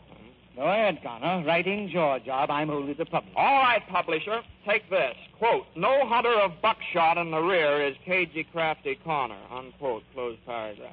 Closed job. Closed bank account. But look, Mr. Kidd, how could we possibly get inside the Lord estate, let alone the house? Just a moment. Miss Pauly? Yes, sir. Ask the gentleman to come in. Yes, sir. You'll find, Miss Embry, I haven't overlooked anything. Come in, please, Mr. Come in. I understand we understand each other. Yes, Mr. Kidd, quite. Connor, this gentleman has been employed in our Buenos Aires office. I believe he can help us with our problem. Tell him, please. Well, Tracy Lord's brother, Junius, is in the American Embassy down there. He's an old friend of mine. I'll introduce you to the Lords as intimate friends of Junius's. Dear old Junius. Now, this Tracy Samantha Lord, does she know you? You might say Miss Lord and I grew up together. Yes. You might also say you were her first husband, Mr. C.K. Dexter Haven. Yes, you might. Holy mackerel, what goes on here? I remember your honeymoon very well. You and she on a little sailboat. The True Love, wasn't it? That's right. How did you know? I was the only photographer whose camera you didn't smash. Oh, you were terribly nice about it. You threw it overboard. Well, I had the strange idea that our honeymoon, was our own private business. Now, what are the plans, Haven? The wedding's Saturday. They should spend tomorrow night as guests of the Lord. Well, now, wait just a minute. Now, there's something screwy here. Now, listen, Mr. Haven, why are you doing all this unless you... you want to get even with your ex-bride, huh? I don't think there's anything further to discuss. I'll have a car pick them up at noon tomorrow in North Philadelphia. Why that, Liz? Here, Mike. Take my handkerchief. There's a little spit in your eye. It shows.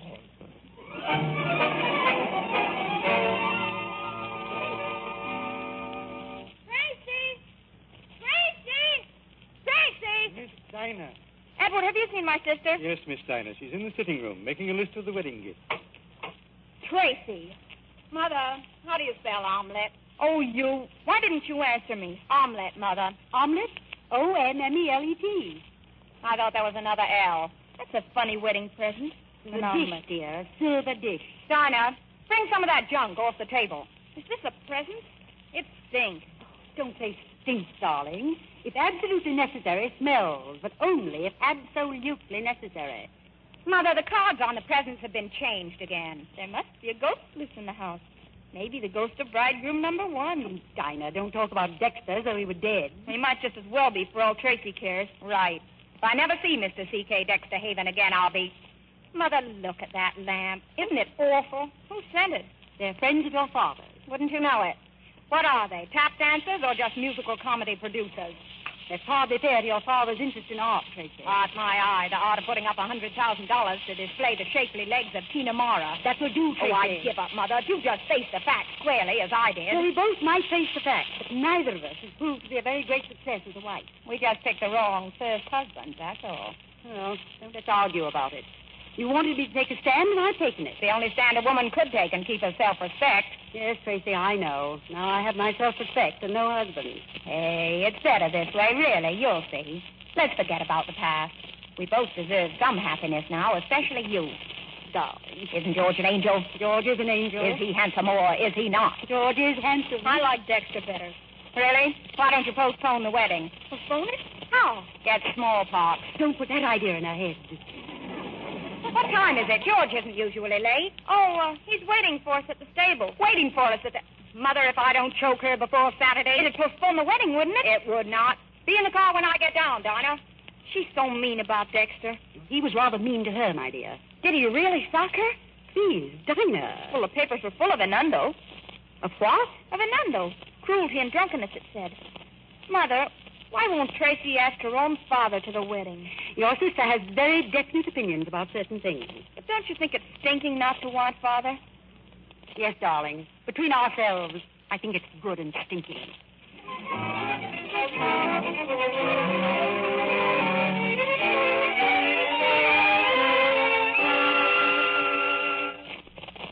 Wait till you see your fiancé. He's all shiny. What are you talking about? Brand new riding breeches. See? Hello there. Well, who's that terribly attractive man? Hello, darling. Hello, George. Well, how do you like me? I adore you, but you look awful.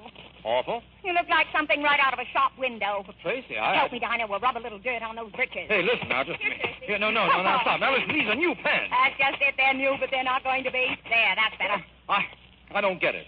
When I was a coal miner, the idea was to get enough money to buy clean clothes, and now that I'm general George, manager... what's that thing you were reading? This? Oh, I was just glancing through it. It's a copy of Spy. Who takes it? Your cook? I love it. It's got pictures of everything. It certainly has. I just wanted to see if there was anything in here about the wedding. What do you mean? Well, I thought maybe you being one of the oldest families in Philadelphia and me getting fairly important myself. Luck, of course. Let me have that thing. What's the matter? Look at this stuff. An average day in the life of a congressman. The congressman's wife.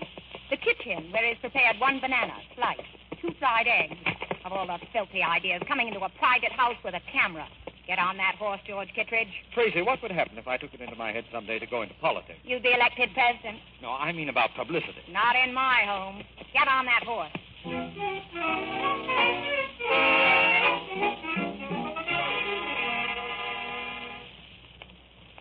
Hey, where is everybody? Dexter! Hello, Dinah. Dexter, you've come back. Ah, Dinah, my dream girl. Tracy! Dexter's here! Dexter! What in the name of... Well, hello, Tracy. Oh, Dexter. How are you, Mother Lord? Dexter, don't you know that tomorrow's the wedding? Oh, no. Oh, that's right. So it is. You can go right back where you came from. Now, Red, look. You don't think I'd miss your wedding, do you? When did you arrive? Tell us all about Junior. Well, Junius is fine. Oh, he should be here. Well, he's heartbroken. I suggested representing him as best man, but... I'm afraid George might prefer to have his best man sober. Ouch! I wish you'd represent George. That's my loyal little girl, Dinah. Oh, you'll like the people Junius did send, though, I'm sure. You haven't switched from liquor to dope by any chance, have you, Dexter? The people Junius did send? Yes, you don't have to know a Macaulay Connor or an Elizabeth Imbrie, do you? No, I don't. Well, then you'd better come along and be introduced. You see, they're great friends of Junius's. Do they expect to stay here over the wedding? I think it's very queer indeed. I think it's queerer than that. I think it's paranoid. You're lying, Dexter. I can always tell. Can you, Red? You went to work after the divorce, didn't you? Well, yes, except for a brief interlude in a couple of alcoholic sanitariums. But you took a job in South America. Who for? A magazine. And it wasn't by any chance Spy magazine. You are a match of intuition. And I don't suppose the Junius' friends are photographers by any chance. Oh, I knew you were low, but I never thought you'd sink to anything. After I telephone Junius, I'm going to do plenty. No, now, wait, Red, wait. I confess you don't have to telephone Junior. So, you confess? No, you're slipping, Red. I used to be afraid of that look. The withering glance of the goddess. Oh, shut up. Now, look, Red, about this man Connor and, I'll take care of them. Who do they think they are, barging in on peaceful people? Oh, sure. There's nothing you don't want them. I want them out, and you too. Yes, Your Majesty, but first, could I interest you in some small blackmail? No. What do you mean, blackmail? Well, it's an article, complete with snapshots, details, and insinuations, and it's ready for publication in Spy. And it's about your father and that dancer in New York, you see? About Father and Tina Mara? Oh, yes, fine. Dinah may be listening. But they can't. Even if it's true. Where'd you get this stuff? From one Sidney Kidd, the editor and publisher. He's got to be stopped. Well, he is, temporarily. That is, if you'll allow those two to turn in a story on your wedding. And when Kidd says a story, he means a story. I'm going to be sick. Yes, dear. An intimate day with a society bride. I am sick. Well, it's tough, but that's the way it seems to be. So I'm to be examined, undressed, and generally humiliated at 15 cents a coffee. And you're loving it. Am I, Red? All right, I'll give them an interview. I'll give them a picture of Tracy Lord that'll stand their hair on end.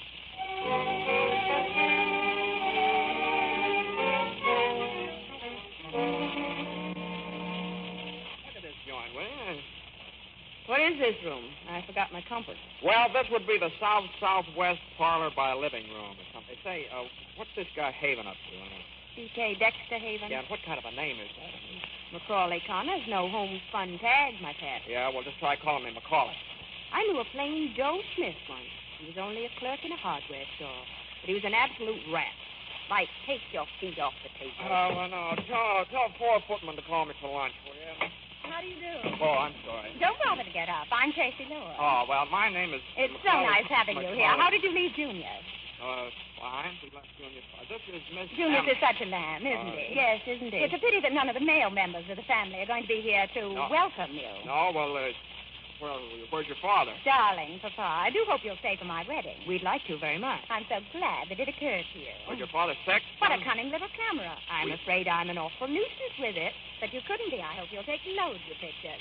You're a kind of writer, aren't you, Mr. Connor? Sort of. A book? Yeah, book of short stories. Under what name do you publish? My own, Macaulay Connor. What's the Macaulay for? Well, my father taught English history. I'm Mike to my friend. Of whom you have many, I'm sure. English history has always fascinated me. Cromwell, Robin Hood, Jack the Ripper. Where did he teach? I mean your father. Well, he taught in a little high school in South Bend, Indiana. South Bend. It sounds like dancing, doesn't it? You must have had a most happy childhood there. No, it was terrific. I'm so glad. Well, no, I didn't mean it that way. I'm so sorry. Why? Well, I don't know. Lack of wherewithal, I guess. But that doesn't always cause unhappiness, does it? Are either of you married? No. No, what? No. You mean you were, but now you're divorced. Well, the fact is... Well, come now, surely you're not ashamed of it. Of course I'm not ashamed of it. What? Well, it was years ago. I was only a kid in Duluth. Good heavens, Liz, you never told me anything about this. Well, you never asked me. Well, I didn't ask you, of course not. Joe Smith, hardware. You're the darndest girl.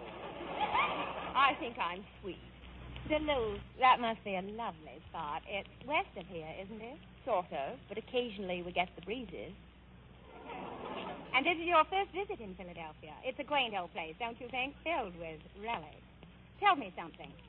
Are you two going together? Well, now, I beg your pardon, please. Odd question, I must say. I don't see why. I think it's very interesting. Don't you agree, Miss Imbrake, that if a man says he loves a girl, he ought to marry her? Can she be human? Please, Mr. Connor, I asked this young lady a question. I beg your pardon. Well, that depends. I'll see what's keeping Mama. You'll excuse me, won't you? Who's doing the interviewing here? You don't suppose she's caught on somehow? Oh, no, she was born that way, but I've still got to get an interview. Well, try the town library. You can probably dig up enough stuff to hang her whole family.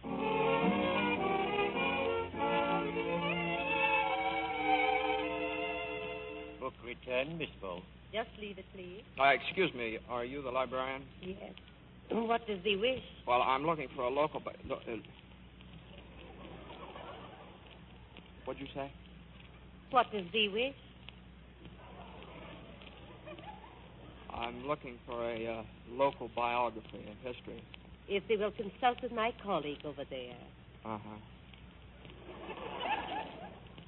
Dost thou have a washroom?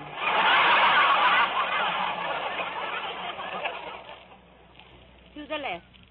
Thank thee.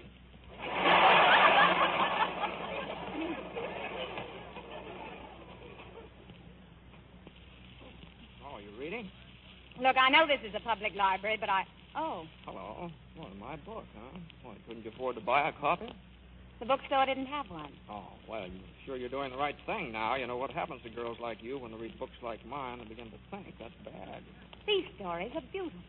Why, Connor, they're almost poetry. Well, don't kid yourself. They are. I can't make you out at all now. Really?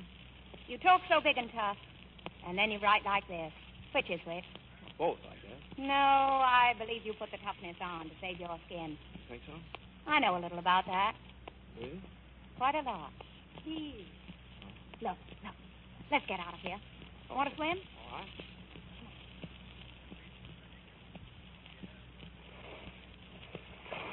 Towel, Connor? Yeah, thanks. Boy, you really got something there. Where? Well, I mean, all this. Garden, swimming pool. You could sail a small yacht in there. Hey, what were we talking about? Oh, my book. Yeah. Tell me something, will you? When you can do a thing like that book, how can you possibly do anything else? Well, you may not believe this, but there are people in this world that must earn their living. Oh, heck that Dexter. Look, stand by me, will you? I don't want to be alone with him. Well, certainly, if you like. Thanks. Hello there, Red. Well, fancy seeing you here. Well, what's this you've been drinking? Orange juice? Thanks, I'd love some. Don't tell me you've forsaken your beloved whiskey and whiskey. Oh, no. I've just changed their color, that's all. I go in for the pale pastel shades now. How about you, Mr. Connor? You drink, don't you? Oh, a little. A little, and you're a writer? Dear me. I thought all writers drank to excess and beat their wives. Dexter, What? would you mind doing something for me? Anything, what? Get the heck out of here. Oh, my dear Red, I couldn't do that. You need me too much. Would you mind telling me just what it is you're hanging around for? Look, I think I'd better... No. Please don't go, Mr. Connor. No. Please don't go, Mr. Connor. As a writer, this ought to be right up your street. Don't miss a word. Well, I never saw you looking better, Red. You're getting that fine, tawny look. Oh, we're going to talk about me, are we? Goody. Yes, it's astonishing what money can do for people, Mr. Connor. Not too much, you know, just more than enough. Now, take Tracy, for example. It's even changed her shape. She was a dumpy little thing at one time. Only as it happens, I'm not interested in myself for the moment. Not interested in yourself? You're fascinated, Red. You're far and away your favorite person in the world.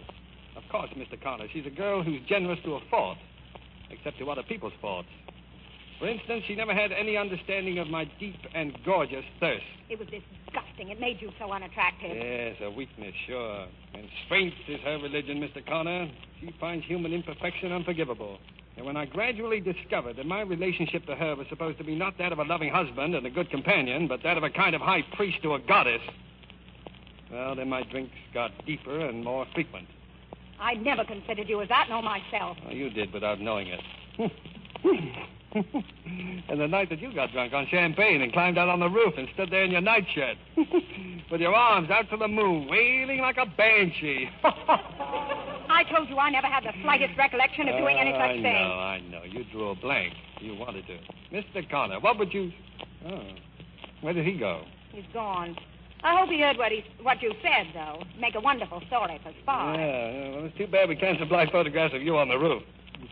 Dexter, what are you trying to make me out as?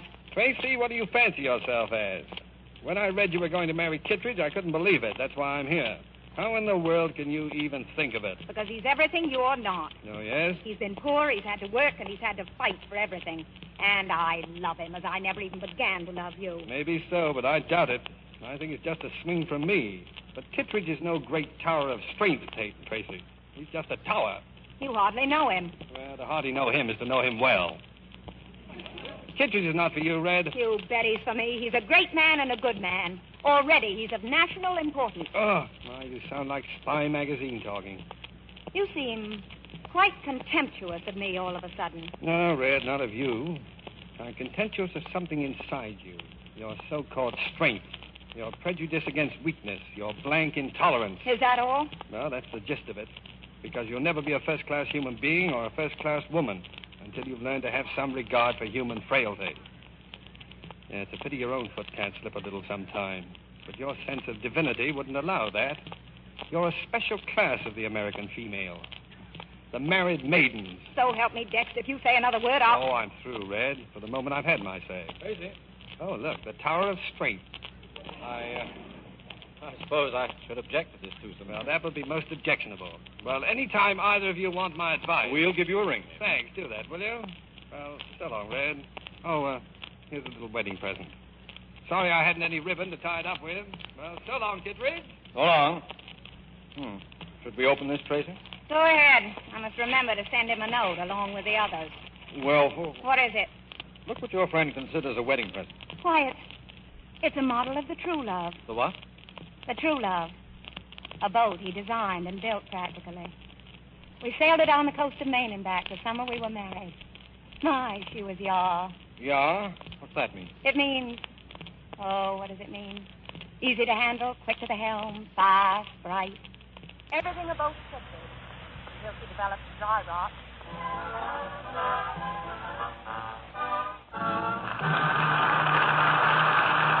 In a moment, Mr. DeMille presents Act Two of the Philadelphia Story. Less than 20 minutes ago, a great many of you heard Cecil Brown say, and I quote exactly, "In the Far East, American bombers brought new encouragement to the courageous Chinese. The Americans swooped down on Canton Airdrome in South China and caught 60 Japanese aircraft massed on the field. The bomb bays opened, and most of those Japanese aircraft are no more." I wonder if you feel that you had anything to do with what happened there. Well, if you're a worker, perhaps the planes you worked on were in that fight. Perhaps someone in your family or one of your friends was fighting there. But how about you, personally? Did you have anything to do with it? If you're buying government bonds, you did, because your dollars were fighting there and doing their utmost. Everybody can send dollars fighting. I was at the post office the other day, and it took my breath away to see the people crowd up to get their bonds. Rich man, poor man, bringing stamps and cash for bonds. They could almost see their money go marching. There was a satisfaction, a sense of belonging that just never comes to people that sit on the sidelines. And if you don't know that feeling, that glow, then you're missing something real. Maybe 10% of your income is tough, but do it. And if 10% is easy, make it more. Are we going to win this war? President Roosevelt says we can, we must, we will. Won't you say that too, and then make it real by starting to put 10% of all you earn into war bonds? We pause now for station identification. This is the Columbia Broadcasting System.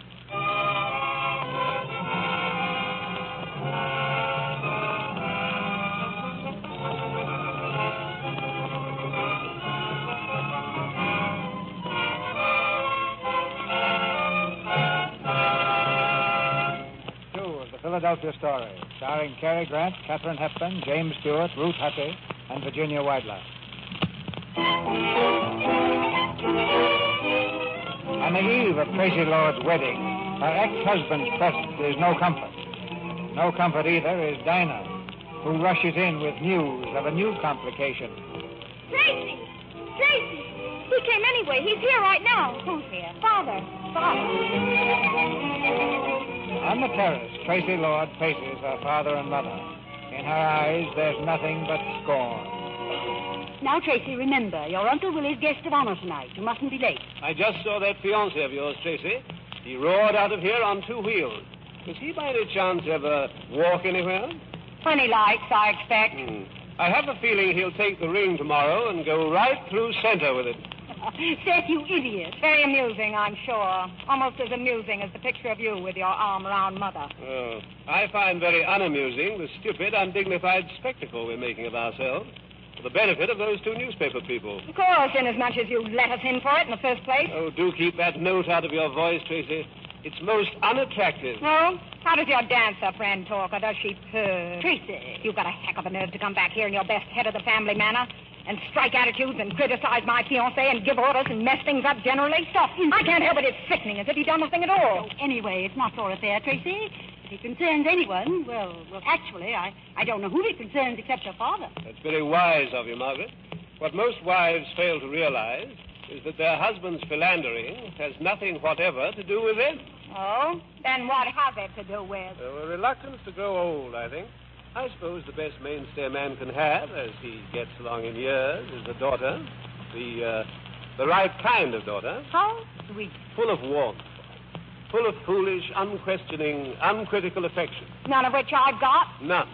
You have a good mind, a pretty face. You have everything it takes to make a lovely woman, Tracy, except the one essential. An understanding heart.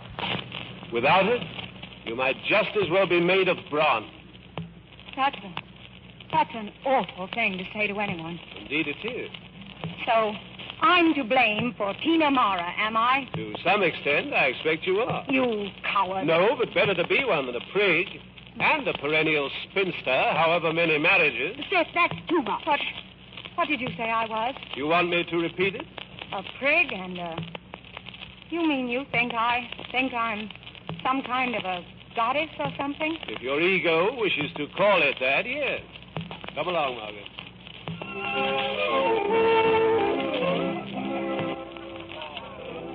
Tracy, haven't you danced enough? Danced enough.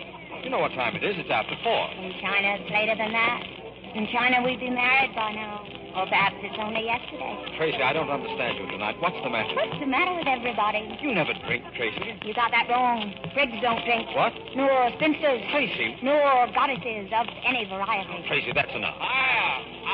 Macaulay Connor of South Bend reporting for duty. May I cut in? I'm sorry, Connor. We're going home after this dance. Oh, now you can't do that to me. And I'm an old friend of Junior's. I wish old Junior's were here. Tracy, I'll get your wraps. I'll be right back. He'll wrap me up. Hello, you. Hello. Hey, you look fine. I feel fine. Good. What was I saying? Oh, let's have another drink. Or would Kittredge spank? That's not what you were saying. No, of course it was. What was I saying? Oh, I know. Why do you wish your brother was here? Does he like Kittredge? Everybody likes Kittredge. Everybody likes Kittredge. Everybody except C.K. Dexter Haven, huh? C.K. Dexter Haven. Where is C.K. Dexter Haven? He didn't come. He's home. He's home, huh? I think I'll go and have a little talk with him. Come on, Connor. Let's have some wine. Have some wine. Here, dear. Here's your wrap. No, we're going to have just one more drink before... Not you, I'm afraid, dear. Why should you be afraid, George? You know wine never affects me, not in the slightest.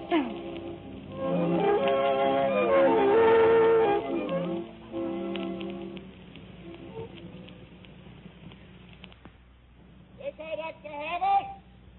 Hey! C.K. Dexter, come on out, C.K. Dexter Haven. Hello, what's up? You are. I hope it's worth it. Come on in. I bring you greetings and a bottle of champagne. Champagne is a great leveler. It makes you my equal. Oh, I wouldn't quite say that. Well, almost my equal. Anyway, C.K. Dexter Haven, I would like to talk to you. All right, well, let's go in the talking room. Now, don't tell me the party's over so soon. No, I just felt like talking to you. Well, that's nice. I wonder if I might borrow a drink. Certainly. Toast to Newcastle. Here, sit down. Thank you. Excuse me. Huh? Oh, nothing. Listen, are you still in love with Tracy Lord? What? Or perhaps you consider that a very personal question. Not at all. Liz thinks you are. But of course, women like to romanticize about things. Yes, they do, don't they? Yes, they do, don't they? You know, I can't understand how you can have been married to her and still know so little about her. Can't you? No, I can't. You.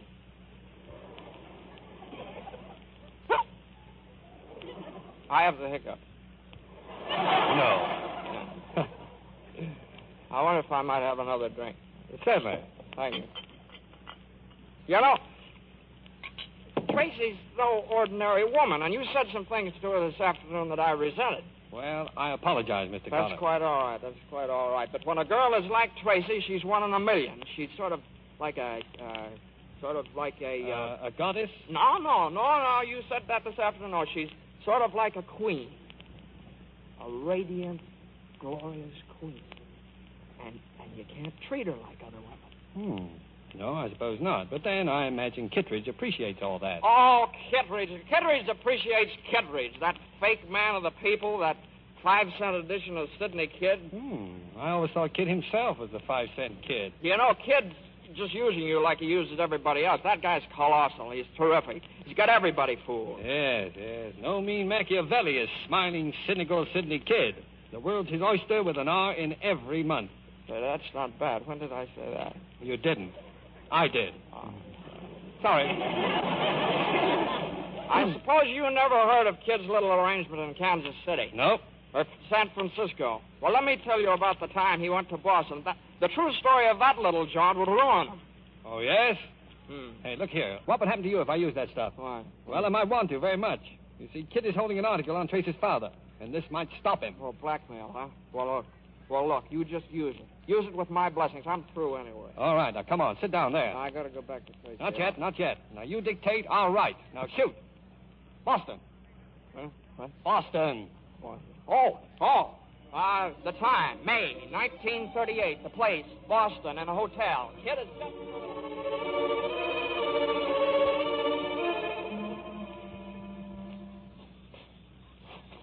You know, Tracy, champagne's funny stuff.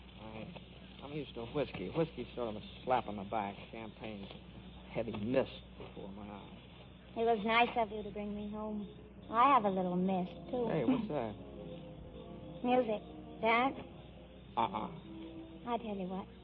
Let's have a quick swim to brighten us up. Dexter and I always swam after parties. Let's dip into some of the champagne instead. Hello. You. Hello.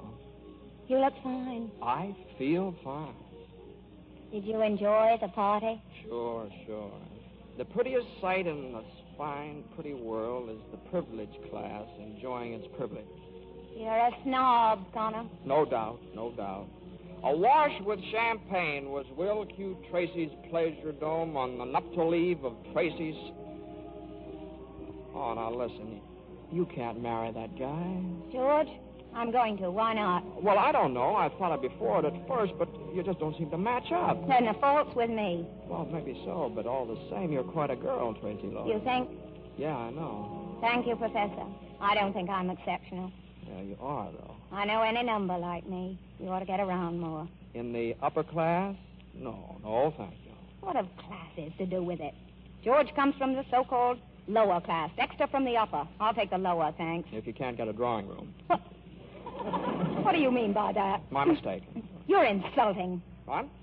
Sorry. Oh, don't apologize. Well, who's apologizing? I never knew such a man. Tracy. What do you want? You're wonderful. There's a magnificence in you, Tracy. No, I'm getting self-conscious. It's funny. Mike, Yeah, let's what? I don't know. Go off, I guess it's late. A magnificence that comes out of your eyes and your voice and the way you stand there and the way you walk.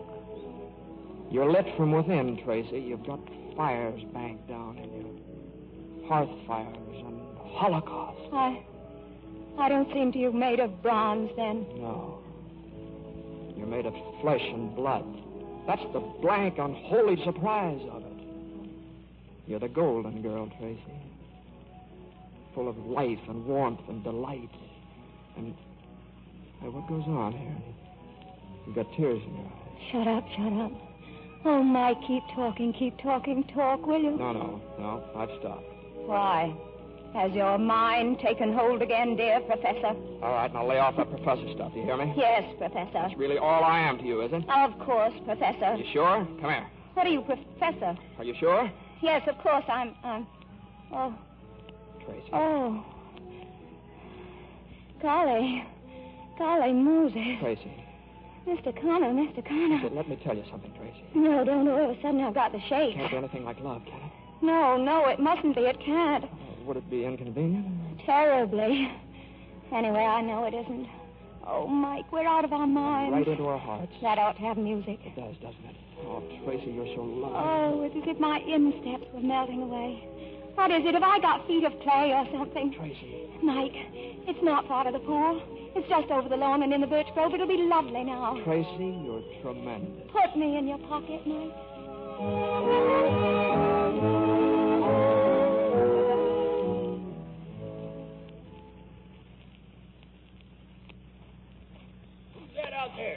Hello, Mac. Well, it's you, Mr. Dexter. Any prowlers around? No prowlers, sir. Can I get in this way? And if you can't, you can always go in the front, sir. Yes, well, thanks, Mac. Good night. Good night, sir. Hey. Is that you, Haven? Well, hello, Kittredge. Oh, what are you doing here? Oh, I'm a friend of the family's, didn't you know? Just dropped in for a chat. Now, don't try to be funny. I asked you a question. I could ask you the same question. Well, I telephoned Tracy, and her phone didn't answer. I was worried, so I walked over from the gatehouse. I was worried, too. About what? Well, what do you think of this fellow Connor? Or do you? Now, listen, if you're trying to insinuate... Oh, my dear chap, I wouldn't insinuate anything, only... Oh. Listen, who's that? Oh, that? Oh, well, come on. I'll walk you around the house and tell you all about it. Something's going on here, and I'm staying. So are you. Why, it's that Connor. What's he doing with Tracy? Now, calm yourself. Just He's carrying her in his arms. He's carrying Tracy. Uh-oh. Don't stop, Mikey. Keep crooning. Right here? Okay, somewhere. Now, what is it? Now, easy, Kittredge. She's not hurt, is she, Connor? No. Not wounded, sire, but dead. Oh, it seems the minute she hit the water, the wine hit her. Now, look here. Yes, a likely story, Connor. What'd you say? I said a likely story. Take her into the house. Now, listen, if you think that it... You'll be down directly? Yes, if you want. I want. Hello, Dexter. Hello, George. Hello, Mike. Second door to the right, Connor. Mind you don't wake Dinah up. I'll be right back directly. My feet are made of clay. Did you know? Oh, this is horrible. Yes, how are the mighty fallen? But if I know Tracy, she won't remember much of this. For the second time in her life, she'll draw quite a tidy blank. Oh? You don't believe it, do you? Believe what? Well, the implications of what you saw, let us say. Well, what else am I to believe? Well, that's entirely up to you. I've got eyes. I've got imagination, haven't I? I don't know. Have you? Oh, so you pretend not to believe it? Yes, I pretend not to. Then you don't know women. Well, that's possible. Then you're a fool. Well, that's quite possible. Now, you won't be too hard on her, will you? I'll make up my own mind what I'll do. Well, we're all only human, you know. You, all of you, with your sophisticated ideas. Yes, ain't it awful? Well, I'm back. What do you want to do about it? Why, you low I'll sneaking... take care of this, Kittredge. Oh, say, listen, Haven. This is my affair. What right have you to... A husband. Now, till tomorrow. You can go now, Kittredge. I'll handle the rest of it, too. I'll speak to you tomorrow, Haven. Sure. Well, hey, Connor, come on, wake up. Come on. How do you feel? Well, now, look, if you think that... I know. I'm sorry, but I thought I'd better hit you before he did. He's in better shape than I am. Oh, yeah. Well, you'll do. Dexter, is there anything wrong, sir? No, not a thing, Mac. Just as quiet as a church. Who's that lying there? That's Mr. Connor, Mac. Oh, doggone. I thought it might have been Mr. Kittredge. Oh, well, now, we can't have everything, Mac. Good night. Good night, sir.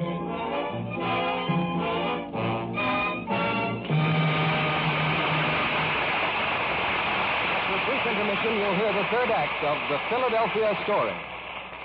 If you've started buying war bonds, perhaps you haven't figured that what you're doing for your country is working out to your own best interests, too.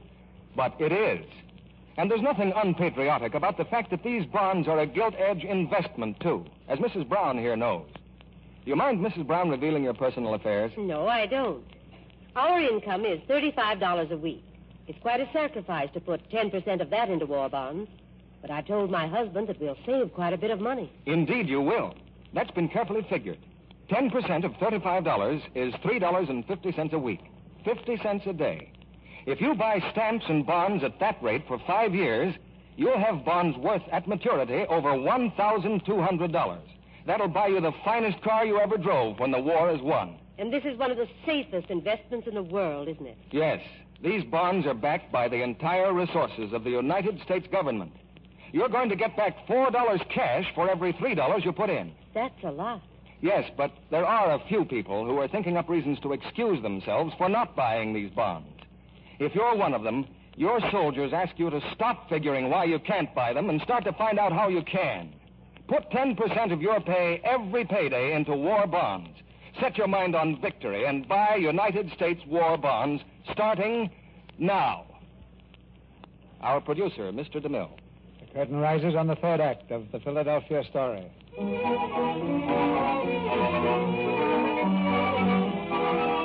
wedding day has dawned bright and fair, and The events of the wedding eve are a thing of the past, particularly for Tracy. She can't remember anything. She can't think of anything. Without propping her eyes open with her fingers, she can't even see anything. To comfort her in this predicament comes the little old comforter, Dinah. How do you feel, Tracy? Oh, fine. You look horrible. I know. Tracy, I hate you to get married and go away. I'll miss you, darling. I'll miss all of you. You know, I had the funniest dream about you last night. Did you? I dreamed I got up and went over to the window. And guess what I dreamed I saw coming out of the woods? I haven't the faintest idea. A skunk? Well, sort of. It was Mr. Connor. Mr. Connor? Yes, with his both arms full of something. And guess what it turned out to be? What? You. Me, Mr. Connor, was carrying you. Wasn't it funny? It looked sort of like you were coming from the pool. The pool? I'm going crazy. I'm standing here solidly on my own two hands and going crazy. Then what? Then after a while, I opened my door, and there he was in the hall, still coming along with you, puffing like a steam engine. His wind can't be very good. Then what? Well, then he... Guess. I couldn't possibly. Then he just sailed right into your room with you, and that scared me. So I got up and went to your door and peeked in to make sure you were all right. And guess what? What? You were. He was gone by then. Gone? Of course he was gone. He was never there. I know, Tracy. Well, I should certainly hope you did. It was just a dream, I guess. Tracy, Dexter says so, too. Dexter? Dinah, Lord, you little fiend, if you told Dexter... Oh, hello. I'm testing the air. I like it, but it isn't like me. Well, hello, Donna. How do you do, Mr. Connor? Did you have a good sleep? Wonderful, wonderful. You? Marvelous. Have you ever seen a handsomer day? Never. What did set you back? I got it for nothing, for being a good girl. Well, Dinah, how are you? Don't worry. I'm going. Why should you? Well, I guess you must have things you wish to discuss. Only remember, it's getting late. She's always trying to make situations. Oh. Well, what's the matter with your chin? Oh, what did the children? A little. What happened? Well, I guess I stuck it out too far. Into a door in the dark? Yes, that's it. Well, Tracy, what about you? You all right? Me? Yeah. Oh, of course. Why shouldn't I be? I had a simply wonderful evening. I hope you enjoyed it, too. The last part of it. Really? Why, especially the last? Tracy, you asking me? Oh, you mean the swim? Yeah. We did swim. And so forth, didn't we? Yes. Did, Tracy, darling. Right. Well, what can I say to you? Tell me, darling. Not anything. Don't say anything, and especially not darling. Well, then you're going through with it, huh? Through with what? With the wedding. Why shouldn't I? Well, you said last night that... Oh, I said a lot of things last night, it seems. Okay, no dice. Also, no regrets about last night, huh?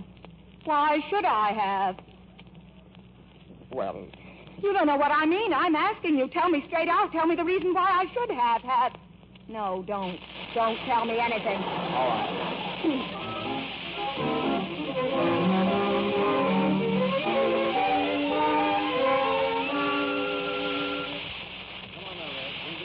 Doctor's orders. What is it? Just the juice of a few flowers. It's a type of stinger. Removes the sting. Oh, Dex, don't say that. Well, why not, Red? Nothing will, nothing ever can. Oh, Dex, I've done the most terrible thing to you. To me? Oh, I doubt that. I doubt it very much, dear. Dex, what am I going to do? Why ask me, darling? Where do I come into it anymore? Aren't you confusing me with someone else? A fellow named Kittredge or something? George. I've got to tell him. Tell him what, darling? I've got to tell him. Well, if you've got to tell him, he's got to tell him, I suppose. But if he's got any brains at all, he'll have realized by now what a fool he made of himself. When? Last night. Was he here, too? Sure. Good golly, why didn't you sell tickets? Say something, Dex. Say anything. No, you do. Oh, Dex, I'm such an unholy mess of a girl. No, that's no good. That's not even conversation. But never in my life Not if I live to be 100 will I ever forget how you tried to stand me on my feet again today. Go on, you're in great shape. Tell me, what do you think of my wedding present? I'd like my presents at least acknowledged, you know? It was beautiful. Yeah? And sweet, Rex. Yeah, she was quite a boat, the true love, wasn't she? My, she was yar. She was all right. I wasn't, was I? Not very. Oh, you were good at the bright work, though. I made her shine. Mm-hmm. I'm designing another one now along more practical lines. What'll you call her? I thought the true love's second. Dexter, if you call any boat that, I promise you I'll blow you and it out of the water. I tell you what you can call her if you like. What, darling? In fond remembrance of me, the easy virtue. No, shut up, Red. I can't have you thinking things like that about yourself. What am I supposed to think when I... Oh, I don't know. I don't know anything anymore. Oh, well, no, that sounds very hopeful, Red. That sounds just fine. Tracy, we're almost ready. Stand up, dear. Let me see your dress. Mother, It's lovely. George will be right over. Oh, here, I forgot. Here's a note he sent you this morning. A note? Good morning, Mr. Connor. Hello, Miss Embry. Good morning. Good morning. Oh, by the way, Dexter, Mr. Sidney Kidd telephoned. I was to tell you that you win. Whatever on earth does that mean? Fine. Well, I have a feeling it won't be so hard for me to resign now. And belts will be worn tighter this winter. Well, Red, I'm afraid this is the deadline. So is this. Listen, everybody, it's from George. My dear Tracy, I want you to know that you will always be my friend, but your conduct last night was so shocking to my ideals of womanhood that my attitude toward you and the prospect of a happy and beautiful life together has been changed materially. Tracy. Oh, hello, George. Come and listen. Tracy, in front of all these people? It's only a letter from a friend. They're my friends, too. Here's the last of it. Your breach of common decency certainly entitles me to a full explanation before going through with our proposed marriage. In the light of day, I am sure that you will agree with me. Yes, George, I quite agree with you. That's all you have to say? What else? On the very eve of your wedding, an affair with another man. Oh, now, wait just a minute. Kittredge, it may interest you to know that this so-called affair consisted of exactly 2 kisses and a rather late swim. Thanks, Mike, but there's no need to defend... After which I deposited Tracy in a room and promptly returned down here to you two, which doubtless you remember. Doubtless, without a doubt. You mean to say that was all there was to it? I do. Why? Was I so unattractive, so distant, so forbidding, or something that you... Well, this is fine talk, too. I'm asking a question. You were extremely attractive, but you were also a little worse or better for wine, and there are rules about that. Thank you, Mike. I think men are wonderful. The little dears. Then if it hadn't been for the drink last night, all this might not have happened. Apparently, nothing did. What made you think it had? Well, I'm not going to quibble, Tracy. Let bygones be bygones. Now, what do you say? Yes. And goodbye, George. I don't understand. Please, goodbye. You're too good for me, George. You're 100 times too good. But And I'd make you most unhappy, most. That is, I'd do my best to. All right.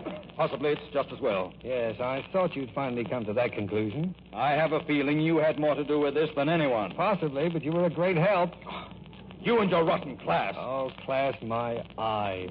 You're on your way out, the lot of you. And good riddance. Well, there goes George. Hey, come on. They're waiting for you. Oh, my sainted aunt. Well, don't just stand there. You better think of something.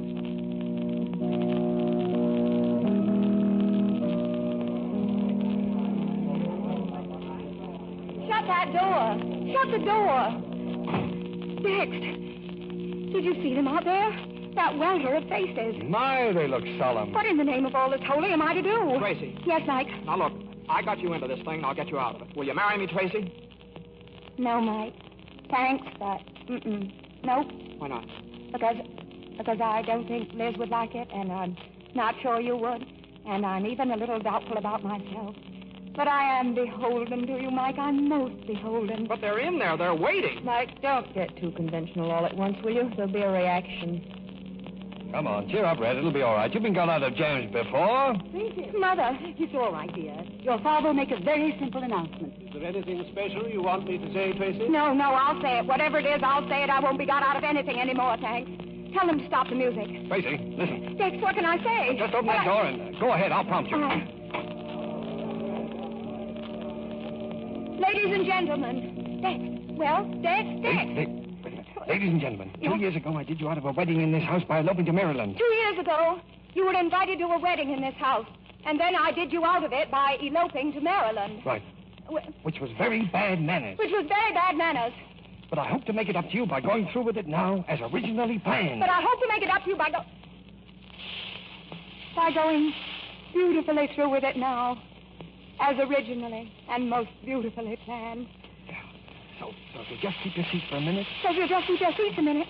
Well, that's all. That's all. Dex, are you sure? Not the least, but I'll risk it, will you? You bet. You didn't do it just to soften the blow. Oh, no, Tracy. You want to save my face? Oh, it's a nice little face. Oh, Dex, I'll be yours. Now, I'll promise to be You'll yours. be whatever you like. You're my redhead. Now, are you all set? All set. Now, will you be best man, Mike? Honor, TK. Maid of honor, Liz? Matron of honor, remember Joe Smith? Oh, how did this ever happen? Well, come on, let's get in there. See you soon, Red. See you soon, Dex. Tracy, darling. I love you, Father. I love you too, Tracy. Never in my life have I been so full of love before. Come along, come along. Wait, how do I look? Like a queen. Like a goddess. And you know how I feel? How? Like a human. Like a human being.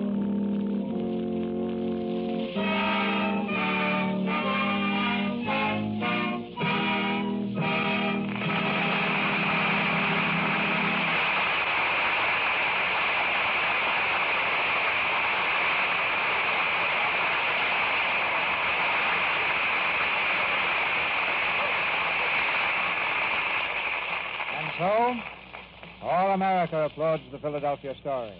And Cary Grant, Katharine Hepburn, James Stewart, and Ruth Hussey. Each contributed time and talent to this radio effort to help win the war. And as we look out on the world tonight, we find that the war has indeed reached a crisis. Lieutenant Stewart, what's your personal slant on our part in the war? Well, sir, in the Army, we'd like to see everyone stop criticizing our allies in England. So the next time, stop before you talk and ask yourself, what have I done that gives me the right to criticize people who fought for 3 years as bravely as the English? You wouldn't have to bring that up, Jimmy, if everyone realized that above all, the enemy wants to see our side divided. And now, Cary Grant. Well, C.B., if I could visit everyone listening tonight, I'd want to convince them of this one thing, that we've all got to win this war together. And by we, I mean the Russians, the Chinese, the English, and the Americans. You know, a very wise American, Benjamin Franklin, once said, we must all hang together, or assuredly we shall all hang separately. As true today as it was 160 years ago, sir. Now, here's Katharine Hepburn.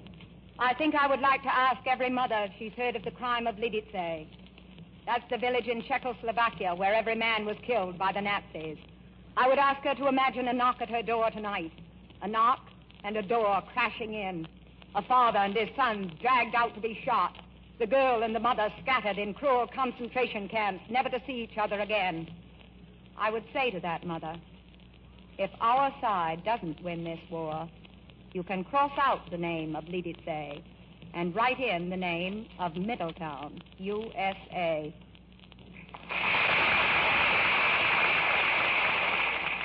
That crime will be remembered, Katharine. Miss Ruth Hussey. It must be clear by now to all Americans that you can't compromise with the men responsible for Lidice. But I've heard people say that we'd be better off if we could make peace with Hitler now. Isn't it plain by now that we must win or surrender?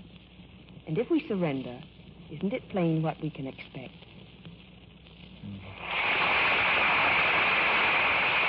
It's too plain. There can be no compromise. There is just one long fight, one united fight, shoulder to shoulder with each other and with our valiant allies. But at the end of the road, there's something worth fighting for. A world where you and your family can live in peace and freedom. Yes, C.B., the world we knew before and will know again. By the way, what is the Victory Theater planning for next week? Next week's Victory Theater will come from New York, Cary. And one of the Columbia Network's most popular programs will take over for the evening. It's Hit Parade, with Barry Wood, Joan Edwards, Mark Warno's orchestra, and the Hit Paraders. in the leading popular song hits of the week. The same show millions enjoy every Saturday night. It's been a very great privilege for me to have a part on the first Victory Theater program, Mr. DeMille. Good night, sir. Good night, sir. Good night. Good night. Good night. Good night. This was a brilliant opening night. Good luck, Lieutenant. Our sponsor, the United States government, joins me in inviting you to listen again next Monday night when the Victory Theater presents the Hit Parade with Barry Wood, Joan Edwards, Mark Warno's orchestra, and the Hit Paraders. This is Cecil B. DeMille saying good night to you from Hollywood.